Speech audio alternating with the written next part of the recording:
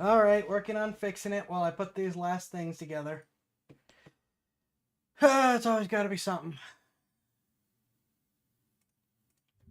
I think I know what the problem might be, so we're going to find out if I'm right or not.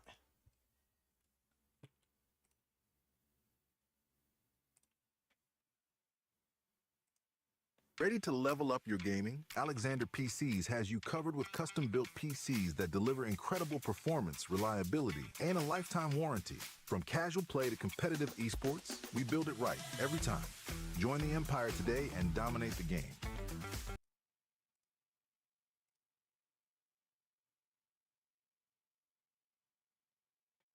Oh, I think I know what the problem is. It is not what I thought it was. So it's something very similar.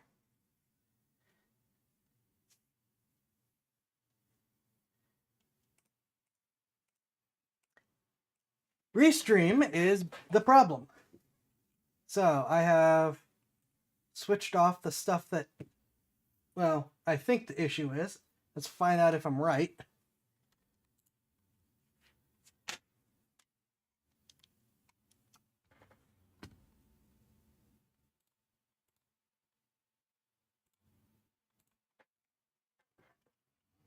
Alright, I just got to get the live notices posted and we should be good to go.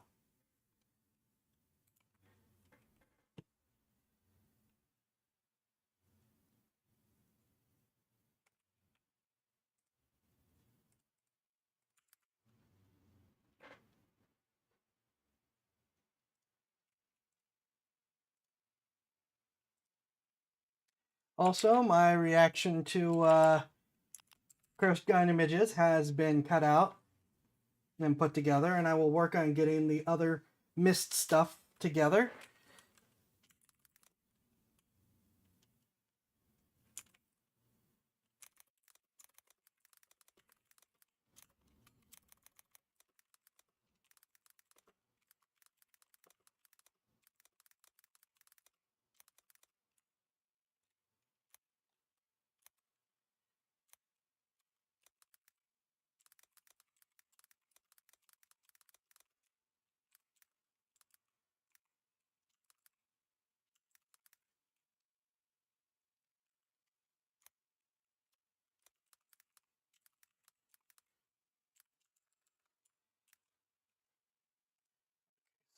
That posted there. Then post.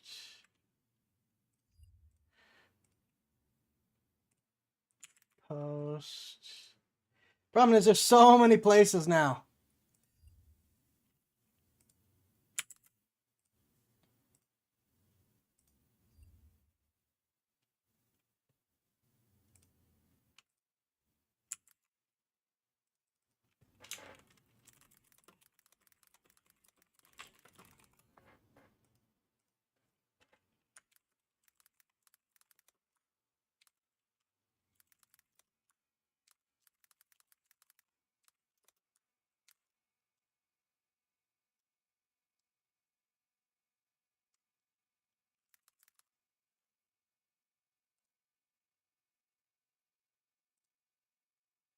Share.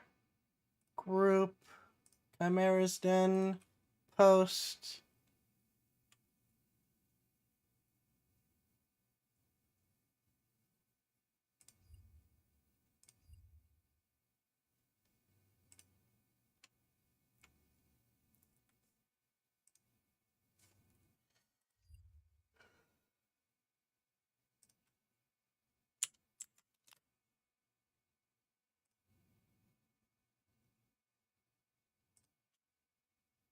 All right, let's see how many Discord servers I get kicked out of.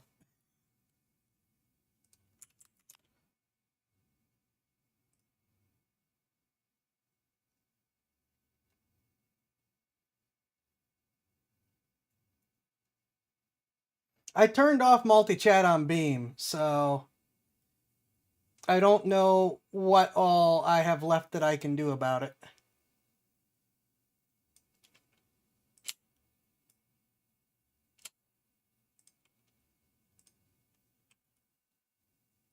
everything should be posted, live, and good to go. So,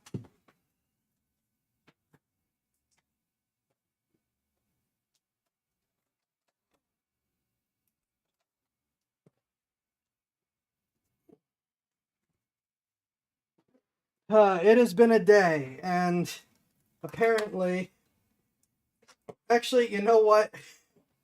I might be ignored in favor of the bigger VTuber disaster going on right now.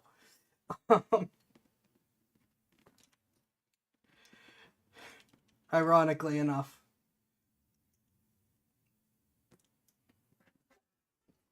Okay. Well, there's a new, bigger, well, not bigger, but there's a new big YouTube disaster going on. I don't know how much I want to get into it. Let's just say one of the bigger, well-known streamers has been caught out for not doing great things.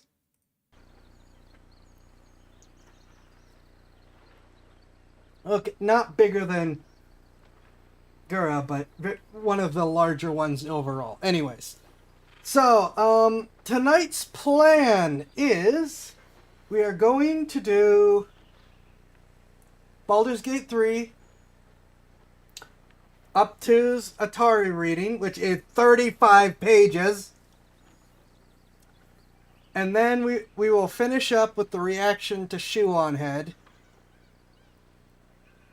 as I'm finally taking the plunge. I've thought about reacting to everyone's favorite communist for a while now, and I just kind of haven't, because it's like, I don't know how much...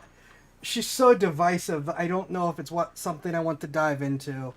I keep seeing all these other VTubers who I like react to her stuff, and I like what they have to say, and it seems neat, and so it's like, alright, screw it, new video, I'm gonna react to this, and then we'll see, maybe I'll react to more of her stuff as things go on. For now, though, we gotta start. I'm actually going to turn the volume down on the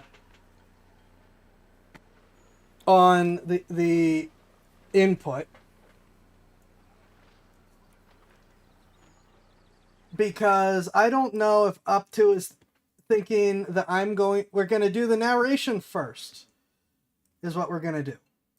Because I don't know what Up to thinks he's going to do with this. And this is like, I've seen some other YouTubers that do narration, and I don't know, I will not be editing it, but I don't know if this is going to end up as a narration for something else. Like with actual background instead of just me standing here reading it.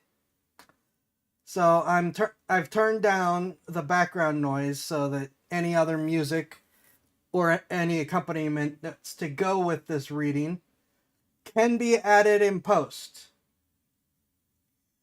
I will not be adding it, because, though, at least not unless I'm getting paid, which this is kind of a payback for all the support Up to has already given.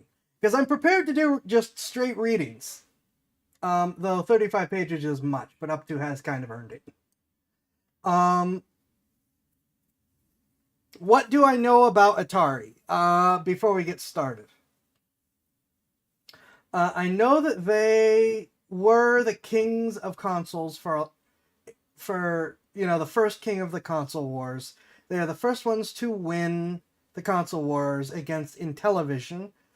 And then a lot of bad decisions were made, and things collapsed in on themselves.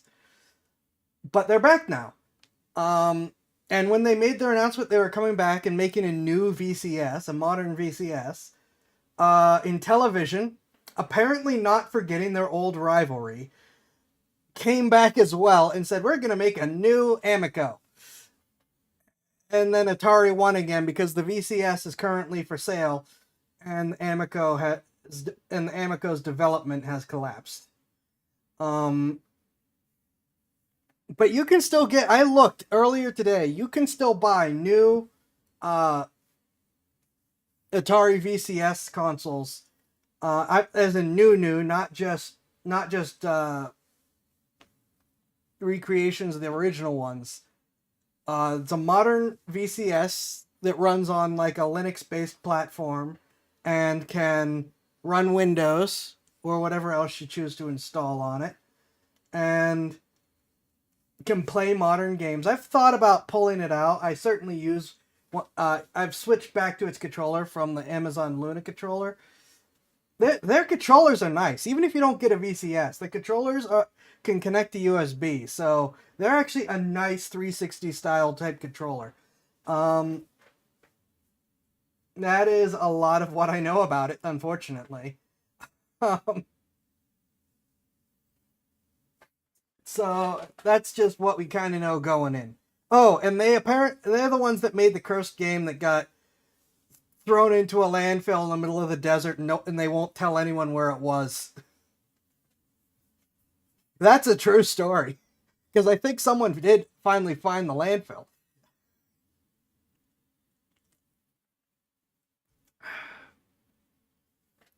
Anyways, so that is our intro. That's in the script. Okay, I will learn. So that's what I know going in. I haven't read the script ahead of time, and if this takes a turn, there will be consequences. And we're gonna read it first because this is gonna be the biggest demand on my throat. We're gonna take a short break with some Baldur's Gate 3.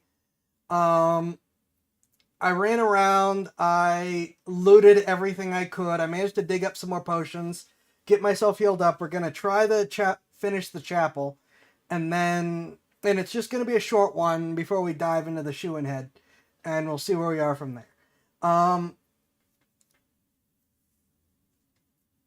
Yeah, I know surface stuff. I'm not super familiar with the background and details of E.T. Of Atari beyond that surface level stuff. I still think it's neat that they came out in modern day, started a new console war, and won. That's pretty cool.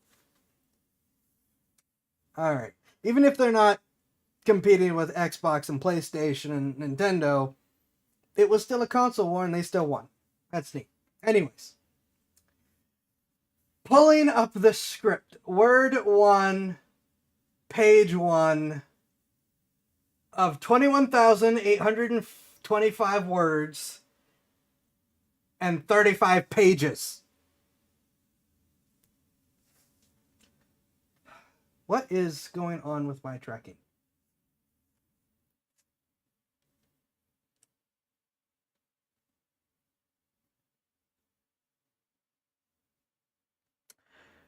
All right.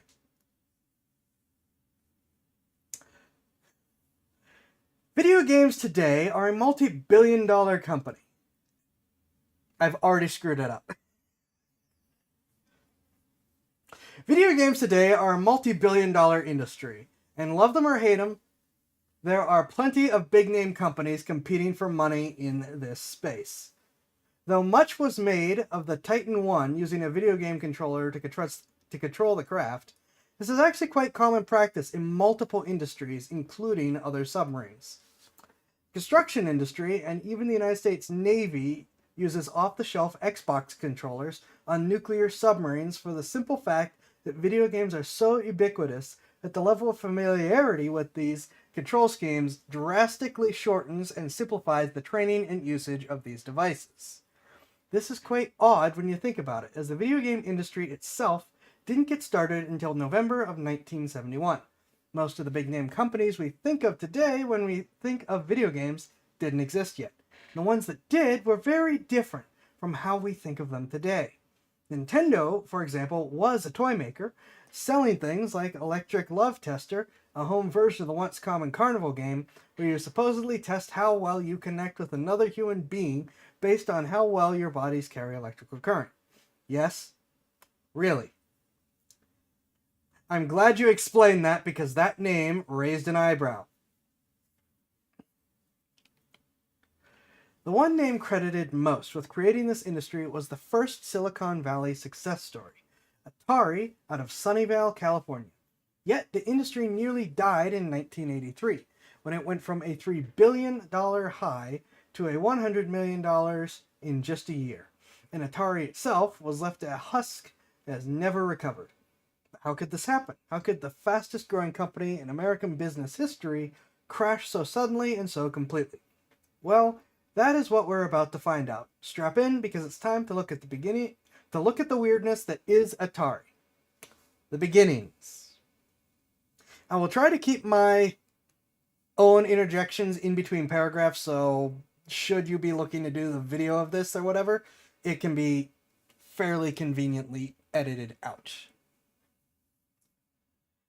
Many will argue endlessly, and there have been countless court cases about what the first video game was. But we'll mostly avoid this rabbit hole as most of the other contenders are not important for this story. Our story begins in 1962 with a game called Space War. No, it's always spelled with the exclamation point on official documentation, so I shall continue to do so here as well. Not sure I was supposed to read that. The game is significant because it was seen by two men who will both be main characters for the story, Nolan Bushnell and Ted Dabney. The two were friends and engineering students at I assume you're trying to say Stanford, not Stanford, who saw the game and played it at the Artificial Intelligence Labs. Yes, that's actually what they called them back then. Nolan Bushnell worked at an amusement park to earn money while in college, and seeing electromechanical amusement games like pinball and primitive light gun shooting galleries and water spraying fire engine games, thought to himself, I can do better than this. He and Dabney thought back to the game Space War that they both enjoyed and decided that they should bring that game to the public. There were a few hurdles to overcome, though.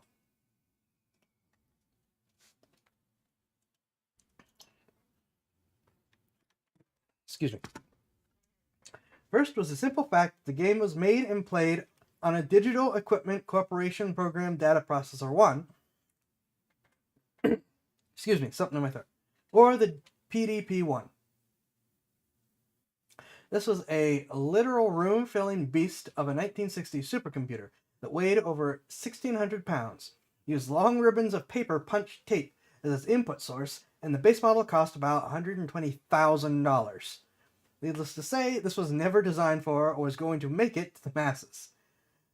The original idea was to use a cheaper mini-computer, as they were known at the time. The two ran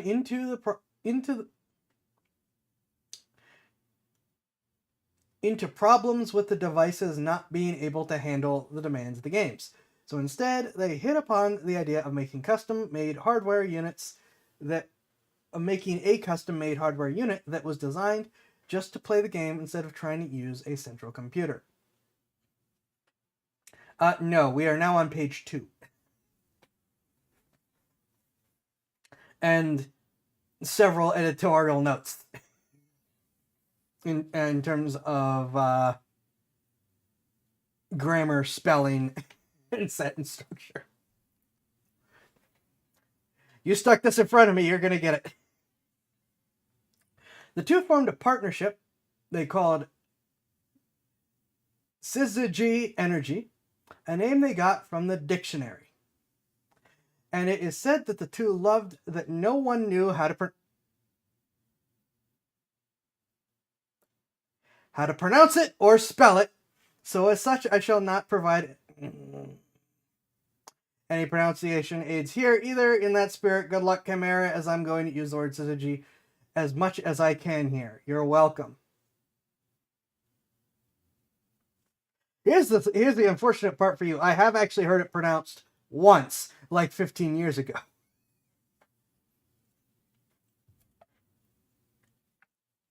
It just took me a second to process it back. At Syzygy Engineering, Bushnell found... Oh, now you're just messing with me.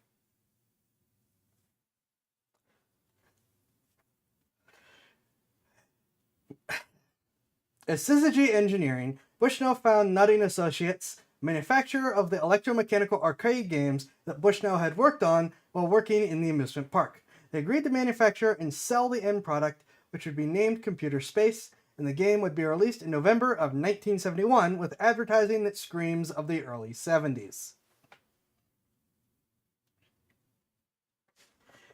The game, while selling 1,500 units, was not considered a big success, and Nutting Associates was disappointed by the sales and reception of the game.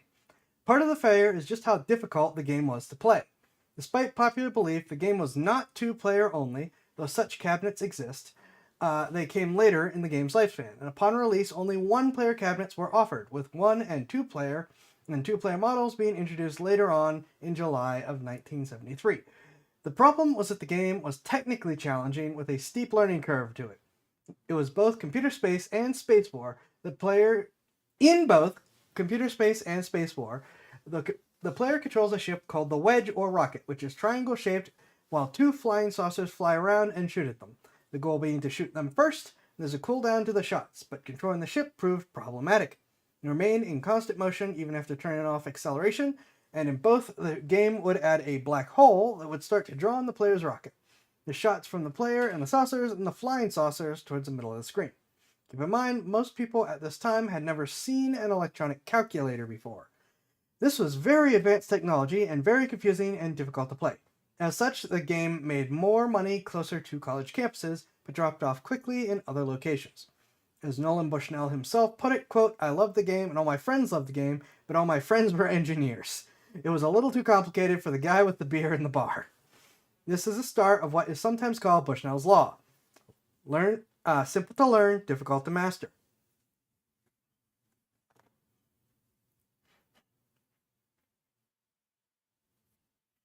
You don't say, Rippy. I know exactly when you typed that. One moment. It is unfortunately, and yet it was the birth of the... Yet. I was late because it's starting to rain and the weather is turning and I can feel my allergies creeping up on me. Because I was right with it preparing to rain, and thus I was outside in the preparation stage for rain. So a little bit of nose and throat going on.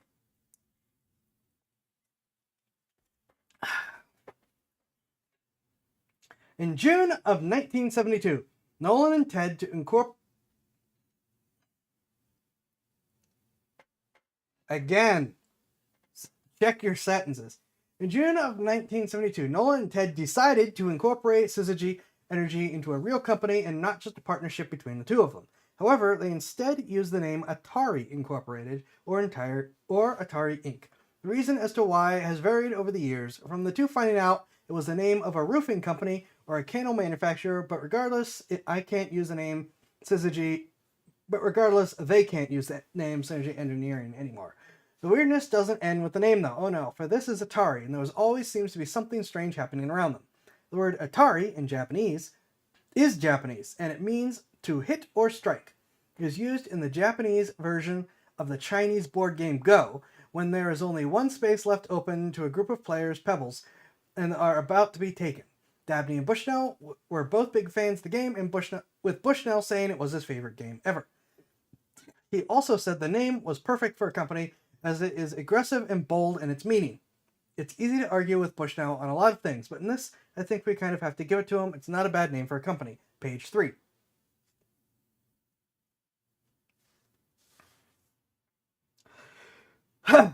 Needing a new game idea and product, the two brought on Alcorn, to develop games for them, and he would create Pong, prototype of which was put into a local bar called Andy Cap's Tavern. In August of 1972, this is going to be the coin story, isn't it? As they had a good working relation with the bar's owner, Bill Gaddis, who purchased and used pinball machines from Atari. A few days later, though, Gaddis called Al Alcorn to tell him this is the coin story. This was a disaster for Atari, as they were still looking for buyers of the machines, and if they couldn't keep it working for more than a few days, who would want to buy one? However, after rushing down to inspect the machine, it was discovered that the problem was that the coin mechanism was so full of quarters it couldn't physically hold any more coins. With this success, Atari quickly started to manufacture and sell the games around. Nolan also considered starting to open a series of arcades as he felt their games should be in places more family-friendly than bars where they typically ended up. But Ted Dabney convinced him that they needed to focus on manufacturing the games that were in demand. I have heard the coin story. This is the start of the rift between Ted Dabney and Nolan Bushnell, with Dabney feeling disrespected by Bushnell and Bushnell feeling Dabney was holding Atari back. Things came to a head in March of 1973 when Dabney, fed up with being left out of high-level executive meetings, left Atari, selling his shares of the company back to Bushnell for $250,000. Yeah, the coin story is great. It's like, if you have any doubts about your product, if in a few days the coin cabinet's full, literally overflowing, those doubts should be gone.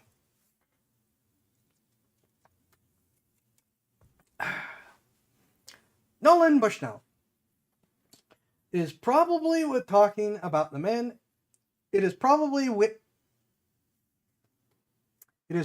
worth, not with, talking about the man in charge now, Nolan Bushnell, and his eccentricities, let's call them. Nolan Bushnell seems like a really personable guy in interviews, but if Nolan approaches you and says, I have an idea, you better guard your pocketbook. He is a great ideas man, but that's also a bit of a problem, as he has 100 ideas, some good, some bad, some terrible, and he loves them all equally. Further, as I'm sure will be shown, he's not the kind of guy you want to put in charge of money or in a leadership position. Case in point, just a few months after Ted Dabney left Atari, Nolan Bushnell teamed up with his neighbor, Joe Keenan, to make Key Games in November of 1973. Why? Well, at the time, arcade and pinball machine distributors wanted exclusivity deals. So by having a second company that could make clones of all their games, they could break all these exclusivity deals. Yes, really. And to help this venture and make it seem legit, Key Games advertised itself as hiring Atari defectors, and Bushnell turned over some of his best guys to Keenan. Yes, really. Key Games quickly got to manufacturing their own clones of all Atari's games, and even started making some of their own, like the arcade game Tank in November of 1974, shortly after the company was merged back into Atari in September of 1974, but kept as a separate company wholly owned by Atari. Yes, really.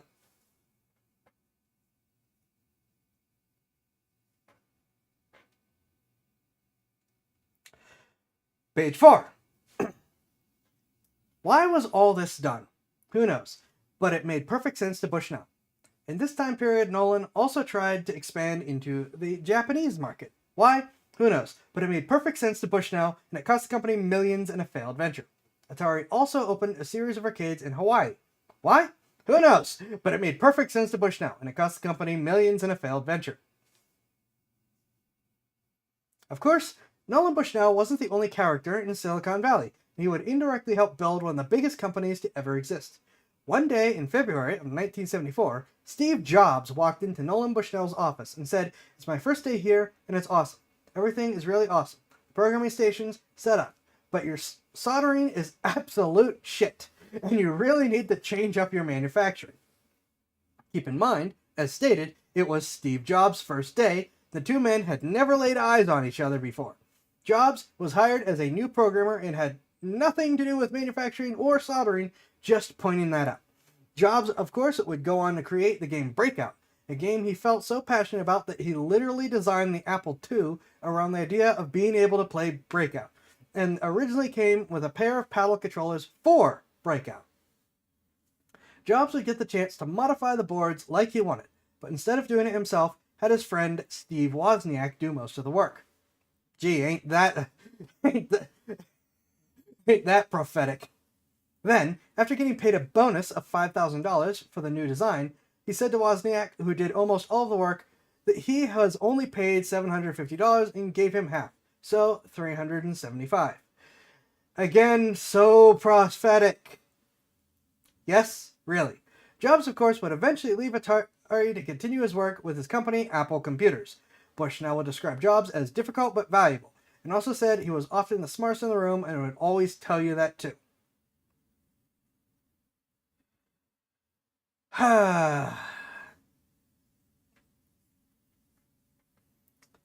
For those of you who don't know, Steve Jobs did that to Wozniak constantly. Wozniak is really the reason why Apple had good computing equipment. Steve Jobs was smart enough to try to keep that momentum up when Wozniak left. Obviously, with Jobs now gone, no one at Apple actually understands what's going on anymore. I tell this story to illustrate that tech companies, even back then, attracted a lot of characters. Tech in general is said to have a pretty laid-back atmosphere. I wouldn't know because while I do have a web design degree, I never got to... This is up to, not me. I never got to use it in past working at my local church's website years ago before getting a job in construction expansion. However, being a nerd, I have read about companies in this era and how they operated. Former Atari employees always insist how the work environment was normal for the industry at the time. Not uptight with suits, but laid back with shorts and sandals. While it is true that most other companies like banks, brokerage firms, and stock exchanges were still in the era of wearing full suits to the office on a daily basis, other places like retail... My eye goes now?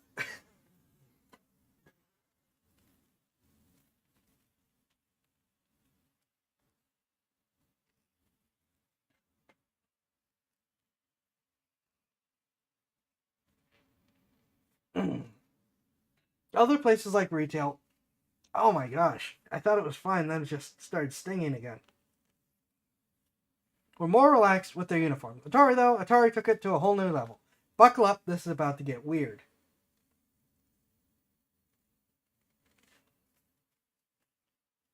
I apologize. My eye just decided, nope, I don't feel like it. Page 5 of 35.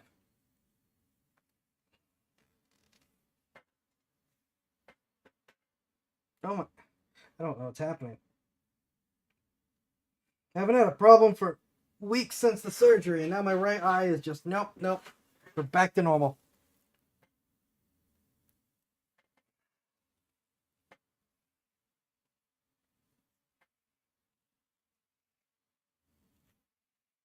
Atari, heavy air quotes, corporate culture. The game programmers for Intellivision, who called themselves the Blue Sky Rangers, talk of a lighthearted atmosphere where the dress code was relaxed to collared shirts and slacks. A place of adult humor, alcohol and weed occasionally used around the office, and set working hours were not really a thing, and you could, quote, walk in at any time to the lab and go, anyone here? And even if it was 3 a.m., someone would pop up from a cubicle and call back, yeah, I'm here working, because we loved what we were doing, end quote. I tell you this to compare it to Atari under Nolan Bushnell. Woz was a brilliant man, and Jobs understood that. He also didn't have the strongest spine, and Jobs knew that too. Produced some incredible things, but it was a shame all the same. So much so. I do not respect Jobs at all. I give Wozniak all the respect in the world. Atari was a very young company, even as far as personnel were concerned. The upper executives, including Nolan Bushnell himself, were all in their 30s, and most of the people under them were in their 20s. Bushnell felt the best way to attract new talent was to have parties and show what a great place to work at Atari was. To have no assignments, but allow people to work on what they wanted so long as they still made progress and it benefited the company. This lax management style meant that every Friday, the vice president of Atari would toss his car keys and a company credit card to someone, who would then go down to the liquor store and fill it with beer, soda, liquor, ice, and everything needed to have a proper party. The company would even had a hot tub installed in their offices. Yes, really. They had naked hot tub parties there. Yes, really.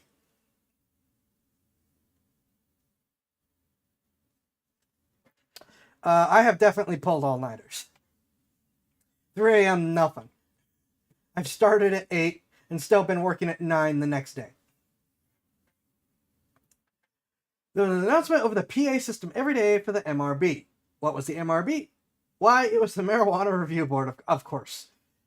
Director of Software George Kiss said that this would take place in the conference room right next to his office. The smell and smoke would seep into his office through the drop ceiling tiles. He quickly learned not to have meetings in his office with clients and outside vendors in the afternoons. Booze and weed weren't the only drugs used around the offices either. Oh no, this is the 1970s, and there was a lot of cocaine usage too. Because, of course, there was. A few employees recalled a time someone dropped their cocaine in the shag carpeting. Some of them went to get straws to suck the cocaine out from the shag carpet. Yes, really.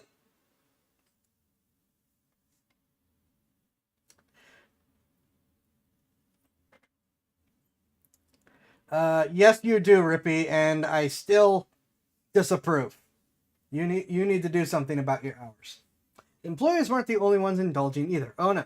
The higher-ups were getting in on the action too. Case in point, there was a story of a high-level executive who had 3 gas cylinders in his office. One of helium to make his voice sound funny, one of nitrous oxide or NOx, also known as laughing gas, to get high with, and one of pure oxygen, so that if an outside vendor showed up, he could quickly take a hit and sober up. Yes, really.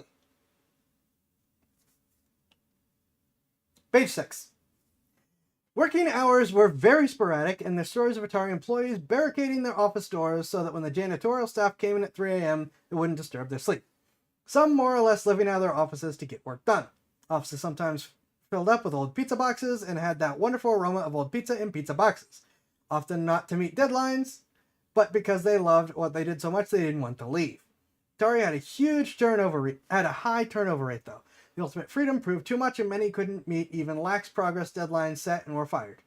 Others quit for more stable work environments. Keep in mind that while some of the programmers were described as high school dropouts, many were college students or graduates.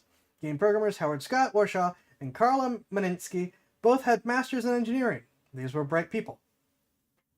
This lax business environment also working down the chain of command to be applied to financial decisions too. When it came time for a bonus, Director of Software George Kiss approached Atari Vice President Larry Kaplan, who presented him with the option of a slight increase or to go next door and play Defender. Whatever score he got, that would be his new salary. He agreed to go play Defender and return with a good score, and that was his new salary. Which, given all the other insanity that's been mentioned, is actually pretty fun and kind of makes sense for a game company, admittedly. But let's get back to Bushnell. Remember how Atari and Key Games joined in September of 1974? Well, there's a reason for that. Atari was going broke. Shocking! Despite having a successful lineup of video game arcades selling well and a lineup of pinball machines that were selling reasonably well, Bushnell found that the main company had little cash on hand, possibly from opening up a second company to directly compete with themselves and poach some of their best talent had something to do with it. Regardless, on finding that the startup costs for Key Games were not recovered yet, Atari remained in the same position while trying to create a new and expensive product, Home Pong. This might seem odd today, as Pong is such a simple game, but remember, this is 1974, and 6-digit electric calculators were selling for the ultra-low price of $50. That's $1974. The chip that Atari developed to play Pong on a single chipset board was literally the most advanced microchip used in consumer product at the time. What does that mean? Well, it means it was very expensive. For this reason, Atari and Bushnell needed outside funding to help the project to bring it to market.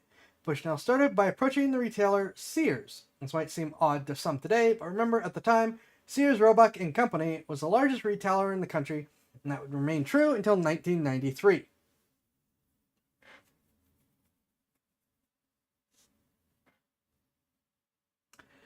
Bushnell met with Sears company representative Tom Quinn, who was eager to get product in stores but wanted some conditions, such as the console being a Sears exclusive and sold as a private label item under the Sears name. This might seem odd today, but was a pretty common retail practice at the time. Retailers would contract out with manufacturers to produce a product exclusively for them and branded as such. Bushnell thought he could get better terms elsewhere and was wary of exclusivity deals passed on the offer. However, finding another retailer interested in the idea proved difficult, and Atari was often met with the complaint that the end product was too expensive and of no interest to the general public. So, in January of 1975, Atari appeared at the trade show in New York City called the American Toy Fair. We're now on page 7. And set up a booth for the Home Pong console. At the time, before the internet, and even for some industries like the tech industry to this day, trade shows were very much a common way for producers and retailers to meet up over product ideas and set up networks. Again, though, they got no interest due to the unit's high price tag. However, they did run into a familiar face, Tom Quinn, the Sears company representative, was also at the trade show looking for new products for Sears, and talks began again. A meeting being set up a few days later to talk about place and order. Alcorn himself went up to Sears Tower in Chicago and demonstrated the home Pong console, and a deal was struck. Bushnell said Atari could make 75,000 units in time for the Christmas season. Tom Quinn promptly placed an order for 150,000 units. Bushnell agreed, and the deal was signed. And with this new deal in place, he was able to get a venture capital group interested in Atari and provide funding to set up a second factory and produce the consoles.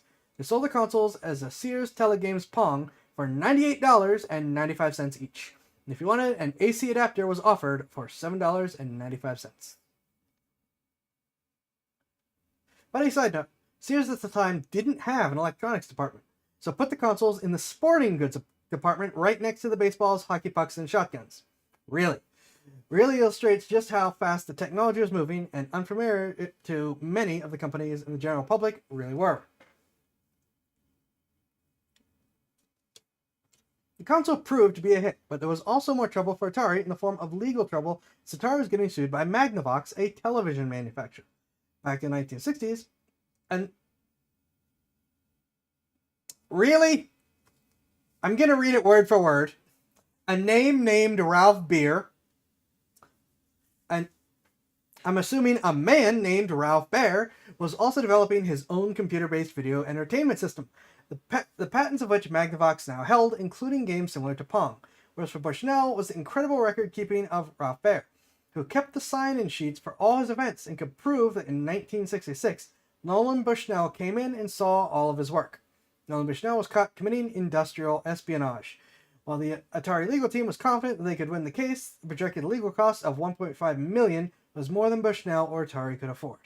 Probably because Atari was running two separate companies that were still competing with each other, spent all their money just to get factories set up to manufacture a huge order with the largest retailer in the world the span of about 3 months. So Bushnell decided to settle out of court in June of 1976. Atari became a legal licensee of the patents in exchange for $1.5 million that could be paid out in 8 installments. And for the next year, Magnavox got the rights to full information on all Atari products released or announced until July 1977.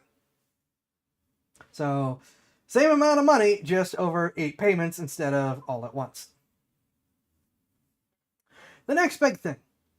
With legal troubles out of the way and the exclusivity deal with Sears expiring after a year so the home Pong consoles could be sold under Atari's name to any retailer, Atari could again focus on future products. This would be needed quickly, as after Atari's success with home Pong, over 200 other such dedicated game consoles showed up on the market, including a few more from Atari, such as one based off of pinball called Video Pinball. I mention this one specifically just because I have a fondness for Video Pinball. Then the new idea was for a console where the games could be changed. Again, this seems fairly obvious to us now, but at the time, it was not so easy. Most computers at the time still used long ribbons of punched paper or piles of index cards with holes punched into them to input information into them.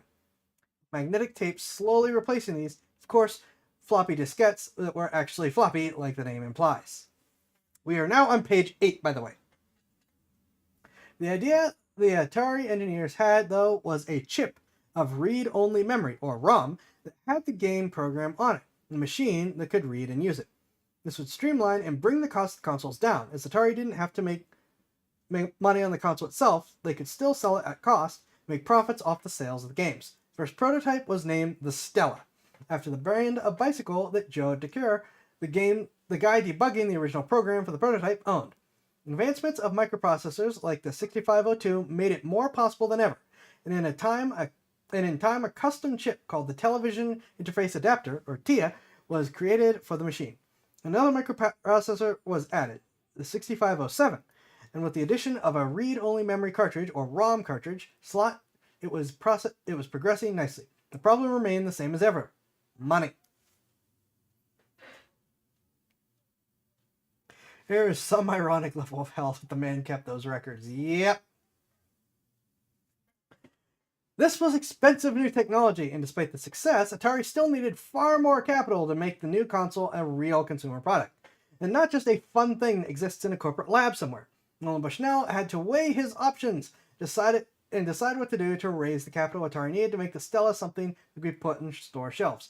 First option was a public stock option sale. but with a large part of the company already owned by outside venture capital groups, any money raised in the sale would go to paying off those other outside groups, leaving little for Atari. The second option was to sell the company to another larger outside company who would buy out the other venture capital groups to become sole owner of Atari Incorporated. Feeling that going public wouldn't generate the revenue needed, Nolan began looking for a buyer. MCA Inc. and Walt Disney Productions both passed, but Nolan found a more receptive audience in Warner Communications. Everyone, imagine some ominous music here. The executives of Warner Communications had seen the growth in popularity and sales of video games and video game arcades, and felt that Atari Incorporated would help buoy their underperforming film and music divisions. Talks began in May of 1976 after Gordy Crawford of Atari called Warner Communications and literally asked, would you guys be interested in acquiring a technology-based, fast-growing entertainment company? This is part of the reason for some of Nolan Bushnell's business decisions. Warner executives were worried about the Magnavox lawsuit, so to speed up the process, rather than go to court, Bushnell settled out of court in June. Rather than leave factories and designers idle, the pinball division of Atari was started to have something else to show off to Warner. Breakout, based on the one-player version of Pong, was released in May of 1976 in North America, Japan, and Europe to show the reach Atari had, even if only the North American division was making money. Under the working title of Coyote Pizza, Bushnell finally got started on his family-friendly arcade and pizza restaurant concept to entice Warner with that too, though the name was soon changed to Rick Rat's Pizza. With Nolan Bushnell realized that the costume that he bought for the brand's mascot was a rat, not a coyote, like he thought it was. Yes, really. He just bought a costume for a pizza chain he hadn't even fully planned out yet, let alone built or even started construction on, without even realizing what it was when he bought it. Though this turned out not to be a problem, as Bushnell seems to have adored the rat costume when he saw it, and in any case, Warner wasn't interested in the idea, but the plans moved ahead anyway because it made sense to Bushnell. After 6 months of negotiations, a deal was finally struck, and Warner Communications paid $28 million, of which Nolan Bushnell would personally receive $15 million to buy all of Atari Incorporated in November 1976. The same month, another company struck. Alright, what am I missing in chat? That was a big paragraph.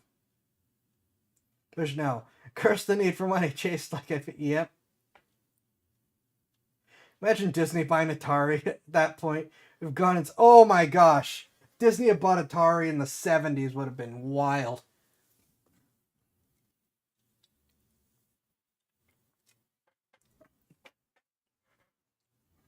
Can you imagine what the Imagineers, back when the Imagineers were good, would have done with Atari? Holy crap. Fairchild Semiconductor International Incorporated, the semiconductor division of the Fairchild Camera and Instrument Company, released the Fairchild Semiconductor Video Entertainment System, or VES, in November of 1976, the same month that Warner Communications bought Atari Incorporated. It was the first video game console to use interchangeable ROM cartridges, making full use of Fairchild Semiconductor's own Fairchild F8 microprocessor. This gave Warner Communication a bigger sense of urgency to get the console Atari was working on ready for market. They would pour $120 million into the project, and that's $1976, to get it done. But they have sort of built a limiter too.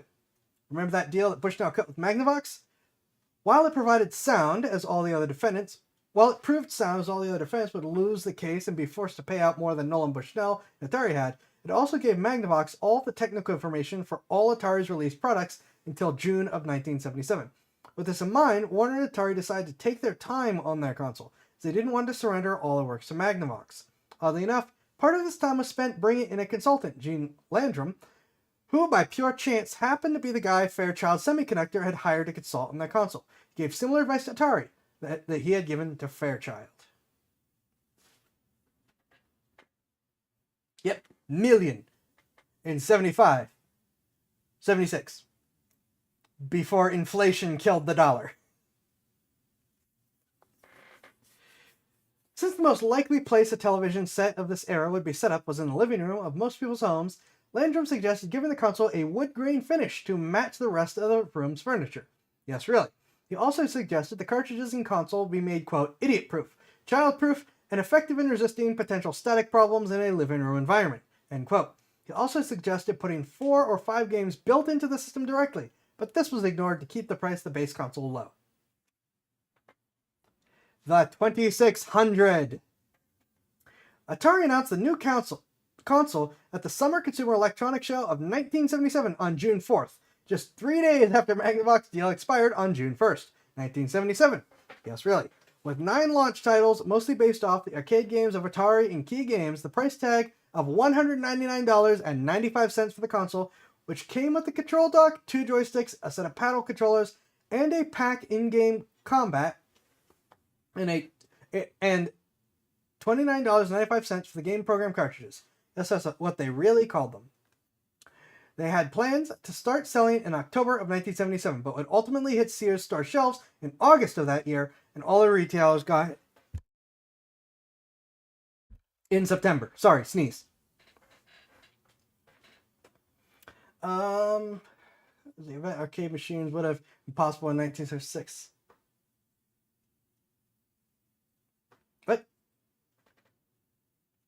Oh gods, the event arcade machines would have been impossible in 6, like the games whose controller for motorcycle game. Imagineers would have pulled that off, I'm positive. Oh, probably. With a controller shaped like motorcycle. Oh yes. If the Imagineers had gotten their hands on the Atari, by 78, they would have had the full big custom controller rigs that you sit in, and probably by the mid 80s, real VR would have been a thing.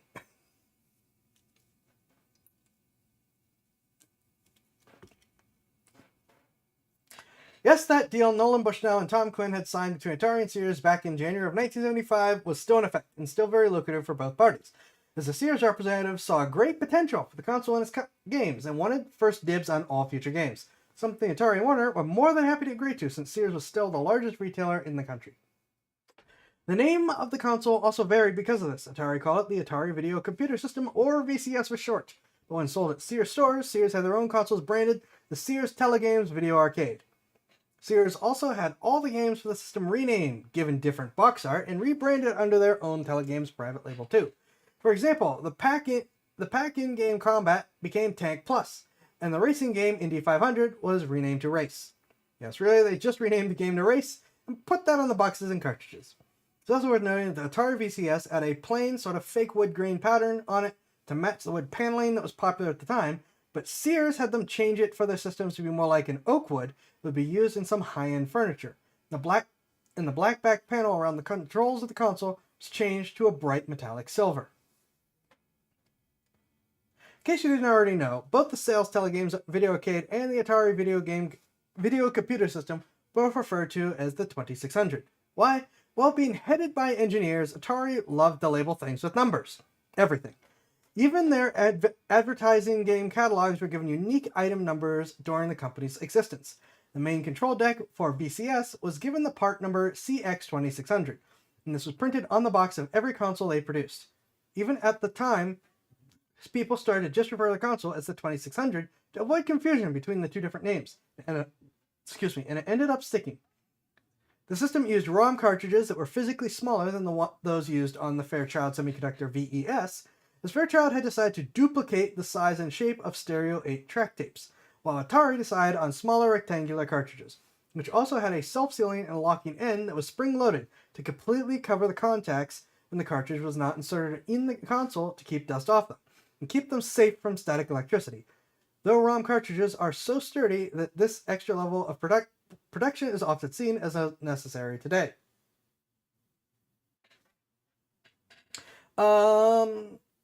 Let's see.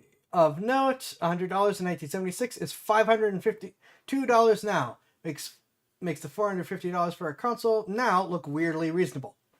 See, this is something that I'm not going to let this rant go too deep, but this is this whole thing where they keep saying video games are more expensive.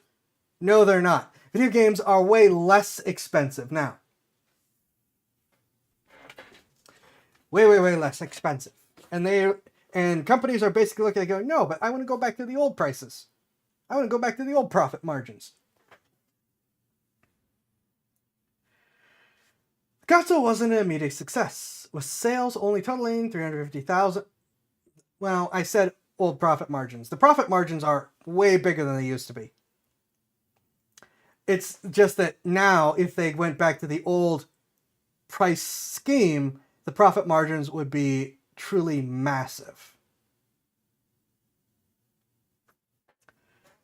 The console wasn't an immediate success, with sales only totaling 350,000 units by the end of the year. The next year, about 550,000 additional units were sold. This was also part of a larger slump in video game sales, which would become known as the video game crash of 1977, though this is a tad melodramatic. For one thing, the entire U.S. economy was still in a bit of a recession after President Richard Nixon took the U.S. dollar off the gold standard. I have words about that. The oil crisis and inflation being a continued problem. So the fact that sales had been so good for so long is actually kind of surprising, to be honest. The market slumped, starting with the home consoles in 1977, as integrated chips became more affordable, allowing the aforementioned flooding of many dedicated game consoles onto the market. And let's be honest, how many of those is the average household really going to buy? 1, maybe 2, 3 if there's games that they really want. It didn't take long for everyone who might want to get one. To get one. Add to that the fact that there was now over 40 companies producing over 200 different models of these dedicated video game consoles, and you have a lot of competition for a small market, leading to a lot of market fatigue. Even the Fairchild Channel F, as the VES was renamed after the launch of the VCS, the VCS itself were assumed to be just new dedicated one-game consoles. Arcades didn't see a drop in sales or revenue in 1977, but did start to drop in 1978 as the novelty of video games wore off. They became more normalized. The lack of exciting new releases also leads to declining interest, which in turn resulted in declining revenue. This meant that Warner Communications having to inject more money into Atari Incorporated to prop it up, which isn't what they wanted, obviously. It is at this point a clash between Warner and Bushnell occurred. Well, several clashes, but they all hit almost at once.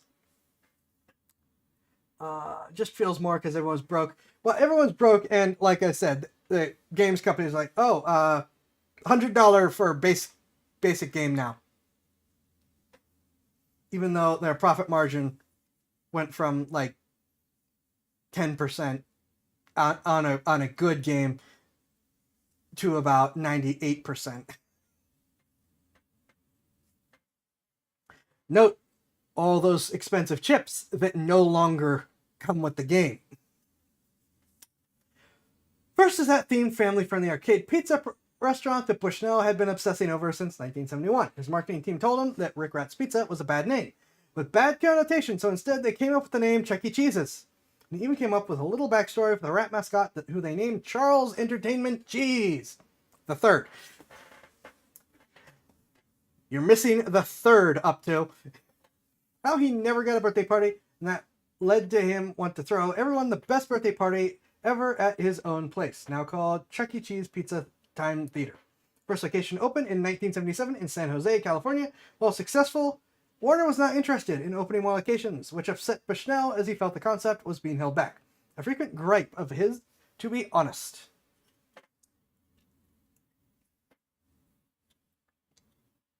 Second clash came over the 2600 console itself. Bushnell felt that developing on its replacement should begin immediately, but Warner Communications, having just spent hundreds of millions of dollars on development production that they hadn't made back yet, was having none of it. In Bushnell's eyes, the 2600 was already a 3-year-old system that would need updating and replaced sooner rather than later, as it was only designed to be out for 3 years before being replaced with a newer system, taking advantage of newer technologies. While in Warner's eyes, the 2600 was just like a stereo 8-track player, and they could produce games for it indefinitely if they could just sell the consoles. For this reason, Warner brought in Ray Kassar in February 1978 to be president of Atari's consumer division. This directly led to the third clash. Bushnell may be crazy, but I think we can see that he was right about the pace of technology. The third, final, and probably biggest clash between Warner and Bushnell was Bushnell's leadership style. Goes without saying, but I'll say it anyways. Bushnell didn't change his leadership style for Atari after Warner bought out Atari. This means nothing of what I previously mentioned changed, and so this clash had been building since day one after the sale. Manny Gerard, co-chief operating officer of Warner Communications at the time, tells a story of visiting the Atari Incorporated headquarters and using the restrooms when he noticed some bare feet at the urinal next to him. He leans back to observe a guy in nothing but his boxers. When he mentions this to some other Atari employees, he says the reaction he gets is, oh yeah, that's so-and-so. He's a great engineer. He doesn't like to wear clothes. There's also the problem that men started hanging out in the women's restrooms, napping on the couches there. Yes, really. Ray Kassar immediately started to clamp down all this craziness. Because of course he did.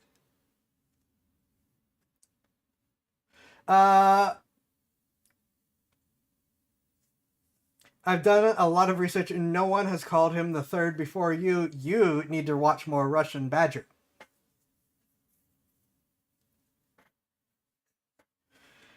Believe Nolan Bushnell could see the writing on the wall and purchased Chuck E. Cheese and all of its related bits for $500,000. By November 1978, Nolan Bushnell left Atari Incorporated. What exactly happened is pretty muddy, and made more unclear by the fact that there are multiple different versions of the story, most of them having their own series of events, but very few lining up to make a coherent picture. However, it's largely irrelevant to this story, so I'm going to present what I think is the timeline of events based on the few facts that are consistent across all the stories. Nolan Bushnell was gone by December 1978 to run Chuck E. Cheese Pizza Time Theater. Whether he was fired or quit is unclear and unimportant to the story. Joe Keenan was made president and CEO of Atari Incorporated in December 1978, as Warner Communication finally shut down key games and put all their employees and assets back into Atari Incorporated. Joe Keenan left a few months later to join Bushnell at Chuck E. Cheese's. So Warner Communication put Ray Kassar in as the new CEO of Atari Incorporated. We are on page 12. Ray Kassar. It's probably worth talking about the differences between Nolan Bushnell and his replacement, Raymond Ray Kassar. Let's start with their ages. In January 1979, Nolan Bushnell was 35. Ray Kassar was 50. Nolan Bushnell had a bachelor's degree in electrical engineering from the University of Utah. Are you positive that you want to be saying Stanford instead of Stanford?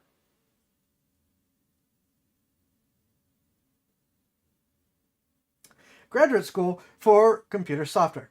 Ray Kassar had a Master of Business Administration from Brown University. Since we've covered Bushnell's career up until now, let's talk about Ray Kassar's career. No, it is Stanford? Okay, because every single one so far has had a D in it. Well, a second D in it. Ray Kassar had been with Burlington Industries, the largest textile company in the world at the time, from 1948 until 1974, being a member of the board for most of that time, then spent a few years running his own company manufacturing cotton shirts under his own Kassar label. This led many in Atari to refer to him as the Sock King and the Towel Czar. He showed open contempt for the programmers at Atari, openly calling them high-strung prima donnas, in an interview with the San Jose Mercury News in 1979. He would waste no time moving more of the old executives with engineering degrees out and replacing them with men with MBAs. It didn't take long for this new approach to have consequences. One moment, my throat needs more liquid.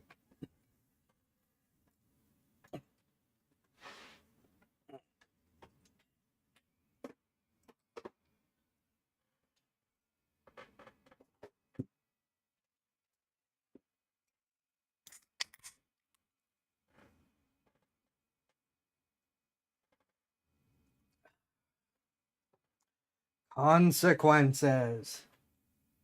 Ray Kassar started to make changes at Atari, and of course, part of this was the introduction of something that Bushnell largely didn't have: deadlines. This is something that added stress to the dynamic, and while things like the naked hot tub parties were eliminated, Ray Kassar and Warner Communications were never able to really get a handle on the drug and alcohol problems that were rampant at Atari. There are more interesting stories from this time period. And Sandy didn't quit, but it got a bit more tragic, as these next few stories will show. One of the interior offices, with no windows, was found to have no lights on. The programmer inside turned them all off and just worked by the flickering of his monitor, till one day he found his office in a catatonic state staring at his monitor. Mental institution was called and was taken away for observation. In another case, after a co-worker didn't show up for work with no notice. After work, a friend drove to their house to check on them, only to find the door open, and inside, the co-worker had sold off all their furniture, so the house was empty. They were sitting on the floor, staring at the blank wall. Again, they were taken away for observation. Atari, we build crazy. Warner, can we have less crazy? Atari, no. Warner, yes. As a fellow poor typist to get you up to, what of us want? Normally, wouldn't mind, but you did put this in front of me as a reading, and I have to go through 35 pages of it. Nudge, nudge, poke, poke. Another time, someone was found in an office that wasn't theirs. When asked what they were doing there alone, he replied that they were with Jimi Hendrix, and that the two of them were waiting on the Pope to go to lunch. Apparently, this wasn't enough of a red flag for anyone, as they left him there with Jimi Hendrix all day, presumably waiting for the Pope to go to lunch. Nobody thought to call anyone until the next day when they found in the same office still waiting for the Pope, so they could go to lunch with Jimi Hendrix. Presumably, the Pope was a no-show, so he and Jimi Hendrix had to go to observation alone, possibly after swinging by for some lunch. I hate that that's so sad, but so funny. Then there's those who struggle with life after Atari. I'll only share one of those stories. In it, after getting downsized from Atari to working there for years, a former employee was staying at a friend's house, so going through some tough times. Apparently had only one pair of underwear, and while washing them in preparation for a job interview, to dry them, they put them over a lamp. The hot incandescent bulb torched the fabric and started a fire, which got out of hand and burned his friend's house down. Yes, really.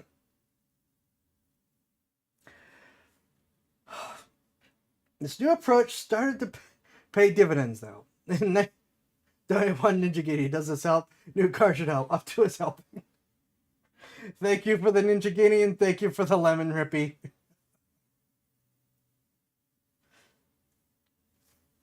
Much appreciated.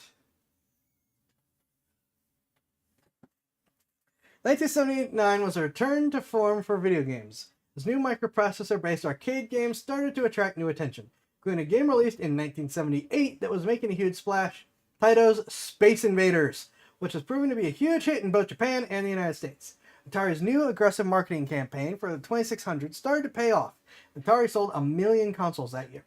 Atari also entered the home computer market with Atari 400, recycling some of the hardware that Bushnell's team had created to be the replacement for the 2600. Even the new pinball division was starting to make new units that were selling fairly well.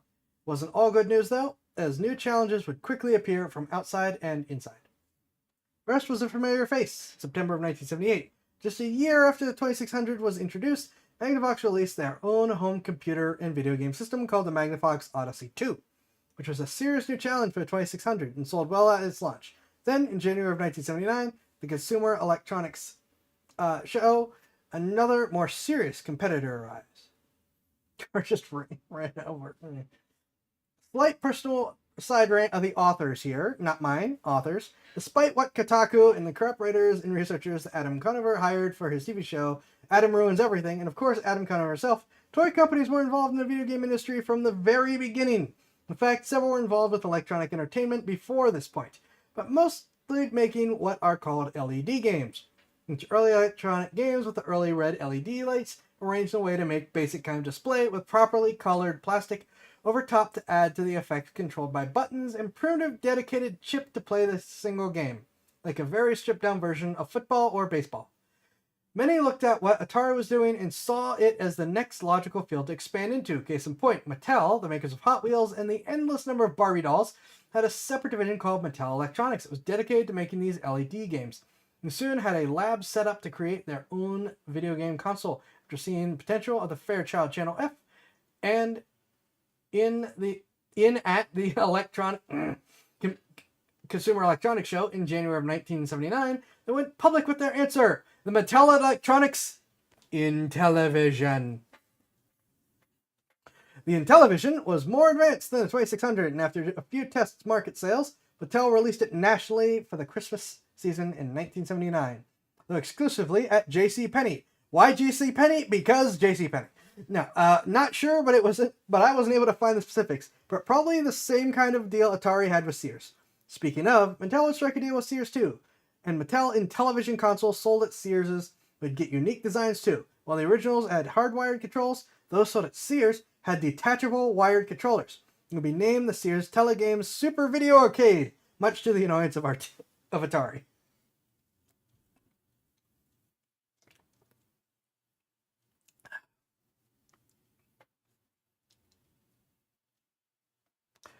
Yeah, Kotaku never knows what they're talking about anyway, so they're not an authority on anything. They were at this point about Toy Maker's Home. Another toy maker also had a video game console out at this time, but a portable handheld console instead of a home console. Milton Bradley, the people who made things like the board game Candyland, The electric game Simon, another Ralph Baer creation, by the way, released the Milton Bradley Microvision in November of 1979. The cartridges going over a handheld unit with the screen overlay and buttons on the cartridges. It is not really important to the story and would be cancelled in 1981 due to the Microvision having more design flaws than a British motorcycle, but I just mention it to show that toy makers and retailers did see video games as toys, unlike Kotaku and Adam Conover, who tried to claim it in the past. Toy makers were involved long before Nintendo pushed out the Nintendo Entertainment System. Get over it. I appreciate this author aside.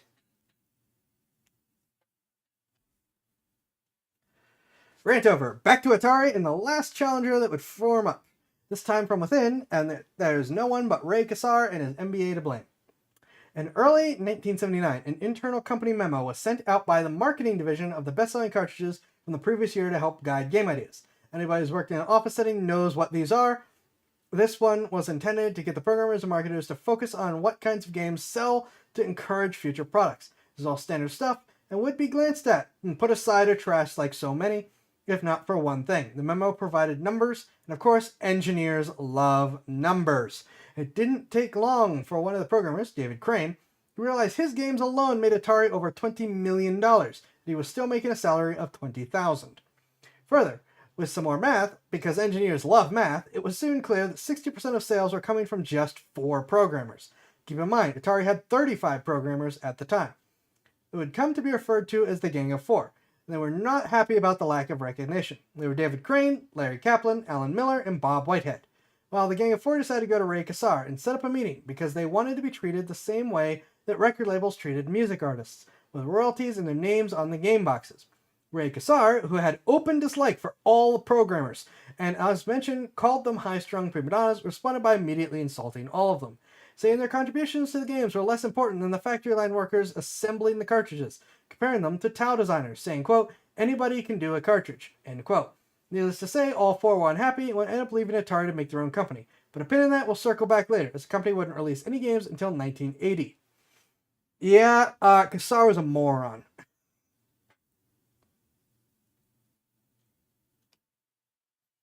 Microvision is so ironically accurate in its naming. I don't think I've ever seen a Microvision.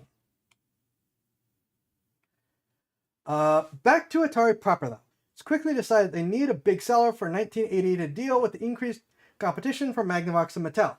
A mega hit to help quash the competition is what they were looking for, and it just so happened that there was an arcade game that could fit the bill. So Atari contacted Taito to get the home console rights to Space Invaders in a licensing agreement. Despite popular belief, this is not the first licensed video game.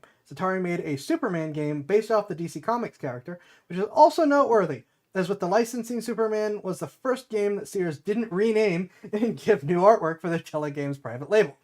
But Space Invaders is still noteworthy, as it was the first licensed coin-op video game. Up until now, they were either new creations for the consoles or ports of arcade games Atari had created. It proved to be a massive hit, with many people buying a 2600 just to play Space Invaders, which made Atari the clear winner in the home console market, with the Mattel Intellivision settling in a distant second, the Magnavox Odyssey 2 an even more distant third. Things were good for Atari, and Dodgem or Dodger Cars, as Sears decided to rename it, was even named Game of the Year. The programmer, Carla Meninsky, claims that year she made the centerfold of both High Times magazine and Playboy. Oh my gosh. I haven't been able to independently confirm this, but it comes from a video game interview with Carla herself directly, and I really don't have a reason to doubt her.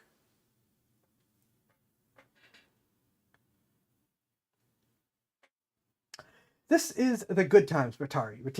Retailers were committing sales a year in advance, and 70% of Warner Communications' income was coming from Atari Incorporated, despite the pinball division being largely inactive at this point. Their last release being Hercules in May of 1979. The biggest pinball game ever released that uses a cue ball from a billiards table for gameplay instead of a ball bearing. While other pinball games were prototyped, there would be no further releases. There would be another bit of trouble for Atari, though. The Gang of Four had left the company and started in 1979, found enough investors interested in their work and their sales numbers that they had to back up their claims to set up a factory and release 4 games in 1980. The company was unique, as at the time it was the first and only company making video games for a system they didn't also make. Magnavox only made games for the Magnavox systems, and no one else made games for their systems. Fairchild only made games for their Channel F, and no one made games for the system. Mattel only made games for their Intellivision, and no one made games for their system either. This made them the first third-party video game developer. They named their company Activision. Yes, that Activision. Each game would have the name of the programmer on the box and cartridge. The back panel of the manual would have a picture and short bio of the game's programmer too.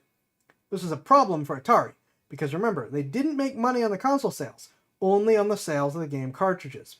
Therefore, every game Activision sold was literally taking a sale and money away from Atari.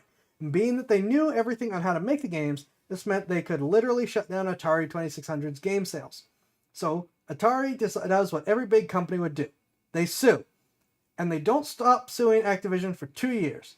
Put a pin in that, we'll circle back to it later. Atari isn't done making things worse for themselves. Atari's Space Invaders, we were GTA 3 before GTA 3. During this time period, Atari was increasingly controlled by marketing and people who had MBAs. And the old originals were pushed out or fired, including guys like Alcorn, who were working on a replacement for the 2600. Marketing told them directly there were no plans to replace the 2600, and his work wasn't needed. Similarly, Bob Fulop, a game programmer, gives a story of one of the marketing people coming to check on his work while he was working on Night Driver. The marketing person was amazed by the game and how they drove around in it, and asked where Bob had gotten the idea for it. Rob answered that it was one of their arcade games, and he was just porting it to the 2600. The response that they had never heard of Night Driver and were impressed. Keep in mind, Night Driver, the arcade game, was released in 1976 and remained in the top 10 of all arcade games and earnings every year since this conversation took place in 1980. Someone in Atari not knowing it existed at all is about like someone working in marketing at Pillsbury not knowing you can buy refrigerated dough. Really shows the disconnect growing between the people making the games and their bosses, and it would get worse. The following year, 1981, Rob Fulop would complete the port for Missile Command, which would sell over 1 million cartridges. He was excited because Atari had put in a bonus system. His bonus? A letter of thanks from marketing and a certificate for a frozen turkey. Yes, really. He was so insulted by this, he framed both, still has them to this day. Yes, really. It goes without saying, more programmers left, and they would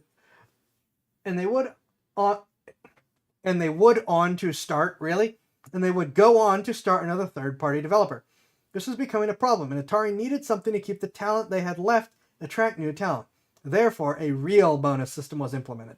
A 10 cents payout per cartridge sold. With this, Atari was now paying out millions in back bonuses to those who were left, and thousands more to the new creators. But being that these were still people with MBAs, they of course thought they knew better and had to assert as much. Before the bonuses were handed out each week, they had to make a speech to the programmers about how bad they sucked, and their open disdain for them made clear before the handing out of the bonus checks, often worth $30,000 to $50,000 each. Yes, really. These programmers, who still wore flip-flops and shorts to work, were now driving Ferraris and Porsches. In fact, there's a story of one of these expensive cars catching fire and being left in the parking lot. The owner just left it there as, I could just buy another one.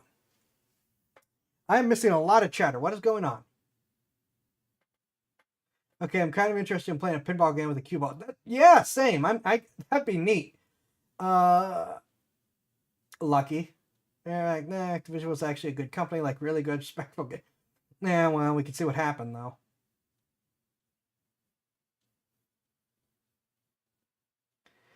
What page are we even on? We are on page 16.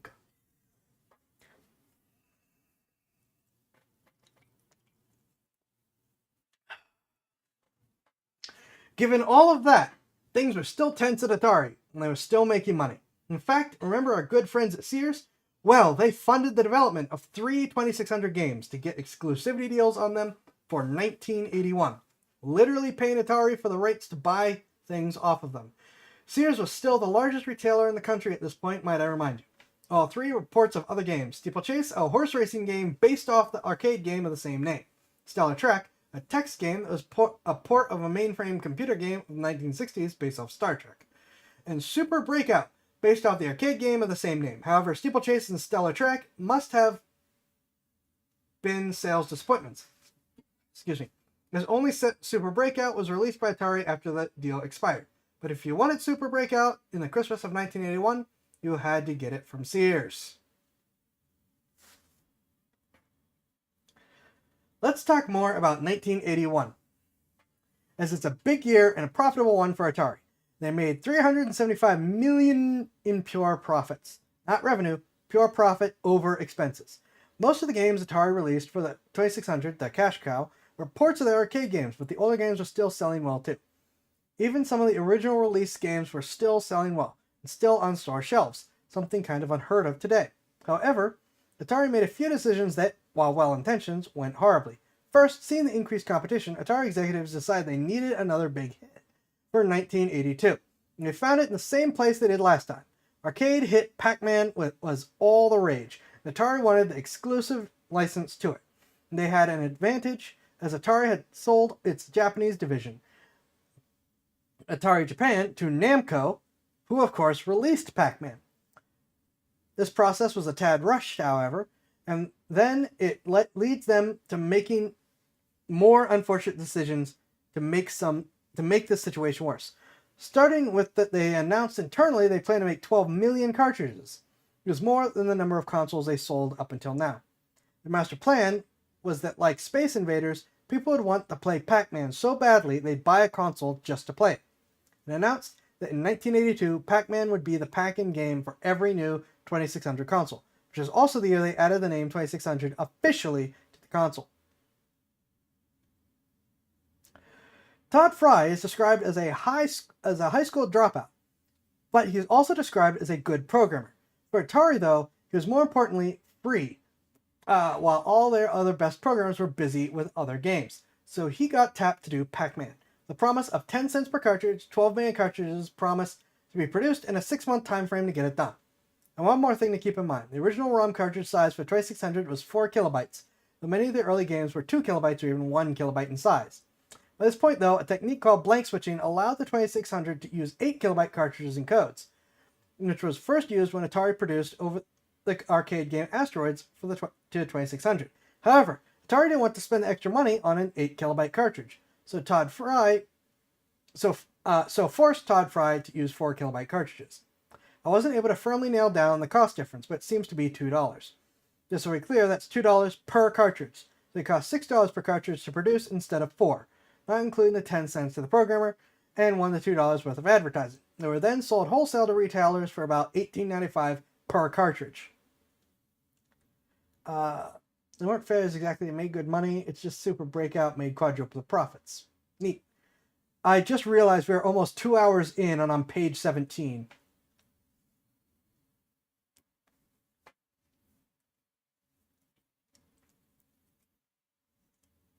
Even with my, 20-minute delay? Holy crap. The other programmers were not happy. Todd Fry, who had never done a 2600 game before, it was now basically made an instant millionaire just because he got tapped to do the one really popular game everyone knew would sell well. The arcade game of Pac-Man at Atari's office was vandalized, with someone writing Y Fry on it. Todd Fry saw this and added a bar over the Y, which in the programming language they were using at the time meant not, so it would say, "Why not Fry?" Keep in mind also, this guy was once taken in the emergency room from Atari. Not for drug overdose, though he was no known user, as were many of the programmers admittedly. No, having once worked in construction and being a tall guy, he liked to climb the halls by putting a foot in each wall and hopping the way down the halls. Wait, what? Okay. Well, he went a tad too high and hit his head on a sprinkler and split his head open. Situation and how he managed to do this need to be explained to the hospital workers and executives at Atari several times for just how unbelievable it was. He still has a visible scar there on his forehead in interviews to this day.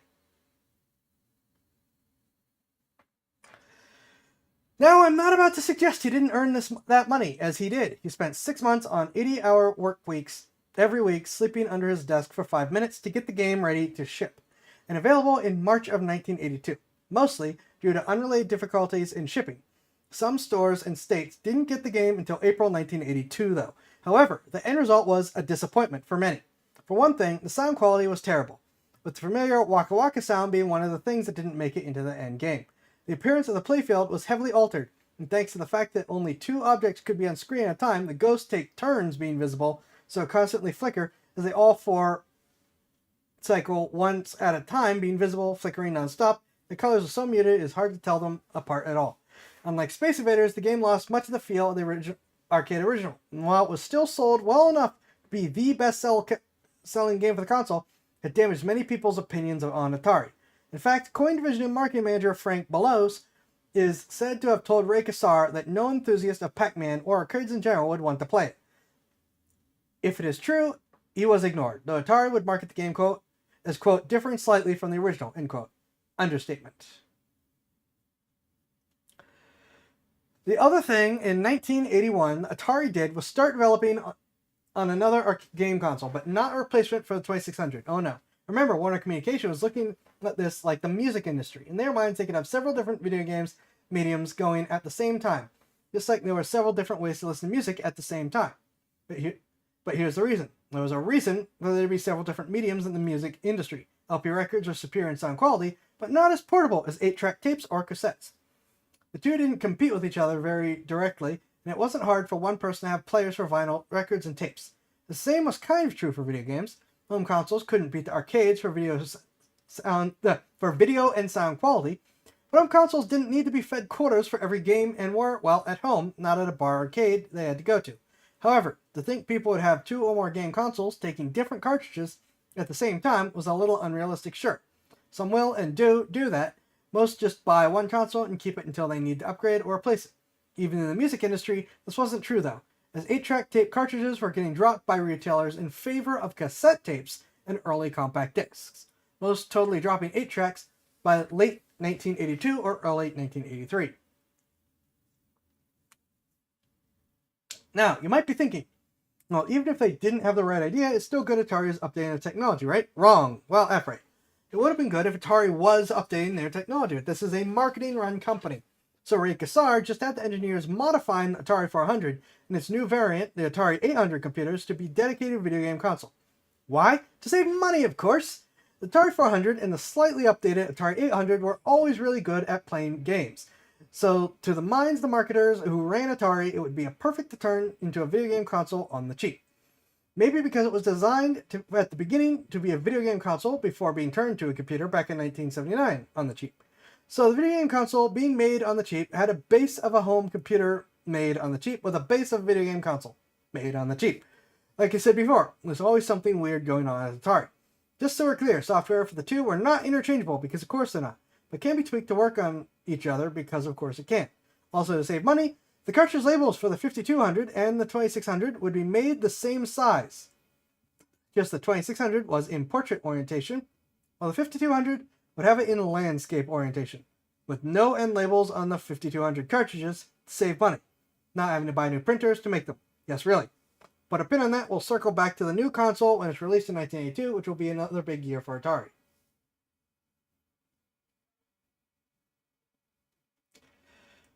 One last thing that Atari did in 1981 that we need to talk about is to hire another new programmer named Howard Scott Warshaw. Why he's important will become clear later, but for right now, just know this is how he described his first day at Atari. Quote, I heard it was a real crazy place with a lot of drug usage, so to sort of fit in, I got my own reefer to go in with. I was in Todd Fry's office when he came in and shut the door, turned and said, I'm going to get high in here, so if you aren't okay with that, you should leave now. And I told him I was fine with it, and showed him that I had my own reefer with me. He laughed at my face and said, right, well, I'm going to do some real hard drugs. You can take that elsewhere. And that was my first day at Atari. End quote. He was given the task of checking the feasibility of 2600 port of the arcade game Star Castle as his first job. The conclusion was that the vector-based arcade game would not port well to the raster graphics-based 2600, something that was also a problem in porting over asteroids to the 2600 too, which again is what spurred the development of the bank switching technique to allow more complex code and allowed the end result to closely match the original game. Warshaw added that he thought he could make a game based on the concepts though, which Atari greenlit, as an original game wouldn't require licensing fees, something Star Castle would require, as it wasn't an Atari game.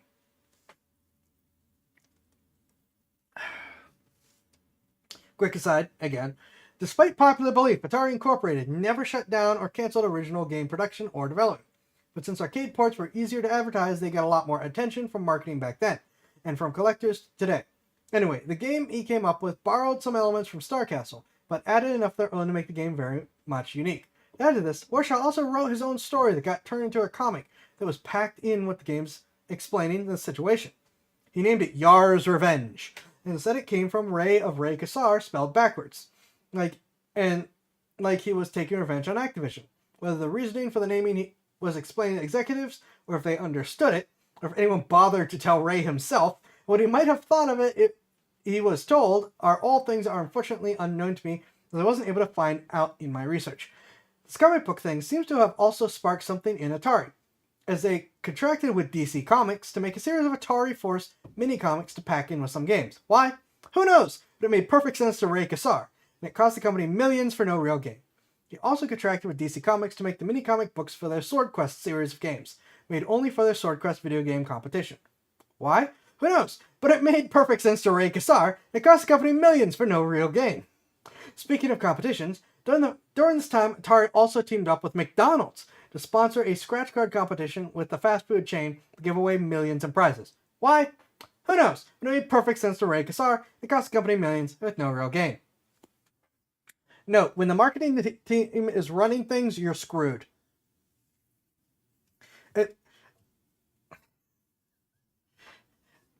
At least with the first guy, his ideas were making progress, as insane as they were. And yeah, if I'm going to react to ShoeOnHead tonight, we're at 19 out of 35. I'm either going to have to try to speed this up, which I don't know that I can go faster, and be coherent, or we may have to take a break, because I do want to react to ShoeOnHead tonight, because that's a thing. Anyway, the script even says anyway. Yar's Revenge was released in May of 1982 and proved to be a good hit for the company. So when a certain director making a splash named Steven Spielberg had certain hit movie called Raiders of the Lost Ark that Atari wanted to port over to a 2600 game, they tapped a creative new programmer of theirs, Howard Scott Warshaw. Being the perfectionist Steven Spielberg was, he wanted to meet with the programmer of the game based on his movie. The two seemed to have become friends. Quick aside, during this time while working on the game, Warshaw would walk around the Atari office with an Indiana Jones hat on, cracking a real leather lip. Skipping over the details, the game got mixed reviews, but sold really well, pleasing Atari again and also pleasing Steven Spielberg, who enjoyed the game. To dispatch another myth about the game, though, while it was the first movie-based game Atari released, it was not the first 2600 game based on a movie. It was, in fact, the fourth to be released. And all four were released in a 4-month period from July 1982 to November 1982. The reason for this circles back to what happened in 1979.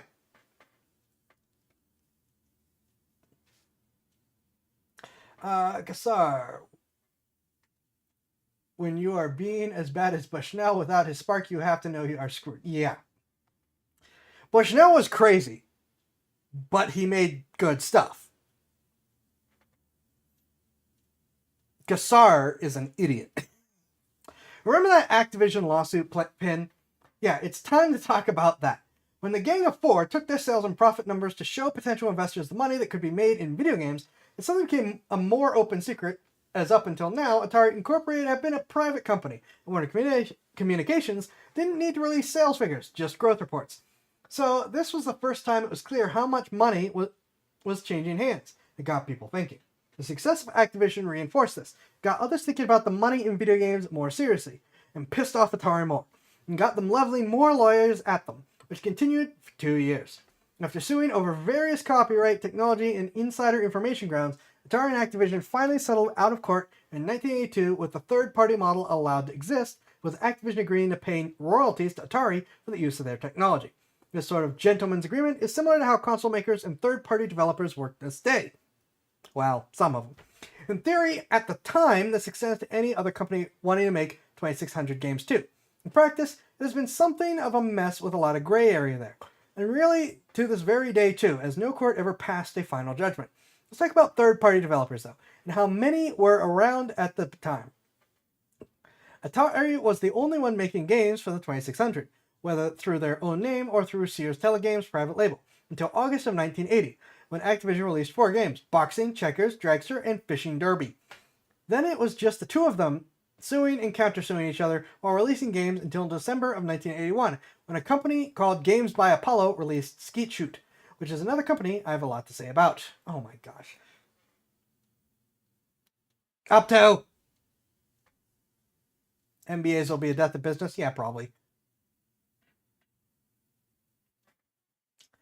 Alright, another drink. Ha! Starts with a man named Peter Roper, the president of a company called National Career Consultants Incorporated, or NCC. What did they do? I'm honestly not sure. Trying to find information on this company has proven to be pretty much impossible. Most claim they made educational films with nothing to back that up, while in an interview, Ed Salvo said he believed they produced slideshows for high schools with company records to be played during shows. It was a different era. Think of it. Think of it as a forerunner to educational video slideshows on the internet, with the need to push a button to change the slides. The bong sound tell the operator of the slide projector to do this. Anyway, in 1980, Pat Roper was playing the television game NFL Football when in his own words, quote, "I realized there was a lot of money to be made, probably because the game was officially licensed by the NFL, and thanks to the splash Activision was making, he realized he didn't need to produce consoles, just the games. So like the Pet Shop Boys, he decided it was time to make lots of money. Now, this is where the whole comedy of errors starts, with how he looks for talent. Did he try to hire away talent from Atari or Mattel? No, not at all. He took out an ad in the newspapers, asking for anyone who could program video games to contact him. Ed Salvo lived in Iowa at the time, but got one of those ads mailed to him by a friend. He got in contact with Pat Roper. Pat Roper flew Ed Salvo down to Dallas so he could see the game Ed Salvo had made in 4 weeks in his spare time at home. The game was called Skeet Shoot. To simplify things, Pat Roper purchased the game from Ed Salvo for $5,000, convinced him to program another game for him that would be called Space Chase. After it was done, Ed Salvo agreed to be Pat Roper's new lead programmer and hired 25 more programmers for his new company, Games by Apollo. As far as I could tell, Atari never got around to suing Games by Apollo. It was a bit of an achievement in it of itself during this time period, actually, and was allowed to keep making games with little hindrance. This didn't last long, though. They put a pin in that, too. We'll come back to the death of this company later. First, I want to go over some numbers here. That was one giant paragraph.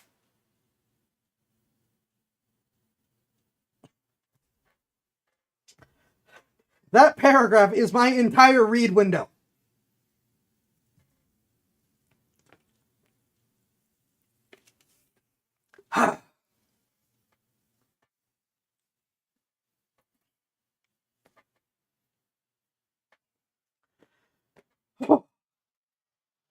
I'm getting lightheaded.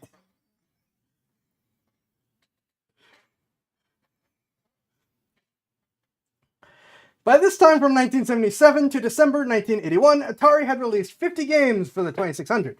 Activision had released 12, and Games by Apollo had released 1 for a total of 63 games. That's 63 games in 5 years for 3 companies, 50 games in 5 years for Atari, 12 in 2 years for Activision, and 1 for upstart Apollo. Why do I tell you this? Well, I wanted to give some context for what happens next in 1982.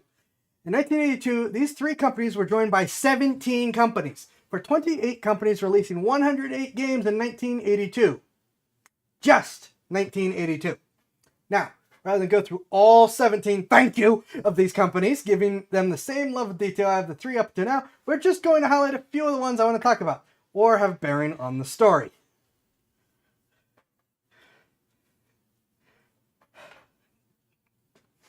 Releasing their first game in January, US Games was a toy... This is less of a fan reading and much more of a challenge. Releasing the first game in January, US Games was a toy company founded in 1978 that mostly made electronic LED games before being purchased by Quaker Oats sometime in 1981. The reason being, Quaker Oats wanted to expand their Fisher-Price division to better compete with General Mills in their Parker Brothers division. They originally released their 2600 games under the VidTech brand before dropping it and just going with US Games, probably after realizing being seen as a toy maker was a benefit and not a liability with how well Mattel was doing. All their games were original creations with no licensing except for Towering Inferno, which was licensed on the 1974 movie of the same name.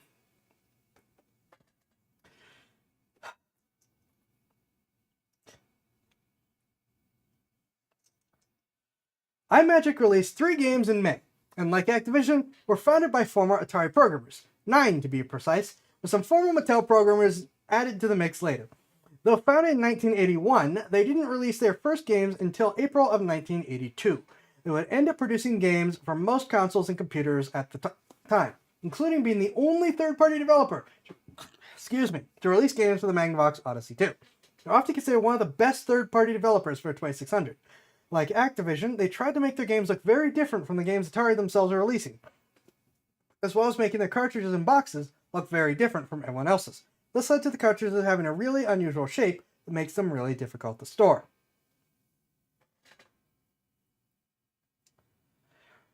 Releasing in July, Spectravision started making games to fund their expansion into a computer company, renamed themselves to Spectra Video to avoid a naming dispute with a brand of hotel TV systems.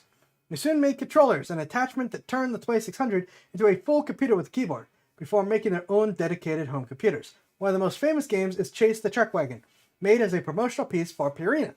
At the time, Truck Wagon was their brand of dog food, and in commercials, dogs often chase an Old West truck wagon to get their food, hence the name. It was only available as part of a mail-in promotion. Many of their other games would end up part of the Columbia Home Video Game Club. Put a pin in that. Do you have any idea how many pins we have right now?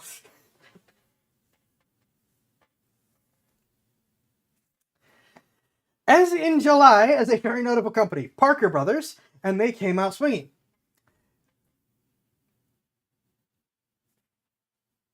Please, if we ever do this again, check your sentence structure. The first game was Star Wars The Empire Strikes Back, which was the first Star Wars licensed game, and as far as I could tell, the first movie licensed video game. Yes, really. They'd go on to release 3 more Star Wars licensed games for 2600 too, along with a lot of arcade ports copying Atari's strategy. In fact, almost all their games would be licensed products, with the only exception being Montezuma's Revenge. Holy crap, really? Which was an original creation. Also, to just point out, Parker Bros. Was a well-known toy maker at the time, pretty well known for board games like Monopoly and Clue. The Clue movie's still pretty funny. Next one is a toy maker too, pretty well known for their Smurf figures. Coleco actually started in 1932 as the Connecticut Leather Company. They started in the toy business after a make-your-own moccasin kit they released in 1958 won an Innovation Award at the New York Toy Fair, the biggest toy fair in the country at the time, and one they didn't go into in any way, shape, or form. In 1961, they sold off all their leather and shoe repair interests to focus more on toys. In 1976, they were one of the ones making dedicated video game consoles and expanded to other electronic games, including a well-known series of tabletop arcade games based off the full-size arcade games. They would release their first 2600 games in July, and in August they launched the ColecoVision, a new video game console. They also released an expansion module for the console that allowed 2600 games to be played on the system, which prompted Atari to sue. Coleco countersued, alleging violation of antitrust laws. The module was made with only off-the-shelf parts. It was not, and they had in fact infringed on Atari's patents for the TIA chip, as the module turned out to literally be a 2600 with the video and audio information being fed into and through the Coleco. Wow, how they ever thought they'd get away with that is beyond me. Yes, really. They settled out of court in March 1938 with Coleco agreeing to license and pay for all of Atari's patents that they used. They'd make their own, that's like all of Atari's patents. They make their own 2600 clone console, the Coleco Gemini, with this, and then turn it into the Columbia Home Arcade 2. Put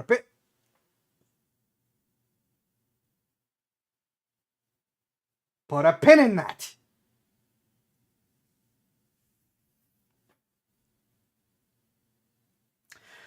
August also saw Tigervision release their first game, licensing the movie character King Kong, Tigervision being the video game division of Tiger Toys.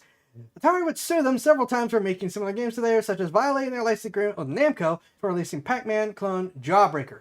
Though they lose that case, the courts ruled it was different enough to be considered a new video game. Just like when Pac-Man made a Crash Bandicoot clone. Yes, really. That's not in the script. That's me knowing about it. And we may play that game on stream.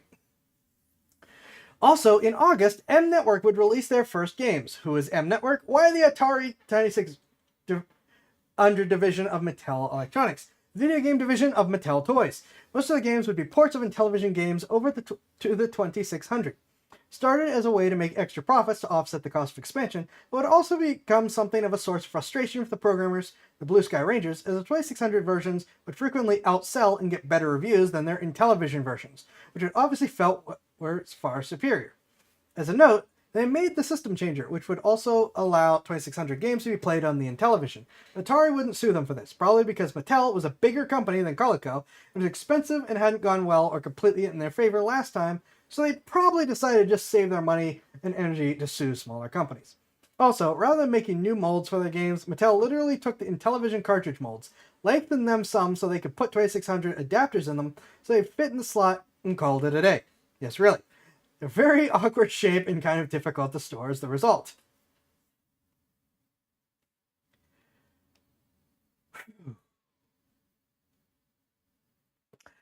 20th Century Fox probably got the idea to join in after US Games licensed the movie Towering Inferno off them.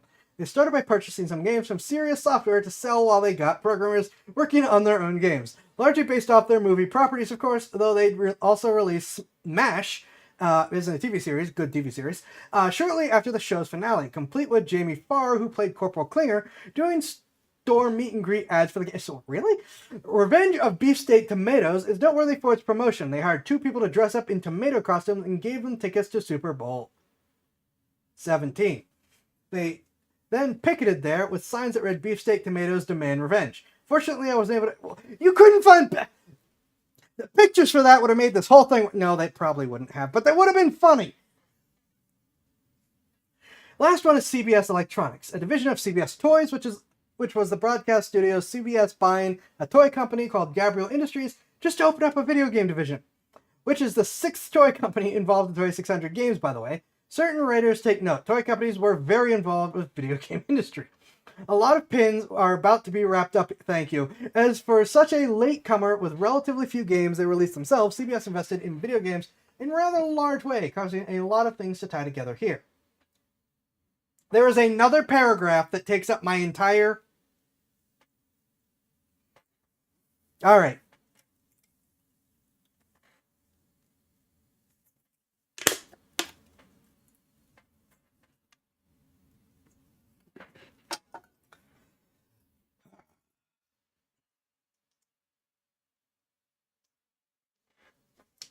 All right, we're going to go fast again.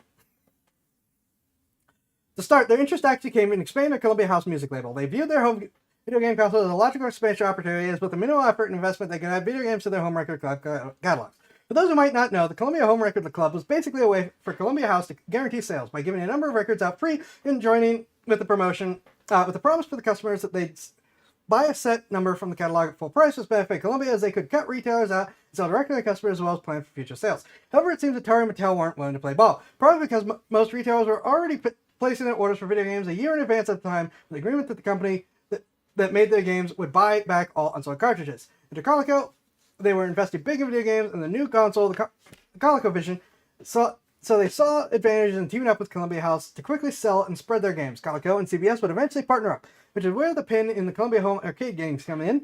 Deciding to release their own console to club members, they licensed the Coleco Gemini to rebrand it as their own Columbia Home entertainment system. Before it was released, though, CBS wanted their games out on store shelves and in their own catalog, which is where they would buy the toy company I mentioned. They set up production lines for their own cartridges, but rather than hire their own programmers, they outsourced the work, mostly to companies like VSS. VSS supposedly stood for Video Software Specialist, but the company only ever used VSS in their naming. Who is VSS?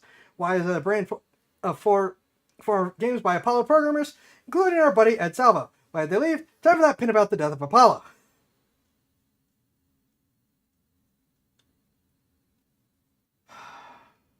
Okay. Yeah, television of a Mattel model fits the same style for Watson. Yeah. I just finished my second. I'm grabbing my third can right now.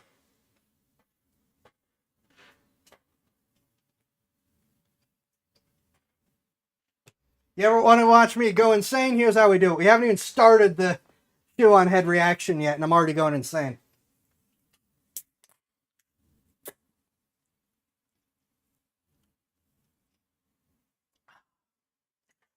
The four men, which include the head of accounting on Apollo and Ed Salvo, the man who was lead programmer and directing all the work the other programmers were doing, become concerned that Pat Roper wasn't running the company well.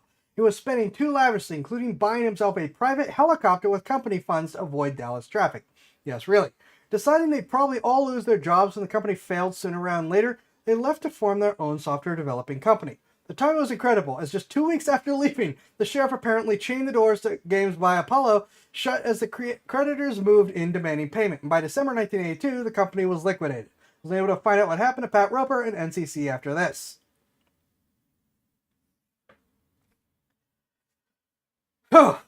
Back to CBS, they licensed games, the arcade games, which VSS would then port to the 2600, and once done, they'd manufacture the cartridges themselves. After getting a few on store shelves and production going, they were ready to form the Columbia Home Video Game Club, releasing catalogs exclusively for members, with their own games and those by Coleco in them. This is where the Spectre Video pin comes in. The exact details are unknown to me, as I wasn't able to find them, but Spectre Video would also have their games in those catalogs, with some being exclusive to the Columbia Home Video Game Club. So it seems that some sort of deal was struck with them too. Other companies like iMagic and Parker Bros. Would have their games featured too.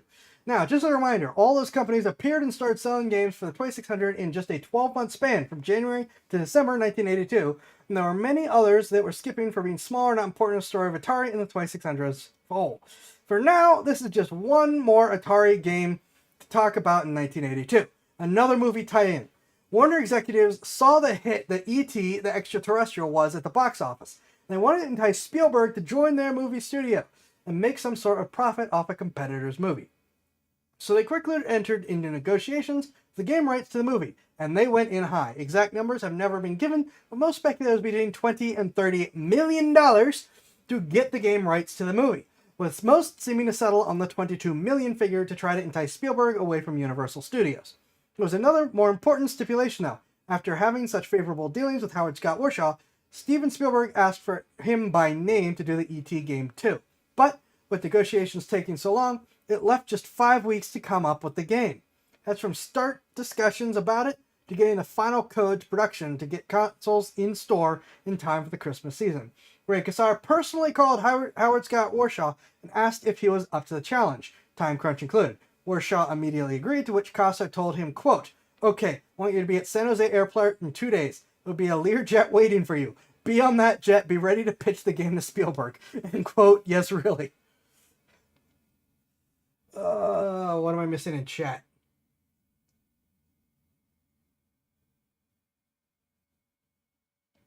Evening.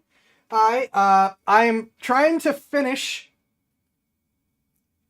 a fan reading, which has been paid for, technically, of the history of Atari, as I'm slowly going insane, after which we will probably go straight to the ShoeOnHead reaction, because I don't know how much time we're going to have for Baldur's Gate 3 at this point.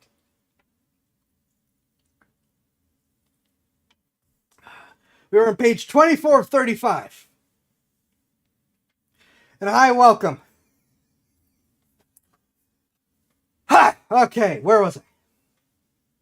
Of course, he was on that jet, and he did propose his ideas to Spielberg, who said, quote, "You know, couldn't you just make it more like Pac-Man," end quote. Warshaw was quick to tell him that they needed to do something original and worthy of the movie.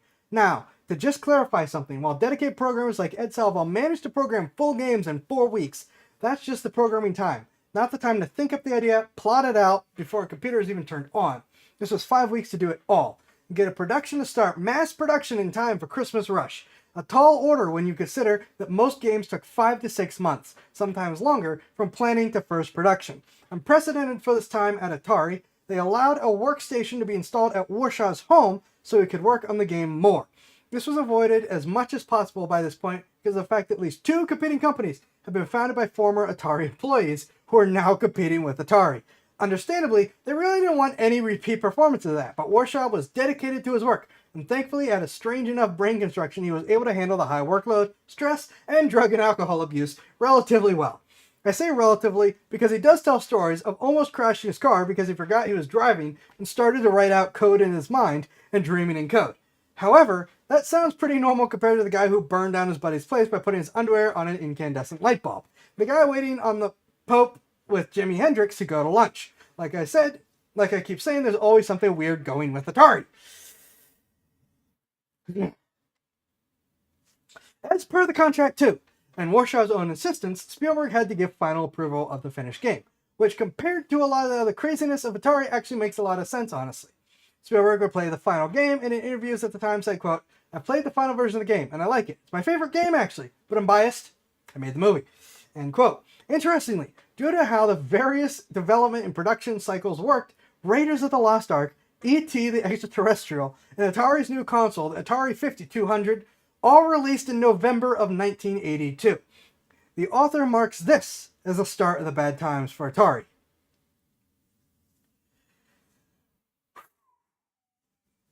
The 5200, finally, released in 1982. The 5200, oh god, how long is this paragraph? This doesn't even fit on my...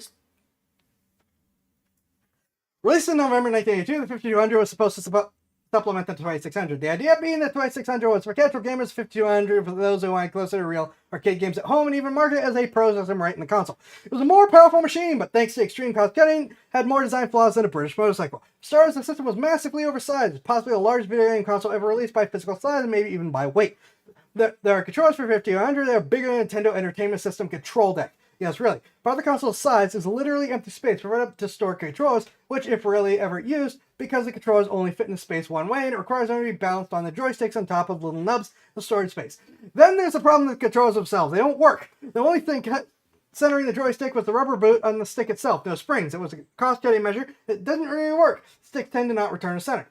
Further, there was no sense of acceleration in the design, meaning that even if it did center, the force wasn't enough to register the charge with the stick. On top of that, the design was complicated, and to save money, Atari used cheap circuitry and tended to short out in front in terms of controllers, which would basically brick them. The telephone-style number pad, a design element taken directly from the television, was also not popular. It was a setup for the cords. On a 2600, and indeed most game consoles, a power cord in one cord, and the video cord, a separate cord, cable. Yeah, now a 5200. Again, to save money, simplify manufacture, supposedly simplify the usability to consumers, 5200 had a dual-use cable that led to a switch box. The power cable and television cables would hook to this box. So the power cord and box combo have to be plugged in a certain way, or sparks, fires, even short-circuiting could happen. All of which could possibly cause the power cable to go bad, requiring a replacement. It could also cause the video cord to overheat and melt, which might even cause a power surge and damage your television set. It could also possibly short out the switch box, which is hardwired to the system, requiring a system replacement. Or maybe because a power surge that would break the system, rendering it useless. One more flaw, not with the main system, but one with the aftermarket controllers. The Proline trackball controller, the one's bigger than an NES game controller. Thanks to the lack of acceleration sensitivity, the system tended to just ignore all inputs from these controllers.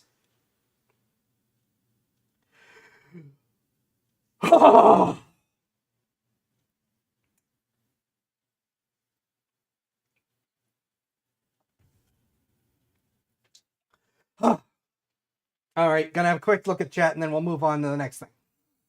You can hear the stress build for quiet you. It is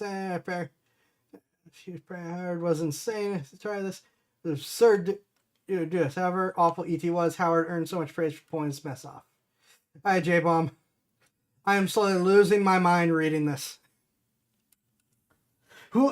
Whoever turns this into a proper Atari history video edited with images and background and everything, good luck. Needless to say, customers' complaints started to flood in almost immediately. Combined with the fact that most of the games for the 5200 were literally just ports of the 2600 games already on store shelves, many reasons for customers to buy. There was little reason, for customers to buy a 5200. Those that did were quick to discover the system's many flaws. A modified version of the 5200, released later, would address some of the system's flaws, but the problems with the controllers were never fixed. To this day, collecting and playing 5200 games is difficult, and workshops still exist that re-engineer and rebuild 5200 controllers so they actually work. This was a major PR nightmare for Atari. Refunds of systems and the endless stream of replacement controllers and system repairs also cost them a fortune. Game development for the system quickly slowed, as no amount of marketing was going to fix this mess. We need a total redesign, and while Atari, to their credit, did redesign the system, they never got the controller problem sorted out. That's all I really have to say on the 5200. There's one other thing I've been putting off, but have to talk about it now. How many more things do you have in this?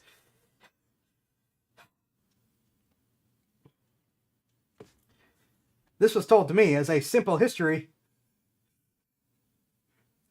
of Atari. I'm currently on page 26 of 35.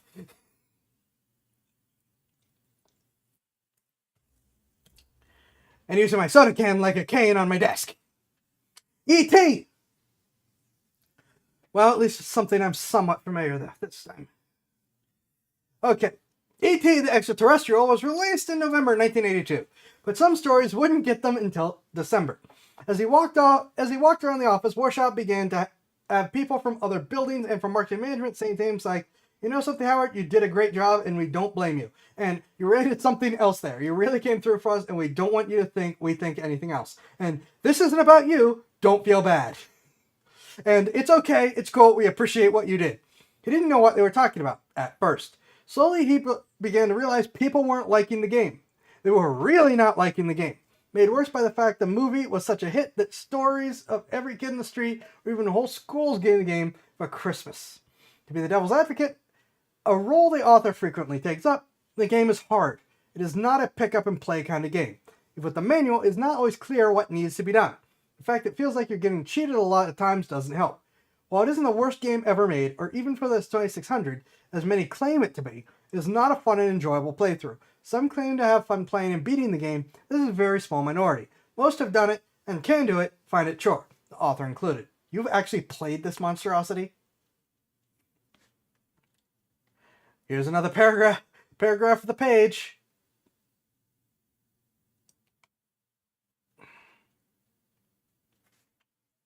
All right. Drink in deep breath. Another paragraph time.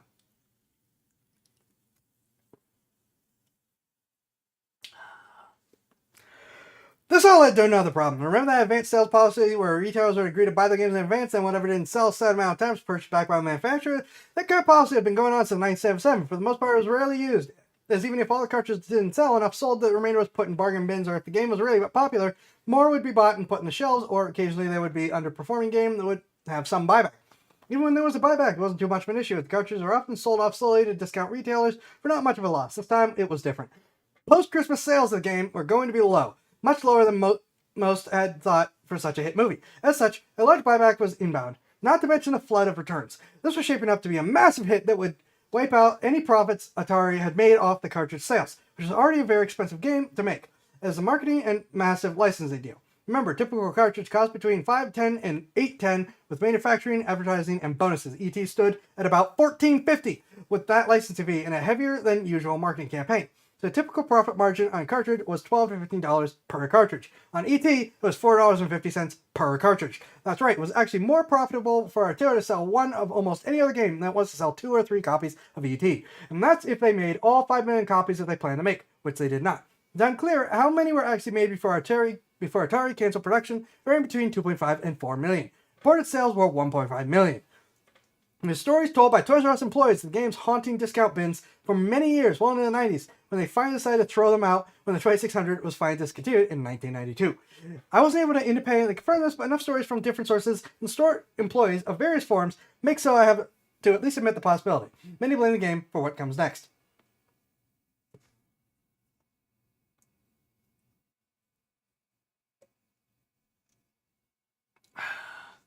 Crash! Manny Gerard was co-chief operating officer of Warner Communications at the time, and largely in charge of Atari Inc.'s operations at the time.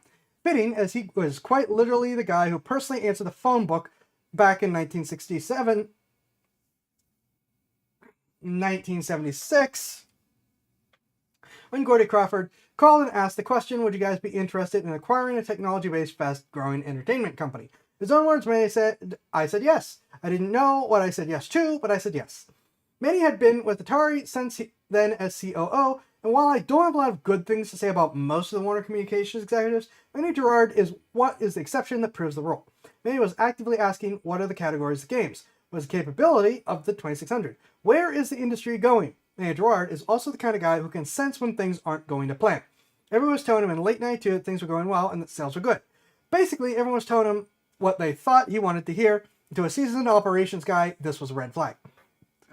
He called up Atari's chief financial officer, Dennis Groff, and said to him that while everyone was saying yes, sales were good, he wanted the actual numbers. Groff, of course, got right to work on it. I think I'm feeling this in my heart. The great video game crash of 1983 started on December 7th, 1982 with a phone call. Dennis Groth and Manny Gerard called Manny Gerard and said, "I just got the numbers and they're not good." That same day, Atari announced instead of the projected 50% growth, they only saw 15% growth, and they started a panic sell-off of Warner's stock, including a one Raymond Cassar, who sold his stock options and shares before the announcement of the sales report and the decline of the price stock. How soon before this happened? 23 minutes. Raymond Cassar sold all shares and stock options in Warner. Then 23 minutes later, the price dropped after the earnings report was made public. Yes, really. This would lead to Warner shareholders to sue over allegations of insider trading, which this clearly was, though Cassar denied it. No, it is. That is the definition of insider trading. Things in 1983 just keep spiraling though, with Atari losing more and more money, and during this time is one of the most painful moments for Atari fans. Nintendo wanted to sell their new Famicom system in America as well as Japan, and in June of 1983 signed a deal to sell the console under Atari branding. However, Atari canceled the deal as they believed Nintendo violated the agreement when Coleco showed off the game Donkey Kong on the new Coleco Atom computer. Atari had the exclusive rights to all Nintendo games in home consoles and computers in the US, so felt Nintendo broke the deal to sell the rights to Donkey Kong in Coleco. There's just one caveat to this. They didn't. What time are we? Oh, we actually have an hour and a half. I may actually get through this in time for ShoeOnHead. That's assuming we stick to the usual time. I did start late, so add, 20 minutes to the end of this? The deal included all Nintendo games with the exception of Donkey Kong, as Nintendo had already sold the home console rights to Coleco in 1982. Atari accepted this, as they still got the computer rights to the game. What the Atari executives failed to take into account was the Coleco Atom computer was literally expansion of the ColecoVision. The version of the game showed off was the ColecoVision part of the game the Coleco already had the rights to, legally, and playing to prove that the Atom could play all ColecoVision games. Nintendo did not sell Coleco the computer rights to Donkey Kong, but the port on the Atom computer was still legal, as it was on a ColecoVision cartridge. With the sudden canceling of the deal, Nintendo was left flat-footed and unable to expand in the United States until 1985, when the console was released to some test markets with a new design and renamed the Nintendo Entertainment System. Unrelated to this, Atari kept losing money. I mean, it's sort of related to this. And the Warner Communications lost patience, and in July of 1983, Ray Cassar was fired. Thank you! In September of 1983, a new man was made CEO of Atari, James J. Morgan. Possibly the one guy in all of Atari's history that is more sleazy than Ray Cassar. And that's saying something. Unlike Nolan Bushnell and Ray Cassar, he doesn't warrant his own section for reasons we'll see momentarily. Put a pin in that, we'll just make it clear what kind of guy we're dealing with, and move on. James J. Morgan was previously with Philip Morris USA, makers of I Am Seeing Stars, makers of various cigarette brands. He's also the guy largely responsible for the creation of the Marlboro Man, and after leaving Atari, would claim that cigarettes are no more addictive than you have additive, not addictive in here, than gummy bears, and that no tobacco company ever attempted to intentionally market tobacco products to minors after rival R.J. Reynolds Tobacco Company introduced Joe Camel.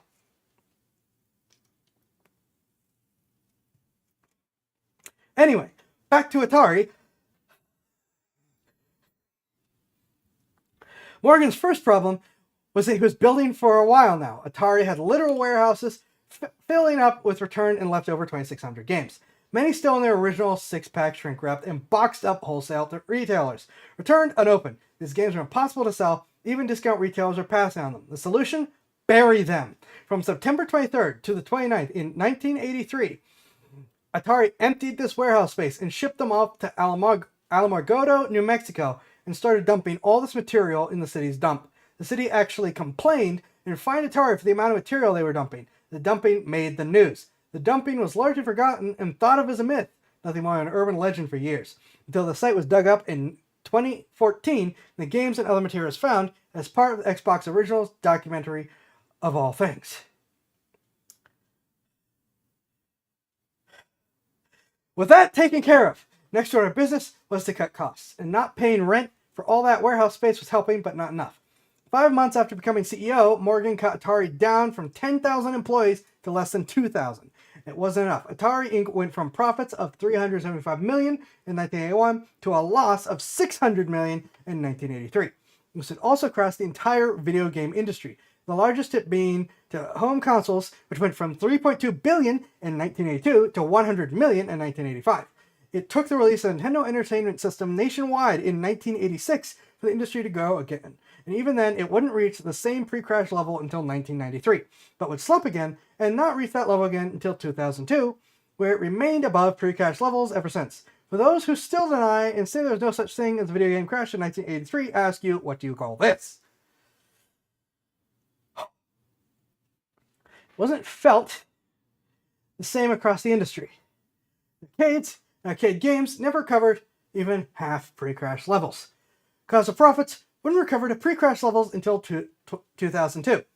Well, thanks to the relatively small portion pre-crash sales PC gaming made up, they recovered much quicker, matching pre-crash levels in 1992.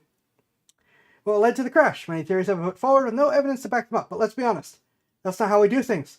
We're going to go over the various theories that put forward and see that the facts tell us. First off, no, E.T. could not have caused a crash. While a single misstep like this might be enough to hurt a company, is not enough to sink a multi-billion-dollar company. Industry.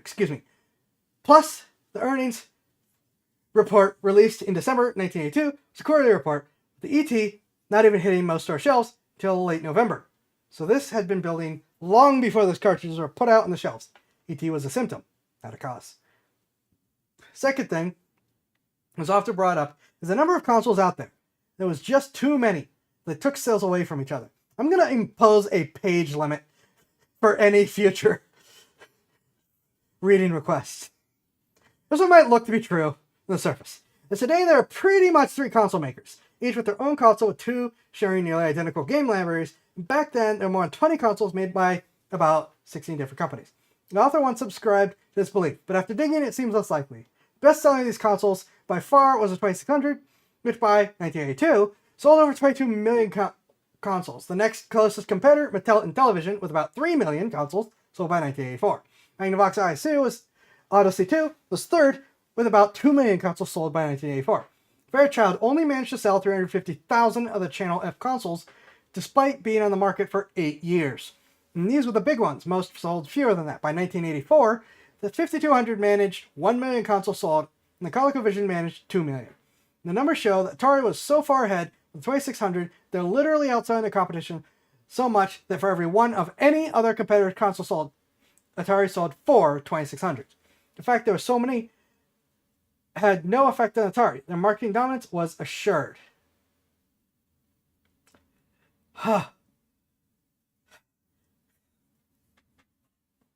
Third is the idea that Atari failing dragged down the entire industry with it. That after so many mistakes and bad business decisions, Atari fell and took everyone with them. Again, there is some merit to this. Out of every dollar spent in video games, Atari was getting 80 cents worth, leaving everyone else to fight over the remaining 20 cents. However, there's another problem to this. If Atari alone was starting to go out of business, it really shouldn't have affected Mattel or Coleco, or really any of the other companies. Instead, Mattel sold off its Intellivision brand to their programmers, the so-called Blue Sky Rangers, who managed to keep it going until 1991 before finally going bankrupt and shutting down. Coleco and Magnavox just quietly discontinued their consoles and shut down their video game division to focus on other things as profits quickly dried up. Fourth is the rise in home computers, which could play games and do useful work from the same machine. Which might seem true, as home computing gaming actually increased in profits from 1982 to 1983. However, they quickly dropped in 1984 as of the price and sales of home computers. Fact is, in 1982, a new 2600 was $125. A new Apple III would run you between $3,495 and $3,815. Toshiba T100 was $795 to $1,995. And even the Commodore 64, which would go on to be the best-selling computer of all time, was $595. If you wanted to play games, you were not buying a home computer. Plus, there's the fact that talking to people from this time, they all said the same thing. Unless you were in college or running a business, a computer really wasn't much use to you. Even though the use of computers was increasing at the time, which might account for that bump. It really wasn't until the advent of the internet and laser printers that computers and private individuals. The computers for private individuals became really attractive.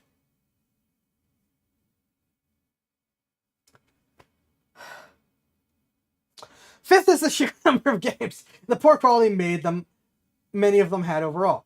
Honestly, it's something this one, as remember that from 1977 to 1982, there have been 171 games released for the 2600 by 20 different companies. Well, in 1983 alone, there were 175 games released by the 2600 for the 2600 by 32 different companies. However, this isn't the sole reason. Some of them were companies released a single game for single purpose, such as a Christian bookstore releasing a game as a musical tie-in for the popular Christian music record. Many also point to companies like Quaker Oats, Johnson & Johnson, Kool-Aid, and Purina releasing games for 2600 as a sign of how bad game quality got, but miss a few points. I mean, okay, yeah, that's fair. I mean, we know what we think of these tie-in games today. Modern tie-in games are absolute trash. Looking into who owns any corporation quickly leads to confusing conglomerates as companies try to diversify as much as possible. For example, Kraft Food was owned by a tobacco company for a while, and while people point to U.S. games being owned by Quaker Oats, they seem to miss the Parker Brothers were also owned by General Mills at the time. Plus, the games by the more obscure companies were probably like that for a reason. The Purina game Chase the Chuck Wagon was never released to general sales, never appearing on store shelves or in catalogs. The only way to get it was through a promotion with Chuck Wagon brand dog food made by Purina. Same for Johnson & Johnson game Tooth Protectors. Was only available by mail order from a promotion buying toothbrushes, and the Kool-Aid games for the 2600 and Intellivision were made by Mattel and only available by mailing and Kool-Aid points, which, given how common the 2600 version was, a lot of people must have done, which is fair. It's a pretty fun little game.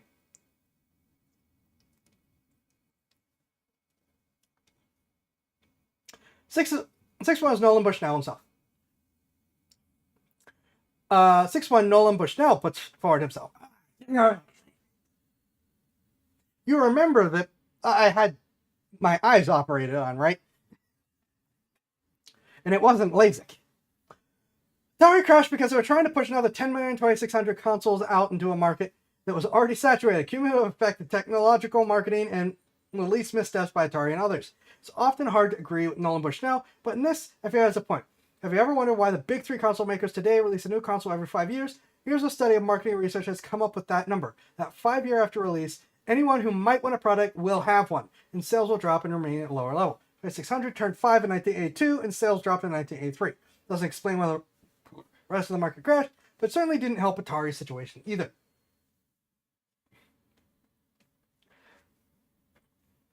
What really caused the crash, though, is actually pretty simple. Video games had become gold, and where there's gold, there's a rush. The market becomes flooded, oversaturated, and crashed like any fad does. Think back to fidget spinners. Just like fidget spinners, video games started to be sold everywhere.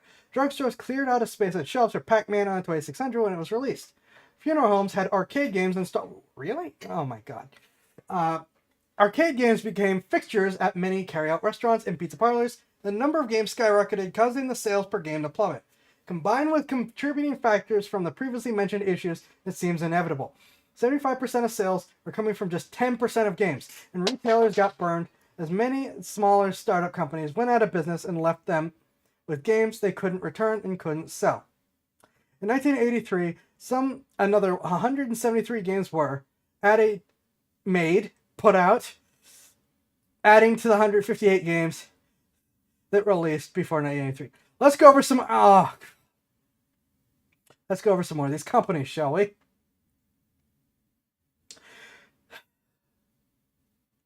Telemarketing company KTEL, I almost said Keltec, started as a company called Zonox to sell double enders, which were cartridges with contacts on both sides. You could get 2 games for $30.95 compared to $29.95 for a new release Atari game. Quality was pretty poor, and soon apparent they weren't worth the cost.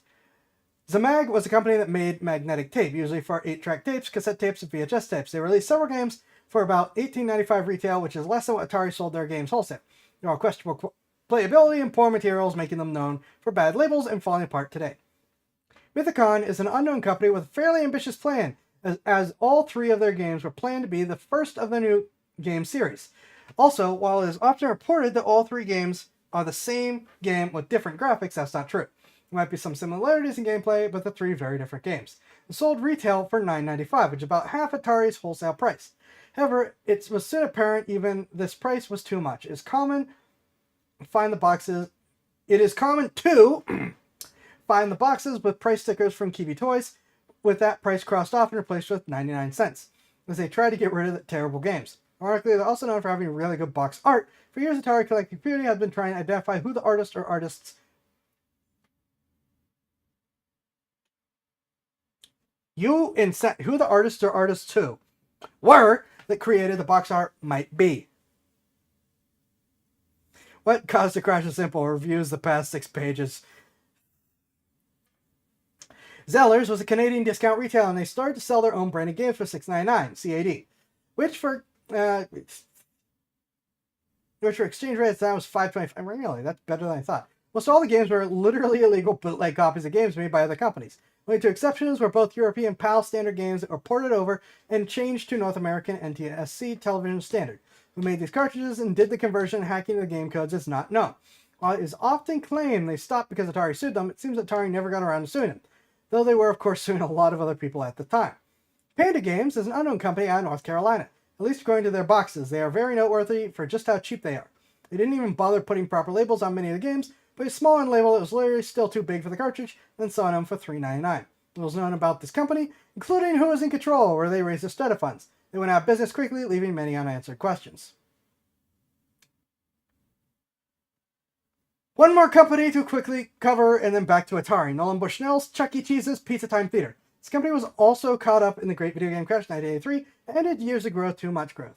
Nolan Bushnell had pushed far too much expansion, and now some locations are too close to each other, robbing each other's market share, and causing per-store sales to plummet. This made it even more unfortunate, as it was also caught an unfortunate Ted Dabney. After leaving Atari, Ted Dabney started CCG Games company, where he would tinker and make his own games, and would team up with Bushnell again to make several of the games for Chuck E. Cheese's, along with the ticket counters on the machines, and the automated ticket number system used by the restaurants. When the crash hit, the company went bankrupt. Bushnell owed Dabney millions of dollars, which he now couldn't pay. Dabney decided to shut down CCG Games and end his friendship with Bushnell for good. Again, if Nolan Bushnell approaches you and says, I have an idea, you guard your pocketbook. To skim what happens from here, Nolan Bushnell was forced to leave. Chuck E. Cheese would be bought out by a competitor, started out as a franchise before splitting off in a series of lawsuits. Because of course there were lawsuits. This new company, Showbiz Pizza, Showbiz Pizza Place, would run both companies before deciding that Chuck E. Cheese's had better name recognition and brand value than Showbiz Pizza, renamed all store locations in the company to Chuck E. Cheese's in 1994. After several ownership changes and a 2020 bankruptcy, the company has come out of bankruptcy with another new management group with an unknown financial future. Even when not directly involved,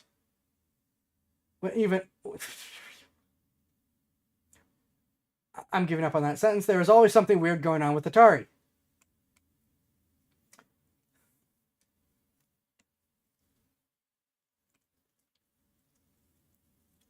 Home stretch. Atari's fate. It should be no surprise then that in 1984, Warner Communications parted off and sold off chunks of Atari Incorporated. They sold off the home console, computer, game development, and manufacturing parts of Atari to Jack Tramiel in July of 1984. And after less than a year with Atari, James J. Morgan went back to Philip Morris, to sell cigarettes. The price, $240 million. And that wasn't even in cash. That was an agreement to take on $240 million worth of Atari's debts. Yes, really. The company that 2 years prior had profits of $375 million was sold for $240 million. It might not be the biggest fall in American business, but it's probably up there if you exclude all the ones with massive fraud involved. Warner Communications held on to the coin-op division until selling 60% of it to Namco, who held on to it for a while before selling off a chunk to the Atari employees, making the renamed Atari Games a new and independent company again. They even sold the home console market as Tengen. They even sold in the home console market as Tengen at Jack Tramiel's. Atari Corporation held the rights to the Atari name in home consoles. Oddly enough, both companies worked together quite well, often working on projects jointly with each other, and the Atari Corporation even stepping up to back up Atari Games and suing Nintendo over publishing rights. Nintendo would ultimately win the case in 1994 and shut down Tengen as a result. Atari Games has bounced around since then, being bought up by Time Warner again in 1994 before being sold off to Midway in 1996 until it was spun off again as an independent company in 1998 and finally going bankrupt and shutting down in 2003. Midway kept the rights to the game library until 2009 when their own financial issues made them sell them back to Warner Brothers, where they remain to this day.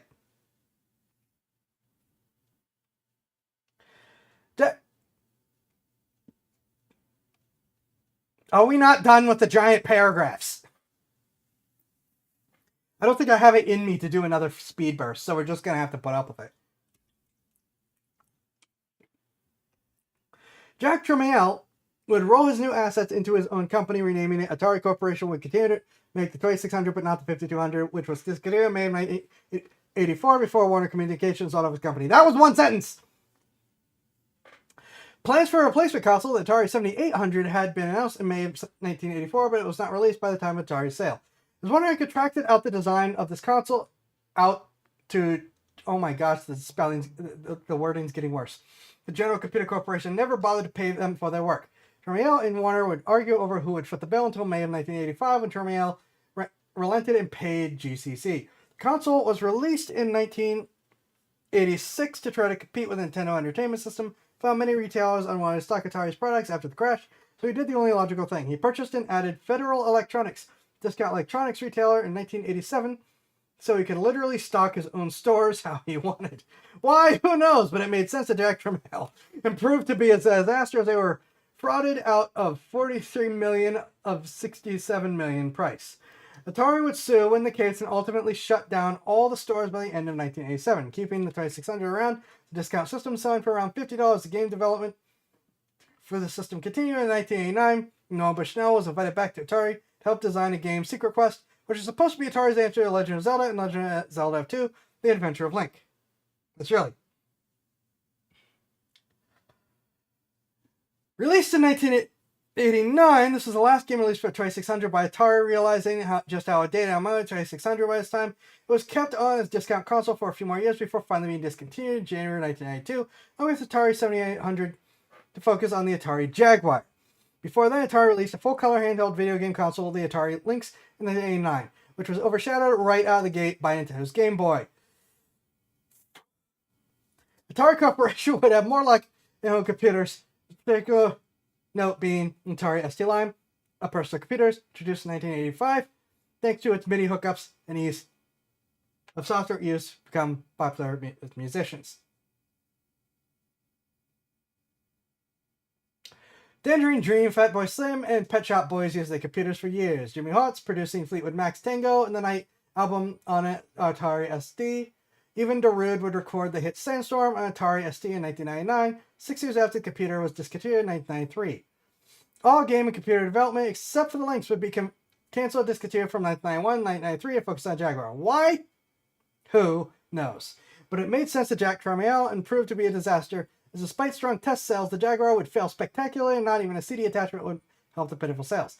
Surprisingly enough, thanks to winning a number of lawsuits, Atari Corporation actually had plenty of cash on hand in 1996, but with the failure of the Jaguar and the Lynx being kind of forgotten about for 2 or 3 years, they literally had no products to sell. Expecting to run out of money in 2 years because of the situation and the complicated arrangement called a reverse merger, Atari Corporation ceased to exist as they basically gave themselves to the struggling JT Storage Incorporated, a company that made computer hard drives, so had products to sell but no money, to form JTS Corporation. Quick aside, in continuing the weirdness, the Jaguar molds would be sold off to Imogen Systems Corporation, a dental equipment provider who would use them in the manufacture of the hot rod dental cameras. Yes, really. Always something weird going on at Atari. Anyway, JTS Corporation ran out of money 2 years later and sold off the Atari bits to Hasbro Interactive for $5 million. JTS Corporation would go bankrupt and out of business in January 1999. Hasbro had hoped to get the console market with the Jaguar patents, but quickly determined there was nothing of value left in this part of Atari, so amazingly, they put it all in the public domain to wash their hands of it and move on. The naming rights were sold off to a French company, Infogames, in 2000, who over the years would rename themselves Atari SA and would rebrand their divisions to Atari Interactive and Atari Incorporated. They would enter bankruptcy in 2013, but would actually survive this and even release the Atari VCS, which I have one, in 2021, which plans to release 2600 console games 2024. They are doing that. Always something weird going on with Atari. They are actually releasing new 2600 games now. They're now, I think they're actually selling 2600s themselves.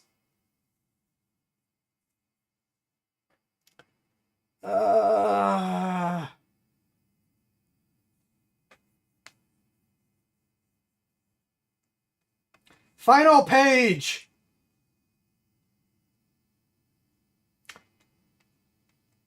Legacy. My sore throat. So what do we make of this 50-year history? One with plenty of highlights, but little recognition of the current age. Despite controlling 80% of the video game industry at its height, Atari has 2 games in the World Video Game Hall of Fame, Pong and Centipede. 3 if you count Atari Forerunner, Syzygy Energy for Computer Space. The DICE Awards have a Lifetime Achievement Award. No one who ever worked at Atari has ever won one. Nintendo employees have won 3 of the 7 awards. Sony CEO Ken Kutaragi has also won one for being the father of the PlayStation. This kind of reflects a strong Japan-centric leading the modern video game industry, as Japan companies were quick to fill the void left after the great video game crash of 1983. Atari, in its original form, was only around for 12 years, and that was the creation time for the video game industry, making them a distant memory for most. The revival of Atari lasted another 12 years, mostly in the background, struggling against the giant of Nintendo and their massive hits, Nintendo Entertainment System, the Super Nintendo Entertainment System. Before seeing the video, how many of you even heard of the Atari 7800? Atari Lynx. And if you heard of the Atari Jaguar, it's probably from Angry Video Game Nerd episode on it. Since the 90s, Atari for the most has been nothing more than a video game developer helping other publishers finish their games. As a result, most only know Atari from the label appearing on discount computer games. But the company recently seems to be trying to invest more in its past, the new console being named BCS, and styled after the original, releasing updated versions of many of their classic games and buying up the rights to some of the 2600 games that were made by other companies. Most notably, in an area where other companies are removing and trying to block access to the older games, Atari is actually releasing Atari 50, the Anniversary Collection. I think this is out by now, which has been lauded as an achievement in video game preservation, so who knows. Maybe the future might be bright for Atari, but we've learned anything, it's that there's always something weird going on at Atari. The current Atari exists as a French company, owning the rights to the name, after buying it from Hasbro, who got it from a bankrupt hard drive manufacturer, who got it for a pile of money when the company mogul who owned it wanted to retire. And he had it after agreeing to take on part of Warner's debts, who bought it for $25 million off Nolan Bushnell and his investors. The company entered bankruptcy in 2013, and many felt it was its final nail, but would emerge after restructuring and even return to profitability. That in 2024, plans to release games for a system debuted in 1977 was discontinued in 1992. Like I said, there's always something weird going on at Atari. End of line.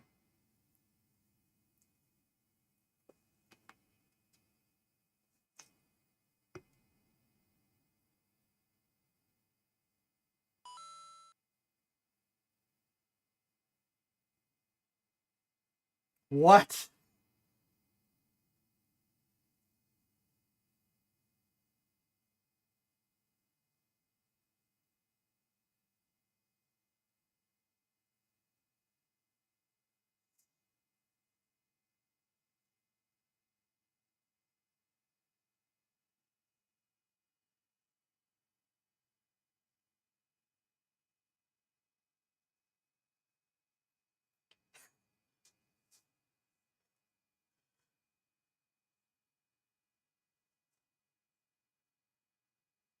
Uh,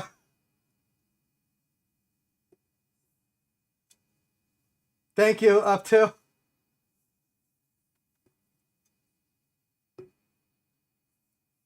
Very thank you.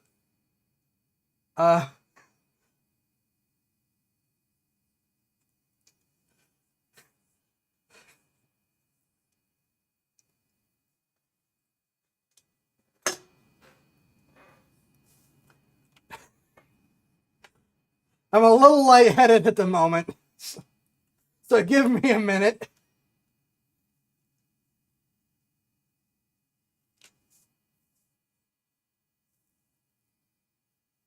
But thank you.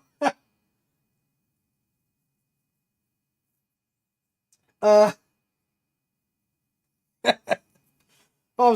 speechless because of the combination of what the heck and the fact that I'm very lightheaded right now. And my throat hurts.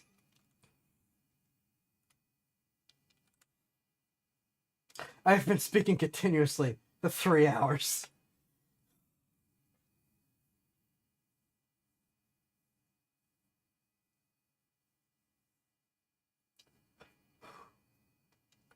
But thank you. Holy crap. Yeah, I'm just throwing a lot at this, so I don't know what the final result's going to be. Given there's no way just me reading that was the point, but thank you. I really appreciate it, but holy crap. I'm gonna take a short break because I've kind of been holding it for the past hour. And then we will finish the stream for tonight.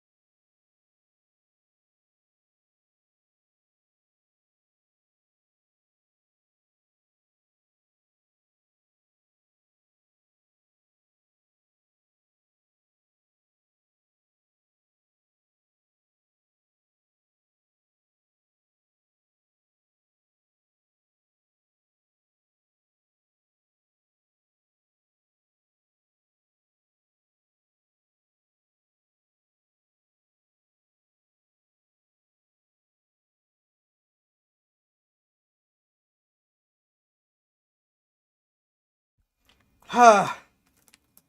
I am back with a bag of throat lozenges and a nosebleed.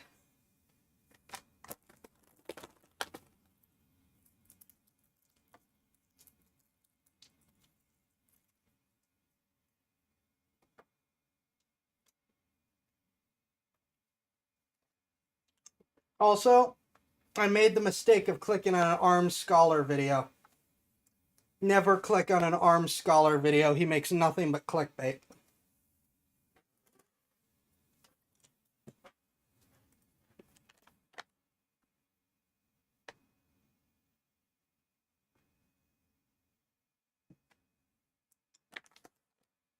Give me a minute. We're still going to do Baldur's Gate 3. But we're basically just going to do the fight and the story. And I will worry about looting and other stuff afterwards.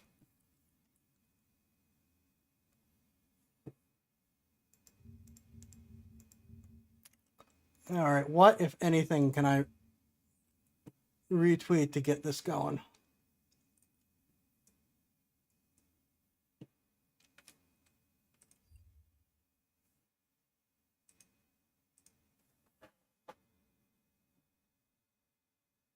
Oh. But big thank you up to. I do really appreciate that.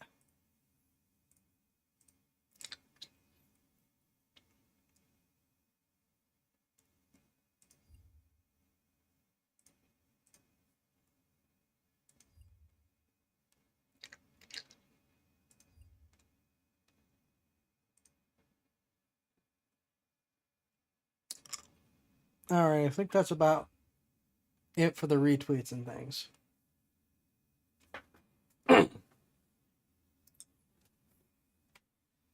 How does charisma damage work? Zai has now experienced this. Oh my gosh, you're probably right.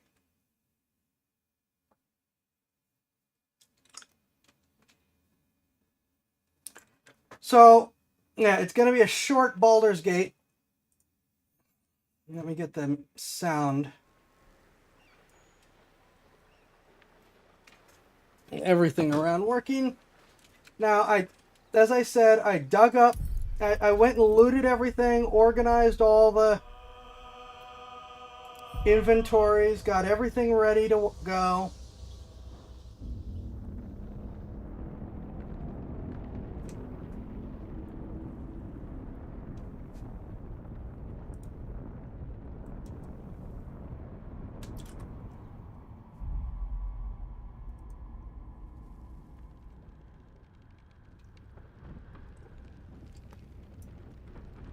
Healed up, so we should be good for more fights. I've also realized I really need withers because characters are not spec'd to are not spec'd for this particular kind of combat. And look, I'm not gonna say never do that again. I am gonna say I'm going to say either do it shorter or don't do it blind. Because that was part of the request, was a blind reading.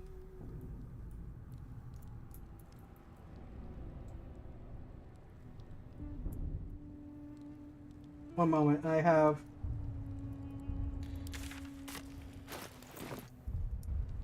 set up a new control scheme and want to make sure. But yeah, this is... Everything else has been thrown to camp.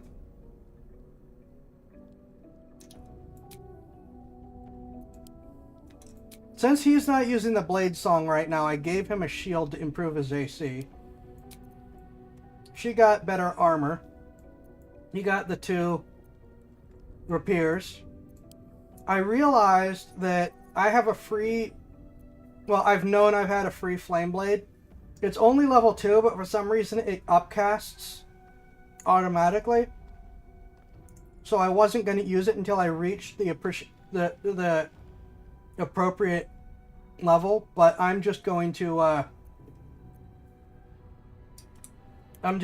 use it as is. One gods to help watching make me. up for it, because keep in mind I'm like a level now, 2 levels higher, and with an extra party member, and still suffered that bad. Like I said, I'm not gonna shut you down. It was a lot for a single sitting Here goes without nothing. any proper This place planning. wasn't built for the living. And I do really appreciate it though. But I'm not exaggerating when I say I've got a bag of throat lozenges. Anything of use? I'm also not exaggerating about the nosebleed, unfortunately. Always room for more?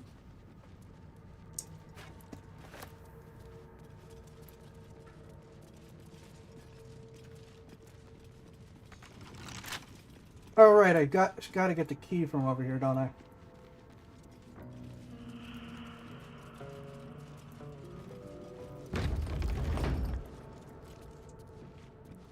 No, readings, like I said, I am fine with readings. I am appreciative There are traps here. of your extra contributions through the reading, though.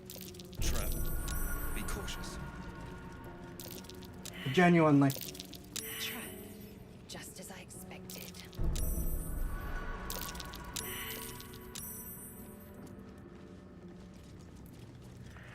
All right, Astarion, can you not fail this time, please?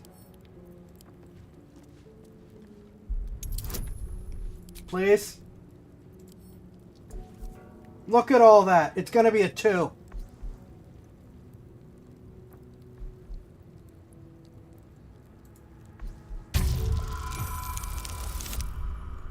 Holy crap, it wasn't a 2.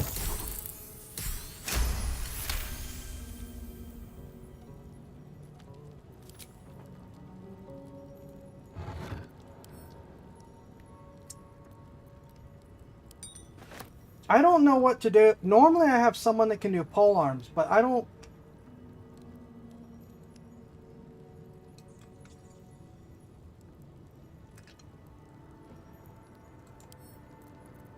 I'm going to send a Lae'zel for now.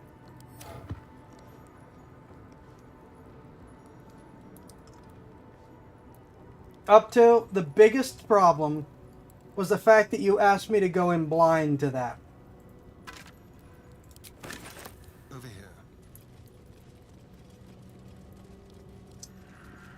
And I probably should have seen it. It was 35 pages and done a better job planning it out.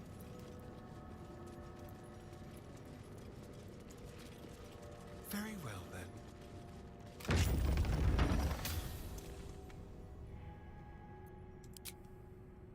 Oh, right. Alive, Duh. so It's progress. gotta be. Alright. Keep going. So we have the skeletons that are already here. I'm gonna have to do something I haven't done in forever. Gonna have to prep for this fight.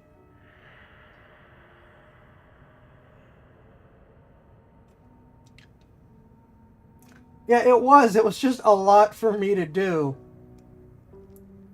in a stream that wasn't purely dedicated to it and that I wasn't prepared for, which I will share the blame for. Oh, enough waiting. I crave blood.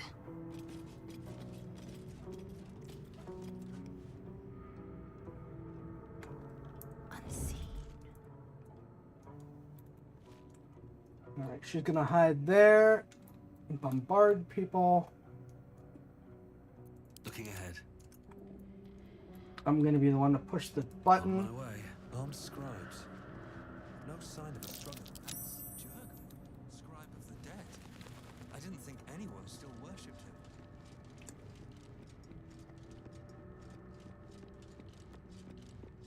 Perfectly hidden.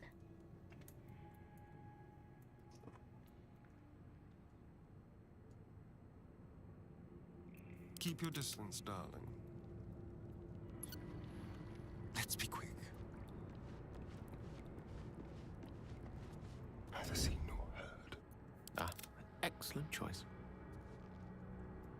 There will be more skeletons than normal. Right.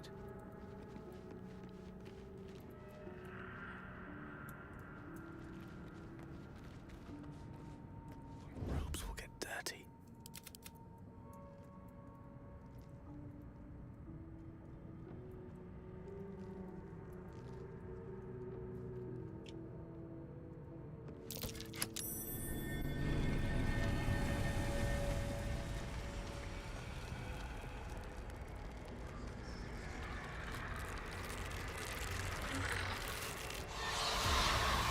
Oh, it rendered them more skeletons than normal.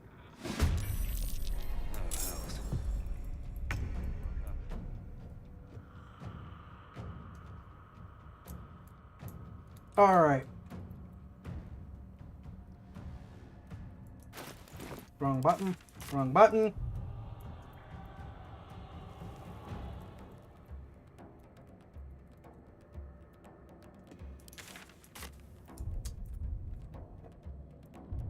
Use the right controls. Alright, so we're not gonna start with me. Can't afford to stay idle. Okay. Okay, with this... Oh wait, that's non-lethal. Never mind. Darn it. That was something useful.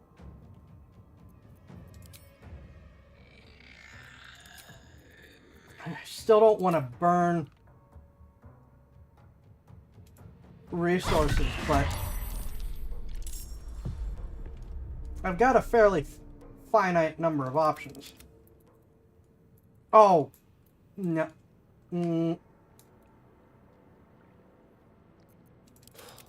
Fucking Astarian.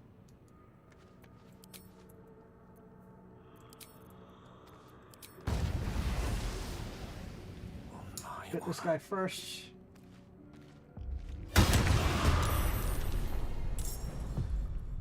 Well, he can get him. He can't do a lot to him, apparently.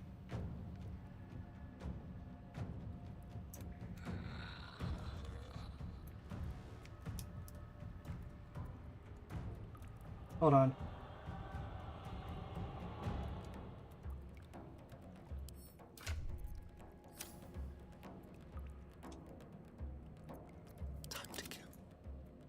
Trying to figure out sneak attacks and the lines of sight. Still in shadow. Those are on a short rest, so... Oh.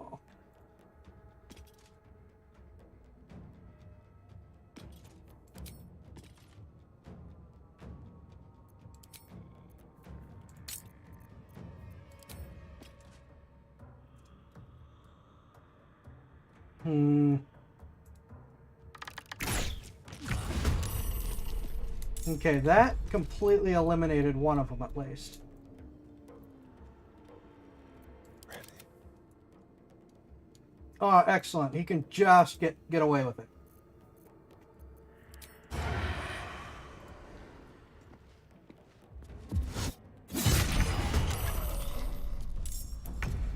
And knock another one out.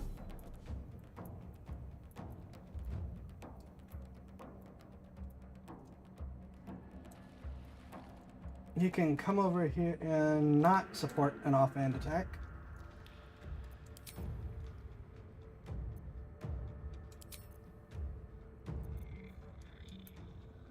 There we go. That's the button I'm looking for. I should have looted the bodies first. No! Disarm a couple of them.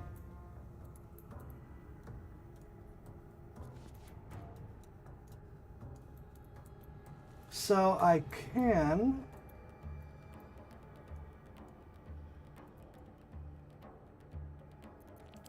bonus action hide. You approach. And try to sneak closer. Time to move.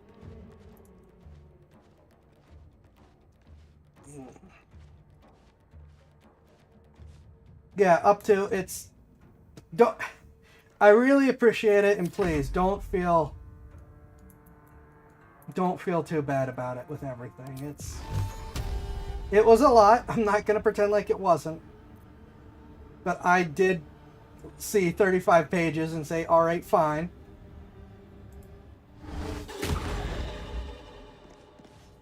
So glad that things are going well with this.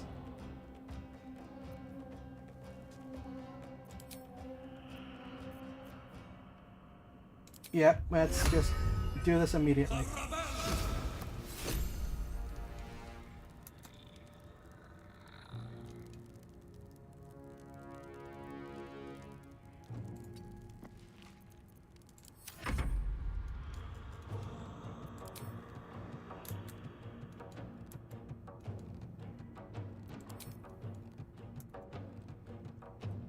Make way.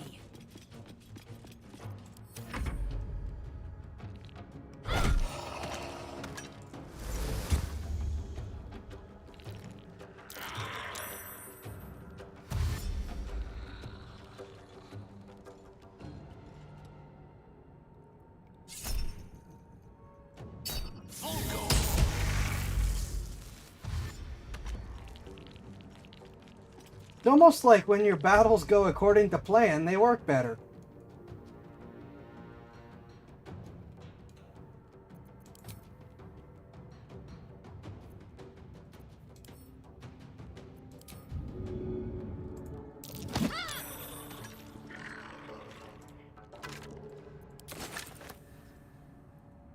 Onward.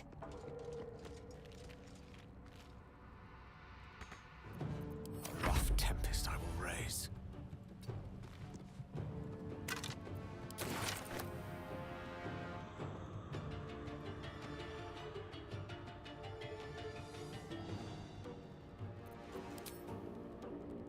Indeed.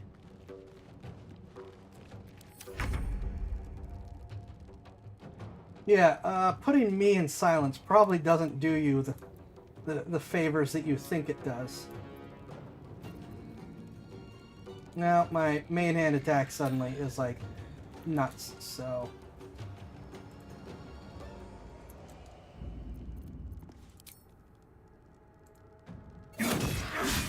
Nuts and still didn't matter, because of course it didn't. Why would it? Shall we cut and run?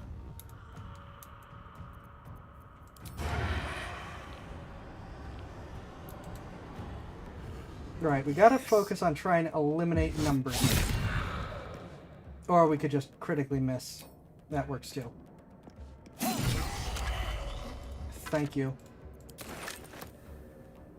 This will do nicely. I will ascend. So much for being an arcane archer.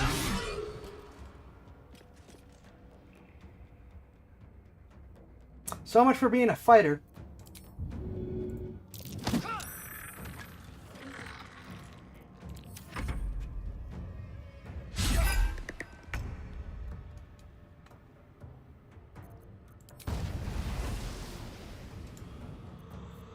Why is it 45?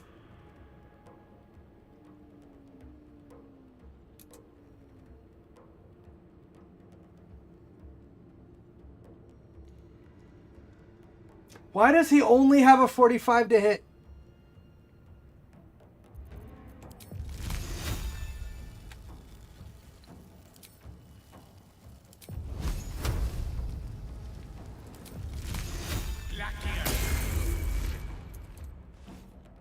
Step to it.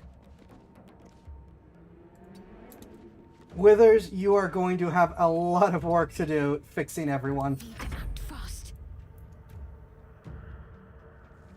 On I go.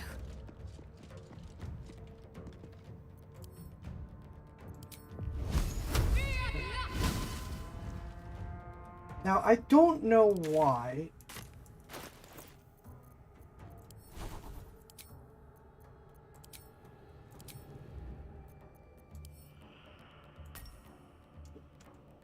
That doesn't do that.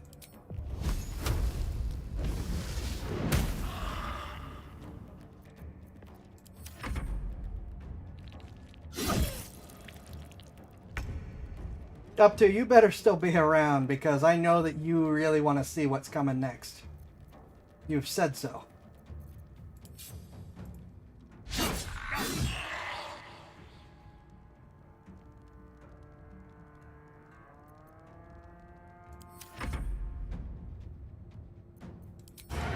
I'm begging you, someone.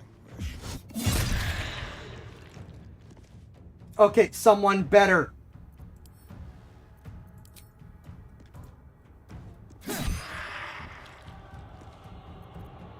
Time to strike.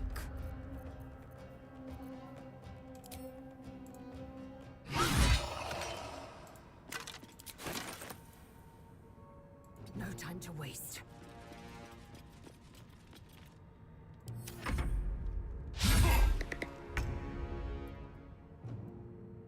On my way.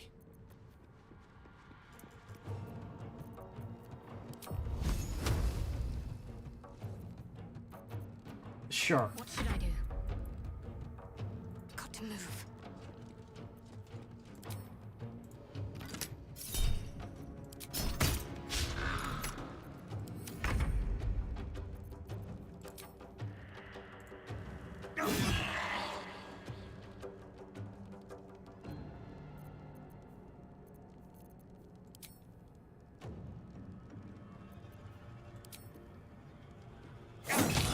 Didn't want to surrender their valuables. Holy crap. Alright, I will loot everything later. How much farther can I go? That's a good question. What's inside? A lot of effort to hide one sarcophagus. Yay, more potions. I need this.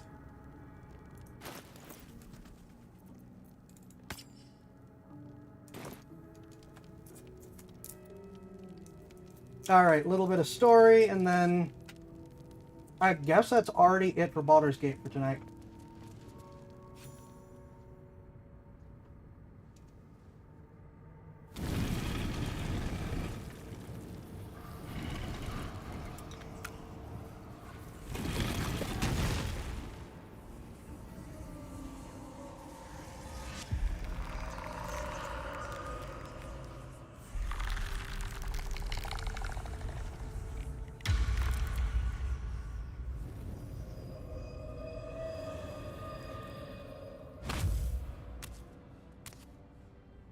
So he has spoken, and so thou standest before me.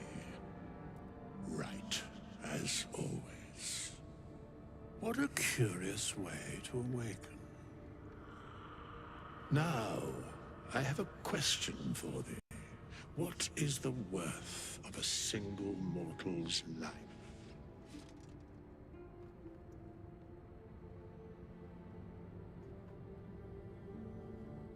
So he has spoken. What he are you talking about?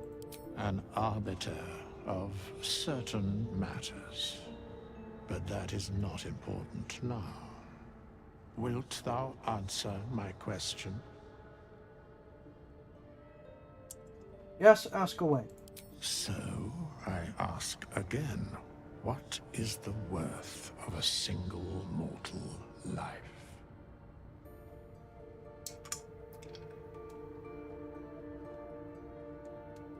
Bard, a life is worth only as much as the legends remember it. A life and how it is lived are different equations. Very well. I am satisfied. We have met, and I know thy face. We will see each other again at the proper time and place. Farewell. Remember to loot the sarcophagus. Strange coin. I wonder what it's worth.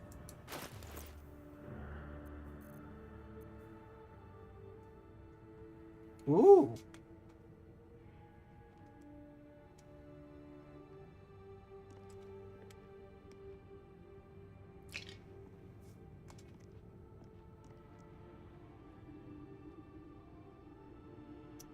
That is an interesting description. diluted.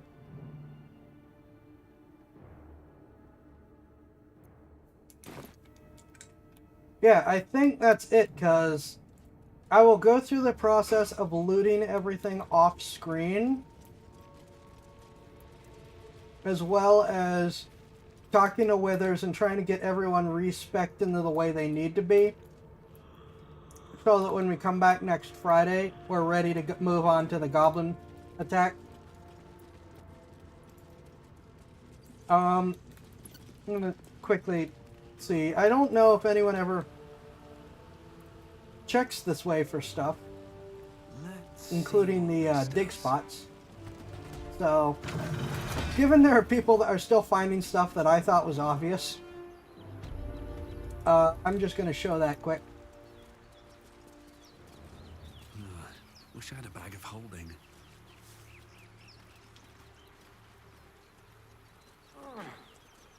Alchemy will be my friend in this run.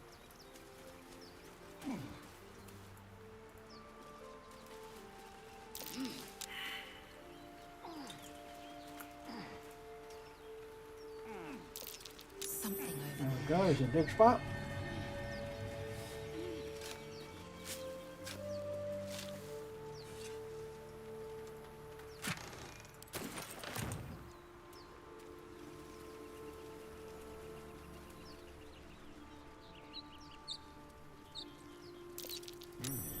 What's that? There's a dig spot.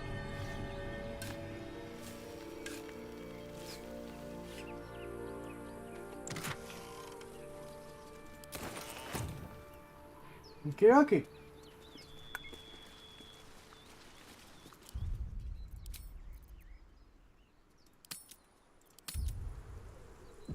So, very short. I'll be keeping an eye on you. Understand?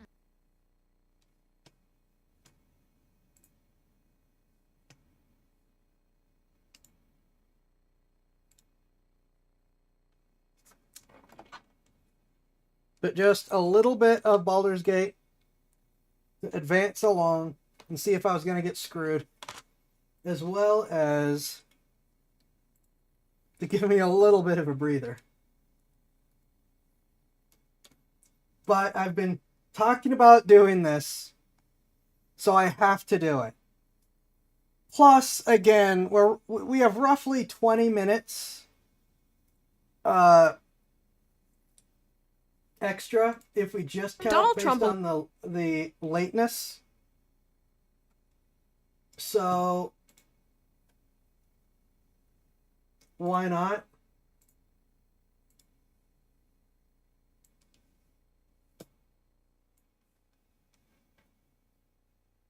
But yeah, this is ShoeOnHead, what Trump really destroyed, the dark truth behind U.S. aid. Thank you. It's like I said, it's almost like when you plan it correctly, combat's okay.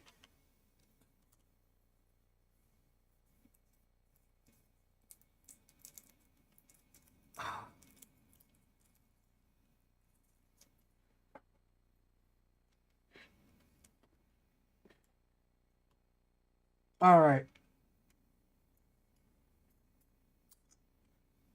I know a little bit about this because I've been following some of it, but there's been so much that I have not been able to keep up completely. And like I said, I've thought about reacting to her before, but I've always wondered if I, even though I react to like Brandon Herrera, the Fat Electrician, I've always thought, do I really want to dive this deep into it? So many other VTubers I watch have reacted to this that I've said, you know what? VTubers that aren't otherwise political. I said, you know what? Screw it. It's my turn to react to everyone's favorite communist.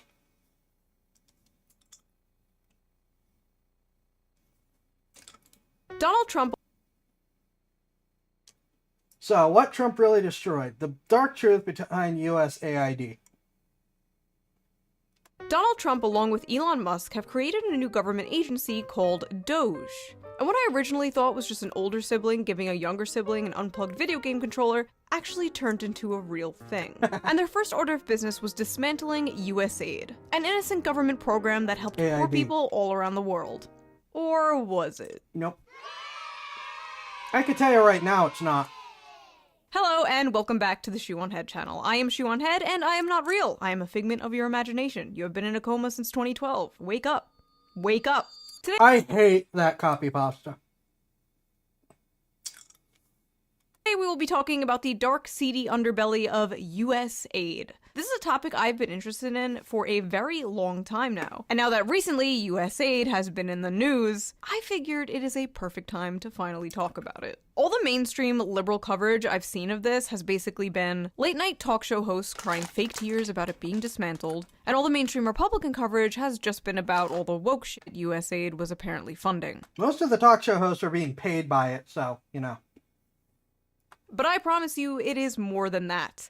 A lot more. If you're not a very political person and you only come here to consume the Reddit gender war slop, you should still stick around for this because this gets juicy. And remember, even if you're not interested in politics, politics is interested in you. And trust me, I understand why some people aren't interested in politics. It's confusing, it's stressful, it's a lot to keep up with. I feel like 500 things happen every single day. And that's how they like it, so that you will ignore it. But thankfully, I have a tool to help with that. Oh, here we go. That's right, ladies and gentlemen, this video is sponsored by USA. Just kidding. This video is sponsored by Ground News. Let's quickly give them a shout out and then we will jump back into this deep dive, I will shall one we? day use this with how much it's thrown Ground at News is people. a website and an app that gives readers a fun and transparent way to read the news all across the political spectrum, from left, right, and center.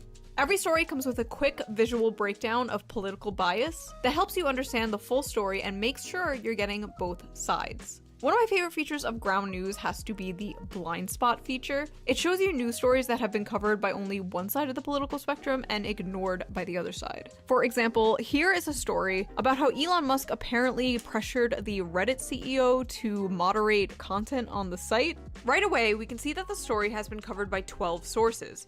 And out of these 12 sources, 75% lean left, and no right-wing sources have covered it. Ground News also makes it really easy to compare headlines to see how political bias or ownership can affect the framing of a story. For example, this right-wing headline about how Trump is taking executive action to make DC safe and beautiful, while this left-leaning headline frames the same story as Trump wants Washington, DC to be Berlin 1939. What?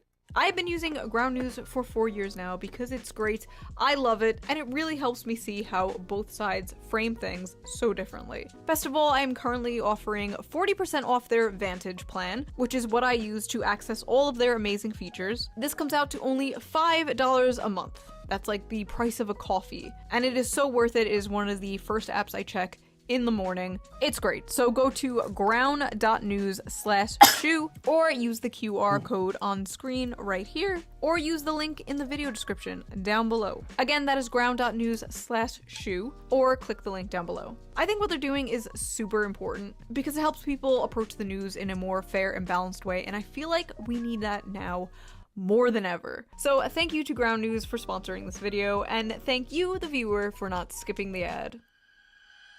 Right. Now let's get back to Up to, you better not be hiding, because you said there were things here. I'm serious. I shoulder some of the blame for what happened, so please, thank you. You have more than made up for it, and I really appreciate it. this USAID deep dive, shall we? Good. So Donald Trump and Elon Musk created the Department of Government Efficiency, aka Doge. Get it? Like the Reddit meme from 2012? Epic bacon, my fellow memers. Honestly, who am I to talk about dead memes? My username is ShoeOnHead. So Doge's supposed goal seems to be cutting useless spending the government is making us pay taxes on. Now, I have very mixed feelings about taxes. From each according to his ability, to each according to his needs. Taxation is theft! The tree of liberty will be refreshed with the blood of tyrants! My opinion has always been, if we are going to pay taxes in this country, could they at least go to things that actually help people, like Medicare, Medicaid, Social Security, child tax credits, firefighters, fixing our bridges and roads, castrating pedophiles, government-funded girlfriends, I like things that one. And yes, we should be auditing the government. I think that's a good thing. Frankly, I don't care who does it as long as they do it well. Good things are good, bad things are bad. I'm anti-bad things, pro-good things. Those are my politics. And hating libertarians. Just kidding, I love libertarians. I get along great with them. As long as we don't talk about child labor. Anyway, Doge got straight to work, firing government workers and basically hiring my Twitter mutuals. What was once a theater kid-occupied government is now a right-wing schizo poster-occupied government. No, I am not joking. So this is a 19-year-old high school graduate who has used the unfortunate nickname Big Balls online. So All right. This is dumb, but at the same time, you can dig into anyone, what they did in their high school age type group, high school college age group, and they will have done dumb stuff. Like really dumb stuff. Everyone's like that. The only difference is a lot of the older generations didn't have internet, so they do a much better job of trying to pretend like it didn't happen.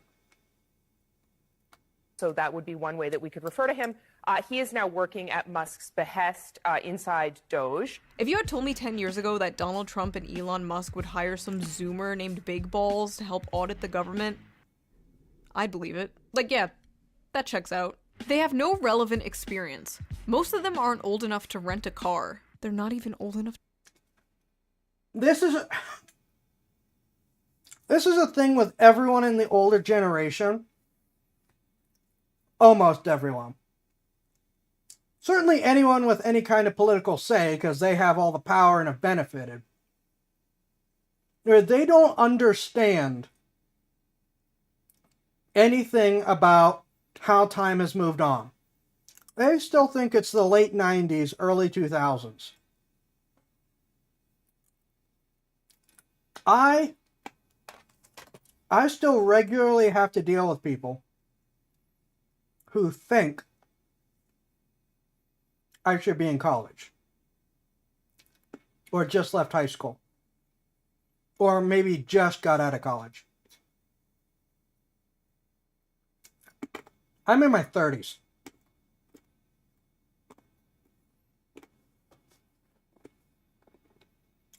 But I'm a millennial. And there's still so many people in Clinton's age group, in particular, who think I'm some fresh out of high school kid who doesn't understand anything about the world.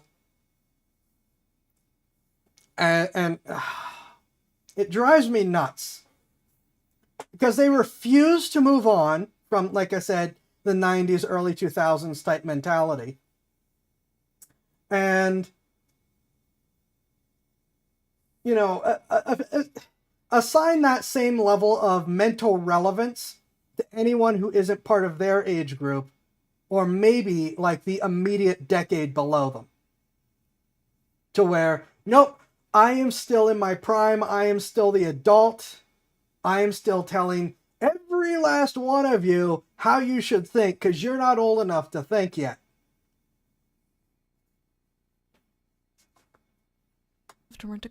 They're in their 20s. We sent 18-year-olds to go die in the wars you cheerlead on, you evil hag. Yeah, why are they so that focused too. on the ages of these people when our government is basically a retirement home? But honestly, I don't blame Hillary Clinton. If I were her, I also wouldn't want 22-year-olds in the government. Months before...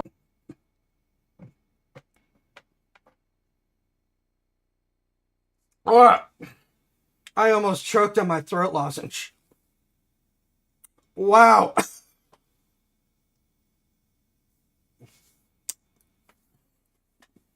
Holy crap.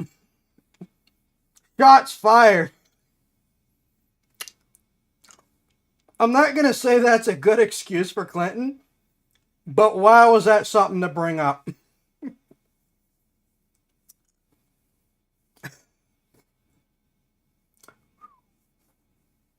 All right. We're going there. 2-year-olds in the government. We're 5 minutes in. Months before. If you don't know,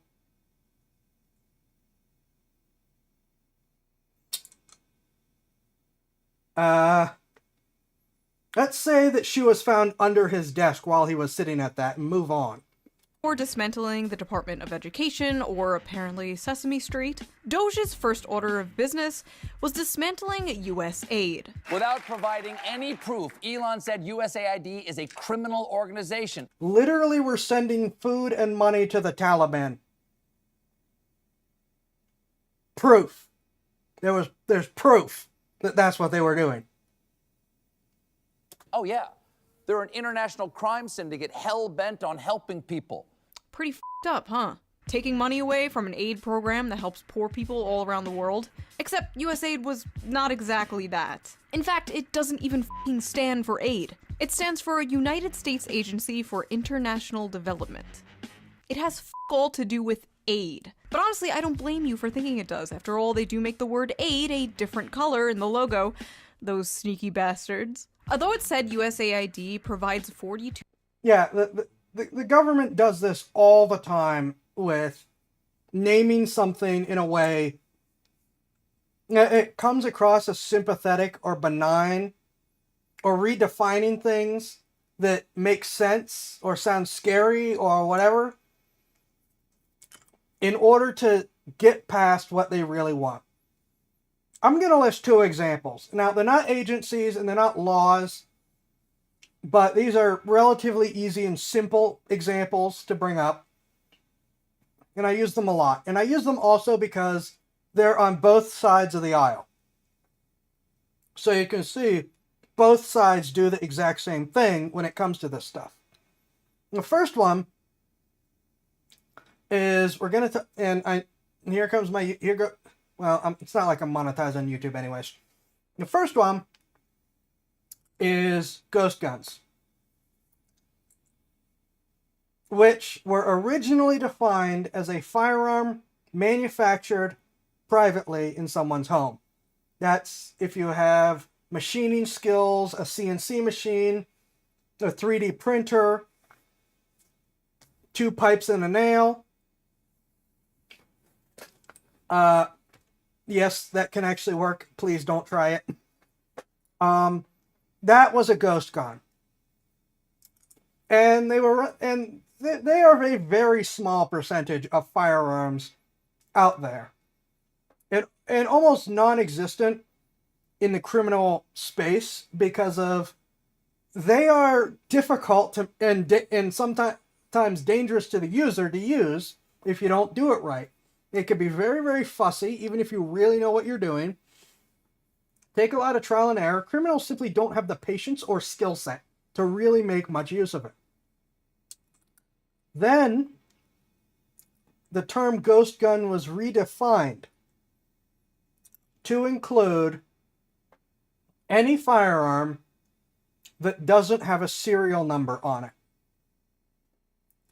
It is standard practice for criminals, and we know this because the FBI has said this repeatedly. It is standard practice for criminals to remove a serial number from a firearm because then you don't know who they stole it from, or if someone went out and made a straw purchase for them. You know, someone without a criminal record goes out, buys a gun, and then gives it to someone with a criminal record. If there's no serial number, it is harder to trace that back. And so it is very, very common for criminals to do that in order to keep the rest of their connections together. Well, when they redefined ghost gun to include any firearm without a serial number, that was the year that we suddenly had a ghost gun epidemic in crisis. Because all these thousands of factory-made firearms that were made with serial numbers that had them removed were now considered ghost guns. And for the record, removing a serial number from a firearm is already a major felony. Before they added it to the ghost gun thing, it had already been a major felony for a long time. You do not remove serial numbers from firearms because that is a 25-year ticket. Okay?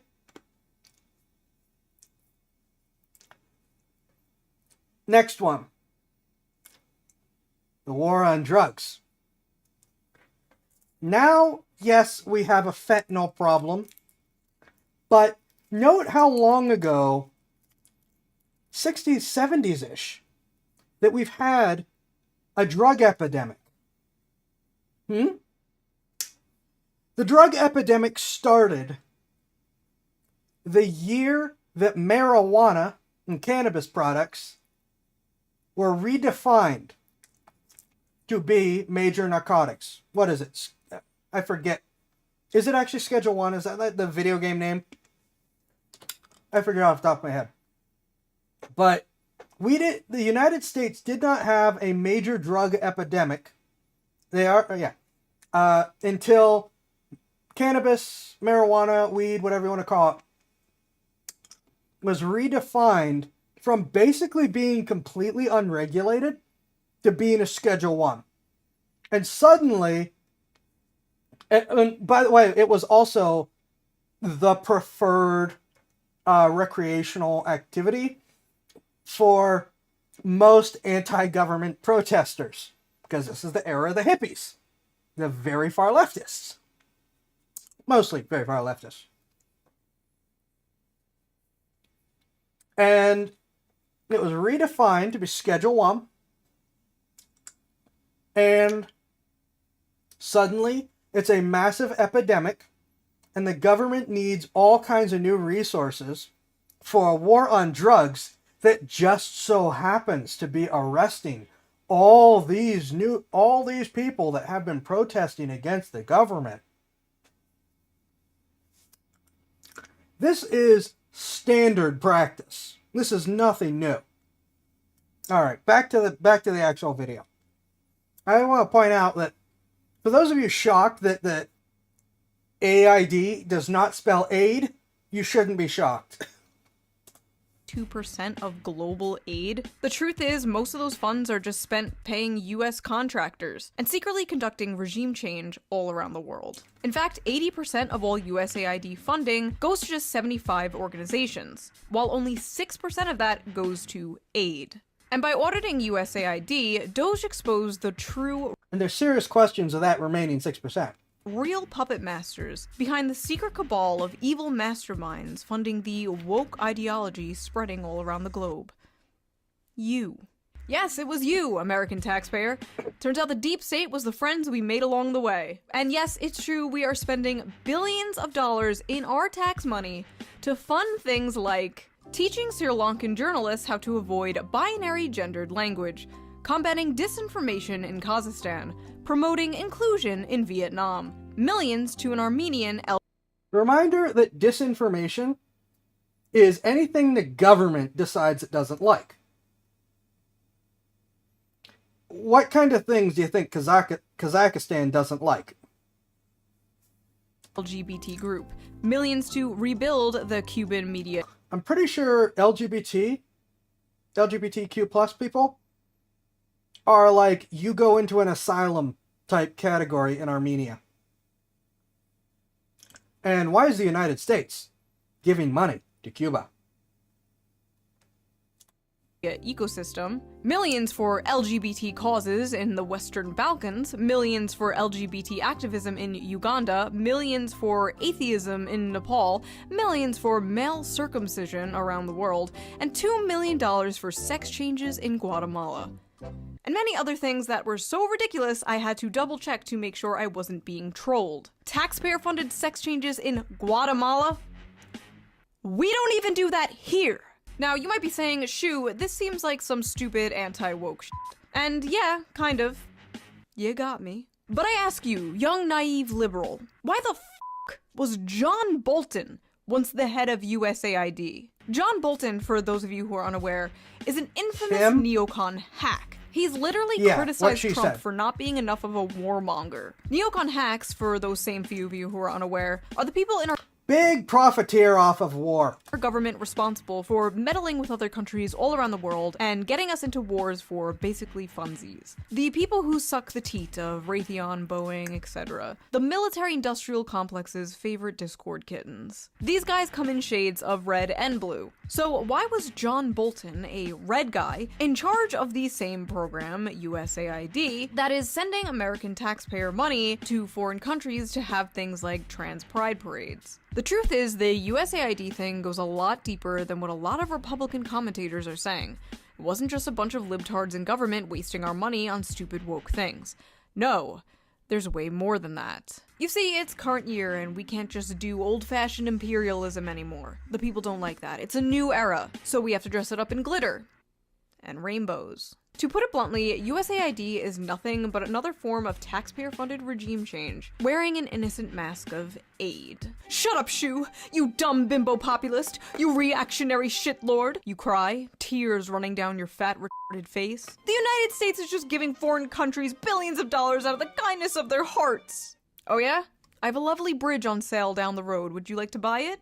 Listen, despite all its faults, I love America, and I love the American people. But if you believe the corrupt, greedy bureaucrats running the deep state of this country do anything out of the kindness of their hearts, you are a sweet, innocent angel, and you need to be protected at all costs. I especially side-eye any leftist who has the nerve to run defense for USAID, especially those who call themselves socialists or commies, considering the fact that USAID was basically originally created to destroy communist countries all around the world. Established in 1961 by President John F. Kennedy under the noble guise of aiding developing nations, USAID was, in many respects, an instrument during the Cold War to counter Soviet influence and keep the Third World from crafting its own socioeconomic model. A year after President John Kennedy created USAID in 1961, he told its directors that, as we do not want to send American troops to a great many areas where freedom may be under attack, we send you.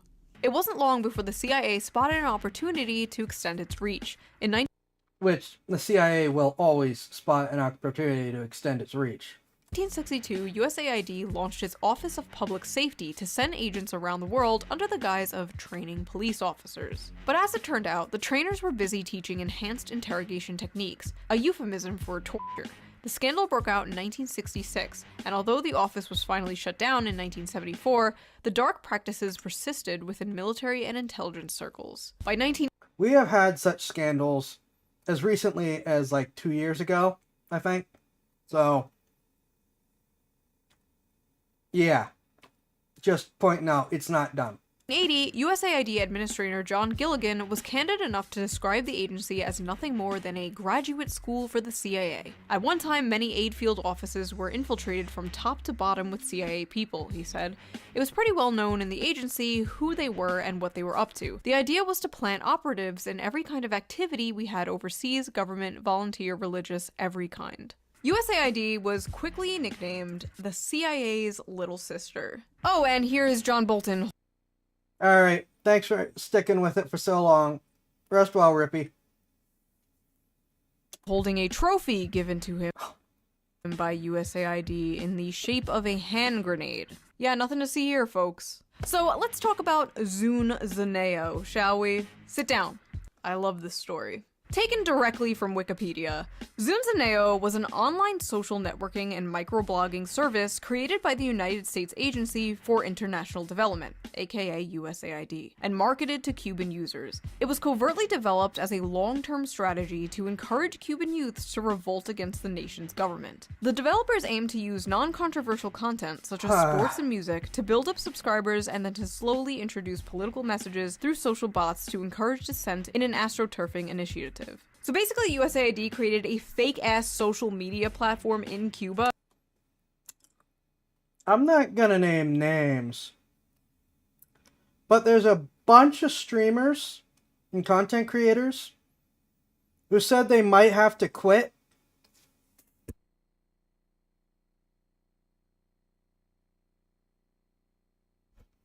or start begging for money. Sorry, I had to sneeze. Who said they might have to quit or start begging for money after USAID shut down. Like, immediately. Some of them even directly attributed it to USAID shutting down, to my knowledge, without saying why.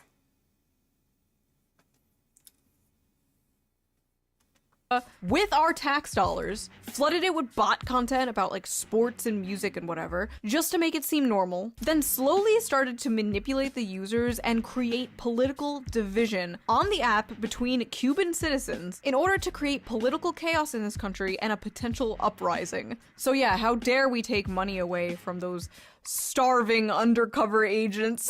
To make things even more sus, the money we spent on Zunzaneo was publicly documented as an unnamed project in Pakistan. Yes, this fake-ass social media psyop they created in Cuba was documented by our government as being a project in Pakistan. What did I tell you? Constantly mislabel this stuff.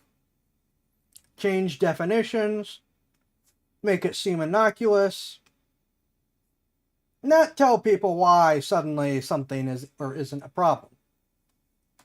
Now, think of all the other weird shit USAID was supposedly funding. Those sex changes in Guatemala. Were they really sex changes in Guatemala? Or were they some covert psyop being done somewhere else in the world? Didn't the trans theater group end up being some undercover operation that like it was barely in the news before they moved on? Where it was like they never put on a single performance and no one even knew who the people were.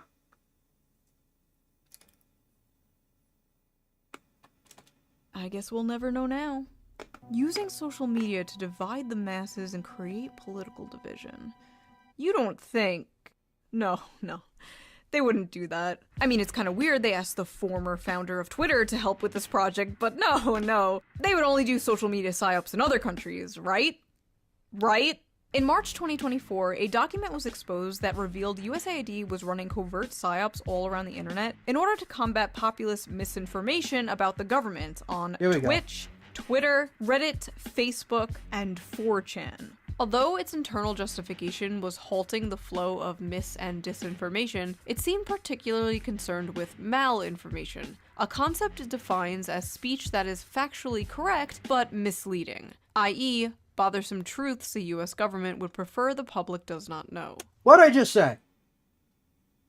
What did I just say? USAID suggests directing the public toward mainstream corporate sources of information and psychologically inoculating them against inconvenient facts. What did I just say?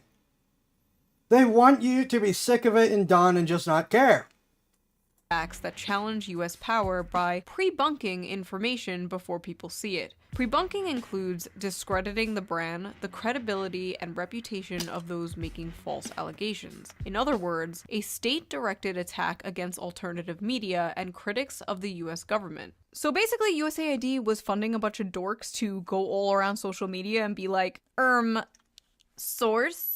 Every time someone criticizes the government. This is somehow more pathetic than when I used to use an alt account to defend myself on BreadTube subreddits. That is basically what our government was doing. Also, I like how this implies the people you called a Fed online might have actually been a Fed. There is a chance. I saw multiple news articles, like news articles, both written and on freaking TV, talking about the need for pre-bunking information to put out the truth before things happened. That only lasted for like a week before they were rightfully questioned about that by a lot of different people and very quickly shut up and tried to get people to forget about it. That you may have fought with a federal agent, a USAID federal agent on Twitter or 4chan. This also implies that like streamers and social media influencers may have been funded by USAID. But who? Who among us? Who would be willing to unquestionably, enthusiastically suck establishment cock that hard? For all the bad stuff America does around the world, USAID was just an organization that did a lot of nice things. Like it put a lot of money into efforts to help people in a variety of ways, like both materially and culturally. it's just like a nice way for the United States to have a positive presence around the world. For the record, I do not actually believe Destiny is being funded by USAID. I just thought that transition was funny. I fucking love that quote though. USAID was just a nice organization that did a lot of nice things, like culturally help people around the world. Culturally help people? Why are we in the business of cultural imperialism? Why do we have to culturally enrich Latin America or the fucking Balkans? So not only are we the world police, but we are now the world HR department? No thank you. Why are we spending billions of dollars doing fuck-ass shit in other countries while ours crumbles? I don't care about teaching gender studies to Ugandans. The pothole in front of my house hasn't been filled in 3 years. These are my taxes, and I believe my taxes should go to help people in my country. I don't think that's controversial to say. And I know many conservatives agree with me. I'll always hear them say, we can't be spending money in Ukraine. We have to take care of our own. And then they just don't take care of their own. Because that's socialism or communism or something. Yeah. Listen, do you actually want to take care of your own? Do you actually want your taxes to go towards helping the poor and sick and families in this country? Are you actually America first, or are you corpos and foreign countries first? I'm more than happy to work with you on good things to fix this country. But I don't think the establishment GOP is. I at least get to say that I voted for several local measures that do involve actually keeping taxes local to fix things in this past election. So, yay. You don't want able-bodied workers on a program that is intended, for example, for single mothers with 2 small children who's just trying to make it. That's what Medicaid is for, not for 29-year-old males sitting on their couches playing video games. We're going to find those guys and we're going to send them back to work. First of all, it's always the video games. All right.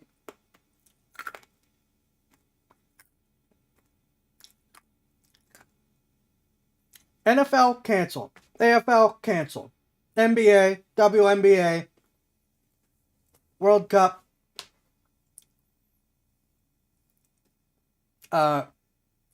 World Series. All of it gone. Because you know what video games are? Entertainment. You know what professional sports are? Entertainment. All that stuff. No more money. Free. No advertising. Let's see how long it lasts. They have to get real jobs out in the workforce. Your favorite football player isn't allowed to play football anymore. You got to get a job out there and play football on the weekend. Can't be a professional entertainer anymore. Gone. Same for actors, actresses, because Hollywood's nothing but entertainment. They got to get real jobs. Broadway, which, has been held up as one of the pinnacles of, real, proper, upper-class entertainment. Nope, gone.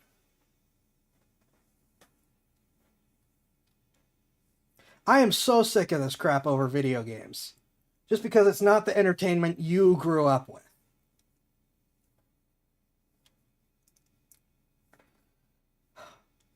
I don't actually think about those other entertainment types, even if I don't personally watch. It's just, that is the literal apples to apples comparison. Video games are nothing but actual entertainment.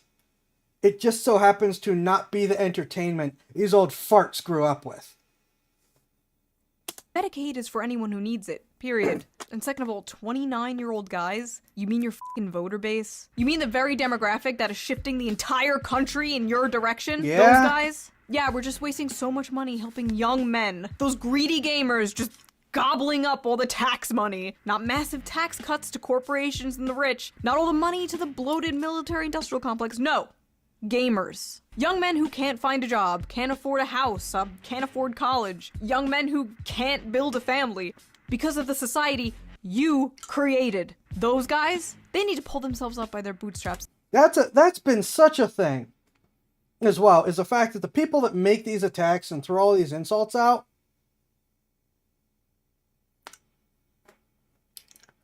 they're the ones that ruined everything. As mentioned, in the Atari reading, of all things, taking us off the gold standard was a really bad idea. Now, unlike a lot of people, I don't think we're going to be able to pull that back. I think that ship's long sailed. But every society that ever moved to a fiat money system, the money system collapsed without fail. The only ones that haven't collapsed are the ones that currently exist, that are currently in the process of collapsing, like all their predecessors. And most of them are doing it way faster than their predecessors. And pay for their own Medicare. This care isn't for them, it's for women. What? Great to know both. That's not the only thing they screwed up. That was an easy one since we just had something mention it. Both sides of the establishment fucking hate young men. Anyway, sorry, I popped off. Let's get back on topic. Now, USAID did do some good things. I won't deny that. But even some of the good things USAID did were nothing but a bunch of fronts. Using Cuba as an example again, because these are some of the only ones that have been exposed so far, there was a USAID program called the Travelers Project that was said to be an HIV prevention workshop. But yet again, it was nothing but another covert regime change psyop. This was exposed in 2014 by the Associated Press. Young Venezuelans and Peruvians were deployed by USAID to Cuba's college campuses for $5.41 an hour. Really, USAID? Billions of dollars force feminizing mice, and you can't even pay your spies a living wage? Sad. Anyway, they were used to recruit college students into political organizations with the goal of turning them against their government. The goal of, once again, creating political division. In the exposed memos about this, USAID called their HIV workshop the, quote, perfect excuse. Right. But we're totally funding DEI in Vietnam for pure humanitarian reasons, I'm sure. This was done so sloppily that even our boy John Bolton came out and disavowed it, but not without saying he thought it was a good idea in principle. Yes, it's a great idea to create taxpayer-funded secret psyops all over the world in order to f*** with other countries' politics. Just don't recruit teenagers to do it next time, okay? What? I honestly just think it's kind of fun. I got another one, and I know because my parents sent me the initial article complaining about several million tons in food that was going to sit and rot because it was frozen in port, because the freeze wouldn't let it leave port to go where it was going. And they were talking about how it was so awful that it wasn't going to, I don't even remember what nation they said it was going to. The reality, which I sent to my parents who didn't believe me, even though it came from the actual government documents and the releases, is it was going to the Taliban. Not even as like a government that will pretend to distribute it to the people. Just to the Taliban. Funny, we were funding anti-socialist agendas all around the world and disguising it as social progressivism. Don't think too hard about that one. Now, Cuba wasn't the only place USAID was culturally helping. On January 12, 2010, a 7.0 magnitude earthquake struck Haiti, killing 220,000 people, injuring another 300,000. Haiti was a mess before whatever's about to happen. And leaving 1.5 million more homeless. In the wake of the catastrophe, the United States provided $1.6 billion in reconstruction funding to Haiti, $651 million of which went to USAID. Rather than employing Haitian construction companies, USAID contracted out the rebuilding projects to international firms. For instance, Minnesota-based construction firm Thor was awarded $18 million in contracts, and Mexico-based firm Cemex received over $7 million. But by far the largest recipient of USAID funding in Haiti was Washington, D.C. based contractor Chemonics International, who received over $200 million to carry out a total of 141 projects. In fact, USAID awarded more money to Chemonics than to the entire Haitian government in the wake of the earthquake. An audit conducted on Chemonics revealed that the company had a tendency to not finish jobs, evaluated its own project on arbitrary criteria not having to do anything with the project, and failed to set timelines, causing some projects to fall behind schedule. I've had to deal with companies that do this, and it is a nightmare every time. I absolutely hate it. In one case, Chemonics was contracted to build Haiti's new parliament building, but what they constructed came out half-finished and unusable. The company only built the framework of the building, not even erecting interior walls to divide office spaces, nor did they bother to furnish the building. Left with this, the Haitian government was forced to draw $775,000 from its public treasury to complete the project. Despite these disastrous results, Chemonics to this day remains USAID's top contractor. The construction company was awarded $506.4 million in contracts in 2021 alone. In a leaked email exposed by WikiLeaks, they described this tragedy as a gold rush, ensuring that it would be great for international companies. Seems like the only thing they are culturally helping is their own wallets, am I right? And you know how you always hear about how poor people are in Venezuela and how the politicians are so rich and live in luxury? Yeah, part of that has to do with USAID. Billions of dollars of aid we sent to Venezuela just lined the pockets of US-backed politicians there. Only 2% of the aid we sent to Venezuela actually went to help Venezuelans. So at this point, the whole 2% sounds like a really high number compared to some of these. Also, Venezuela. Again, I thought we didn't like their government. world was basically sick of USAID's bullshit. In 2013, Bolivian President Evo Morales expelled USAID officials from his country on the grounds that the agency had conspired against his government by allegedly manipulating social movements in the country. He also charged that a previous USAID program that sought to help cocoa farms switch to new crops was politically motivated. Russia expelled the agency in 2012 for similar reasons. Its foreign ministry argued in a statement that USAID attempts to influence political processes through its grants. And in February, Kenyan Cabinet Secretary Francis Kimimya claimed that his government had evidence that USAID had hired activists to organize anti-government protests in Nairobi in an effort to topple the government. Oh, and if you're wondering why so many news outlets and journalists were freaking out over the here we go. down of USAID, yeah, it's probably because it's where their paychecks were coming from. Yeah, apparently USAID was funding about 6,200 journalists and 707 news outlets all across the world. Not even just America. For example, the editor-in-chief of a Ukrainian news outlet wrote that destroying USAID was a greater threat to Ukrainian journalism than the Russian invasion. What? There were independent... Yeah, it's real interesting how many independent journalist organizations, including a ton here in the US, basically said that they'd have to shut down with USAID's closure.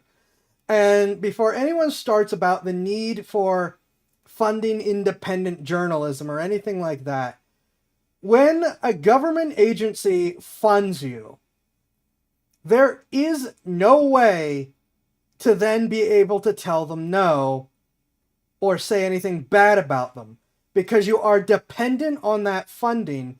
And frequently, once they have the funding in, they are going to be keeping a very close eye on you to where even if on paper they're saying, yeah, sure, you can be independent and say whatever you want, in reality, there's always going to be someone sitting there checking your work going, you're really sure that that's what you want to say? Is that how you want to phrase it? Is that really what path you want to go down? That could be a problem. I mean, that could affect your funding. If that program has problems, it might need extra funding, and that's got to come from somewhere.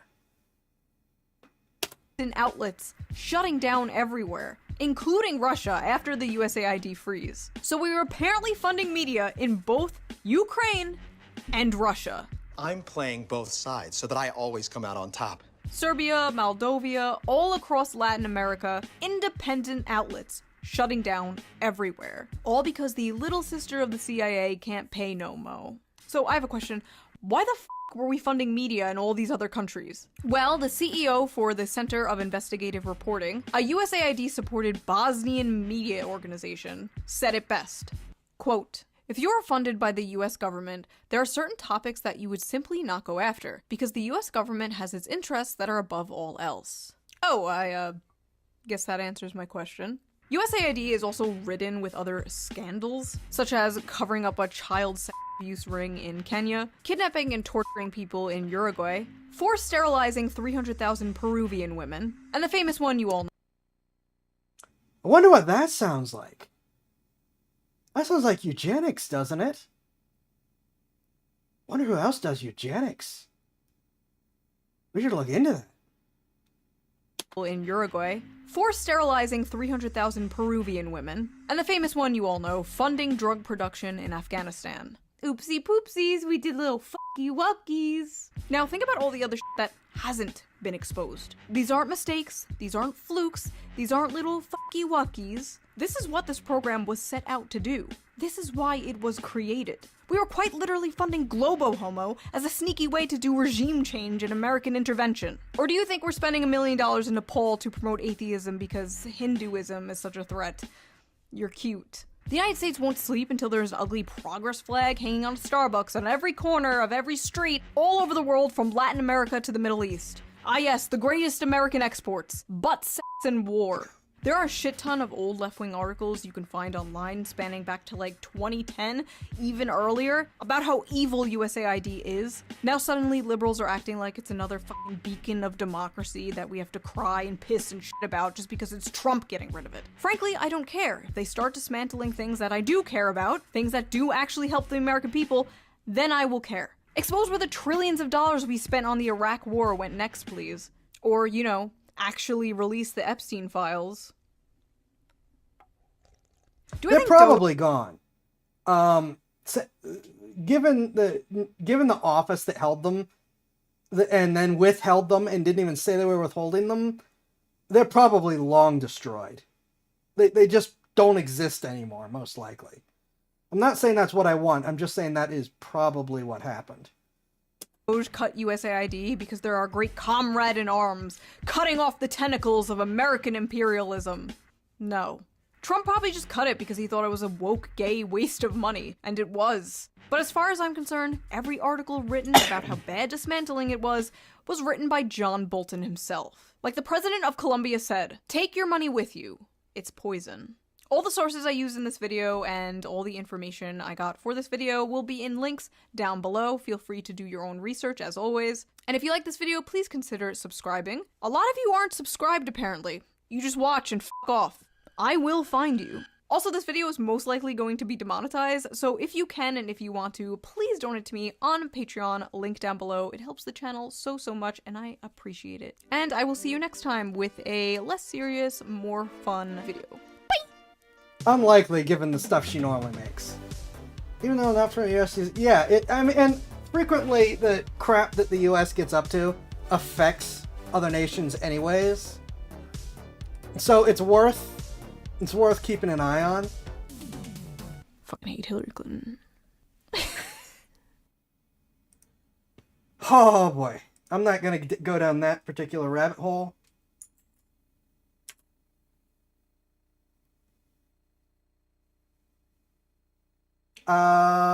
There's something going on with my pick link that is not showing correctly on... I wonder why that didn't send. Let's try here. There's the link to the original video in the chat. It should also be down in the descriptions of the different videos.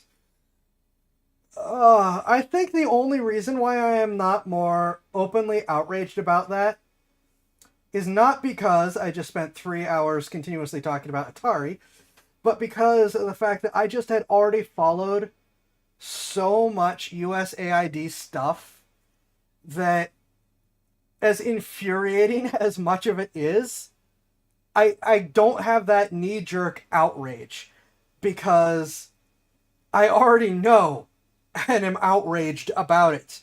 And I've had a chance to sort of internalize and understand the issues that it has and the need to do something about it, I guess, is the... I hope that that's making sense. Just like, I can't be super surprised by something that legitimately isn't surprising, unfortunately. Still, a very good breakdown from Shue. I know several people. I'm going to try really, really hard to get to watch this to understand what I have been trying to explain. It's like she put all her sources down in the description so they're there, because I am not organized enough to keep all of it on hand every time I need to go here, here, here, here, here. Please, this is not fake. So that's a whole thing, though, and it is unbelievably infuriating when you really get down to it. I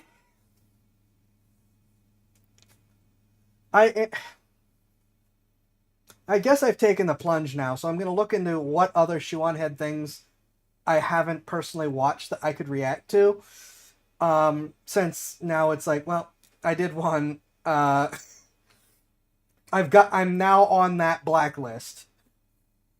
But yeah, that's ShoeOnHead, everyone's favorite communist. She is a communist, by the way.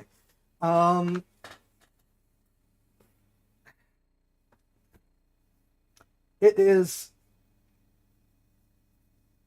so frustrating.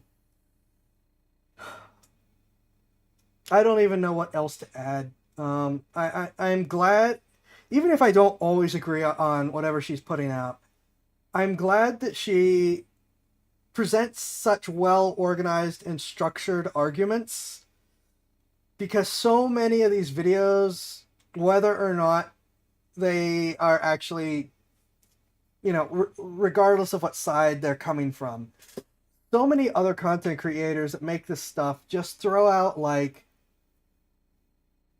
here is why I'm right and you're wrong, without any actual arguments. It's all emotion. Like you saw, she was pulling up all kinds of documents and has all those sources underneath. And it's like, well, if I agree with you, you are doing nothing but hurting my side, because you are not actually contributing to the argument. You're just shouting at people. And if I don't agree with you, well, you've done nothing to convince me, because you've presented no sources, no arguments, no real arguments. It's just all emotion. She puts out actual arguments, even if she is not very professional in how, and because of that, it's like you can follow her, you can see what's being said, and you can actually work off of that information and what she's presented to go, oh, either you have a point, I get it, or yeah, but I see what you're saying, but XYZ from sources from my side.